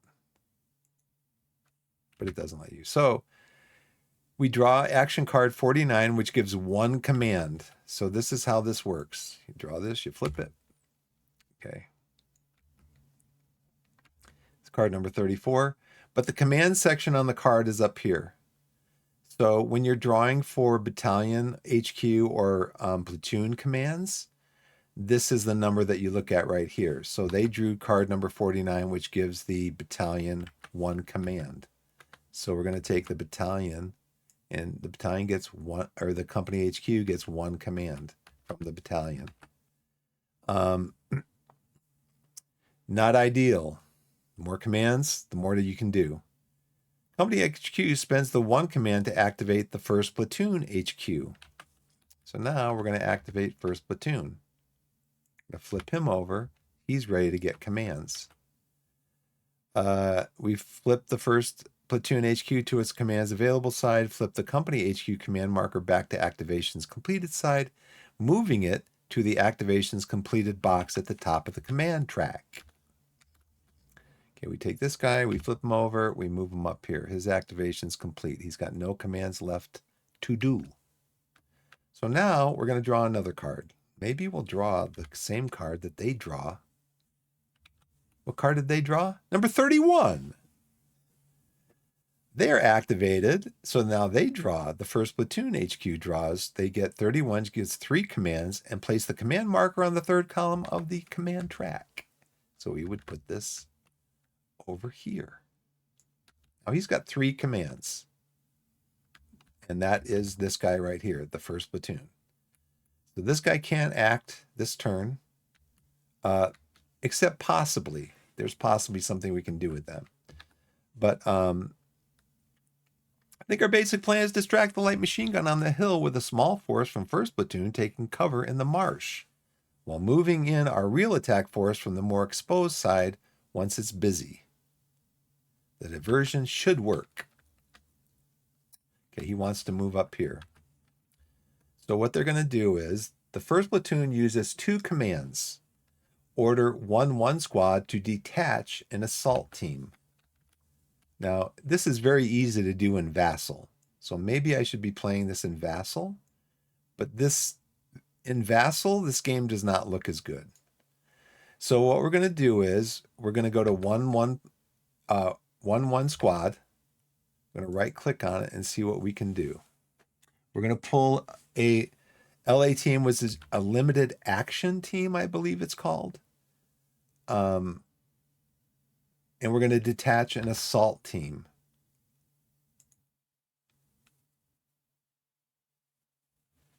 Unknown faction for LA team pull.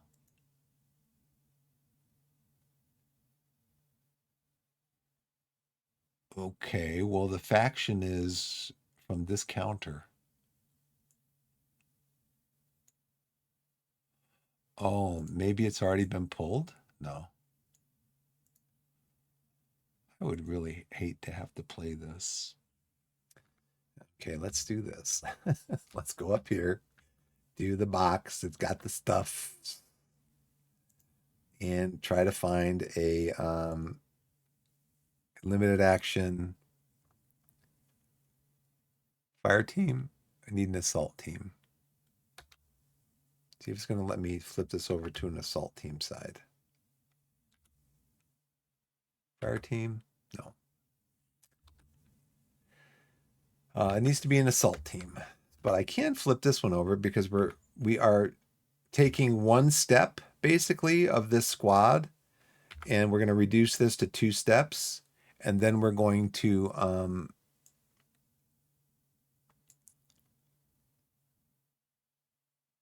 oh, there's the assault team. Nice, that's what I need.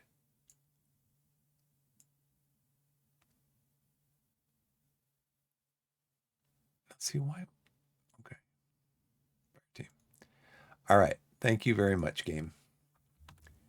So that was one order. It ordered 4 guys. It ordered 4 guys from its squad. Ordered 4 guys from its squad. Hey, come here. Jones, Smith, Henry, and Morgan. Come over here. Okay, I want you guys to move straight ahead into this marsh. So detaching them from the squad costs 1 order. Ordering them to go into the marsh costs 1 order. We reduce one of squad 3 steps to 2 steps by flipping over the counter. We place the assault team on the same card. Fire teams and assault teams can be detached from squads as desired. However, fire teams have very limited abilities and cannot, for example, be used to scout into unknown territory. The list of allowed actions for each limited action team can be seen, and the limited action limitations start on the chart on the charts and table play area. You know, I got to get going. Yeah, I got to get going. And then we're ordering the assault team to move forward. And they are marked exposed. We're going to right click on here. We're going to mark them exposed, and they get an exposed marker. And then we're going to move this over here. And then I'm assuming he's going to want to save an order.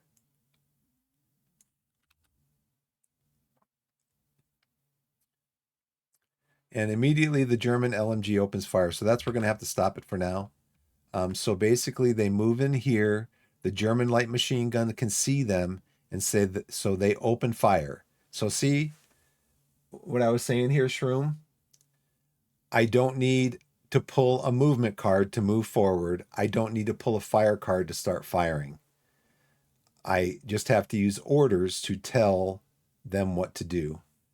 So I got to get going. I got to save this real quick. Let's go into games so I can save this. Save game under Fields of Fire Deluxe. I'm going to save it into that folder.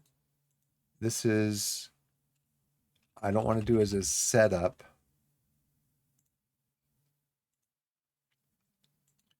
Fields of Fire, Fields of Fire, Field of Fire. Fields of Fire, turn 1. We're just going to turn 1. That's fine. It's in here. Turn 1. All right. So that is the start of my Fields of Fire going through the, we're going through the,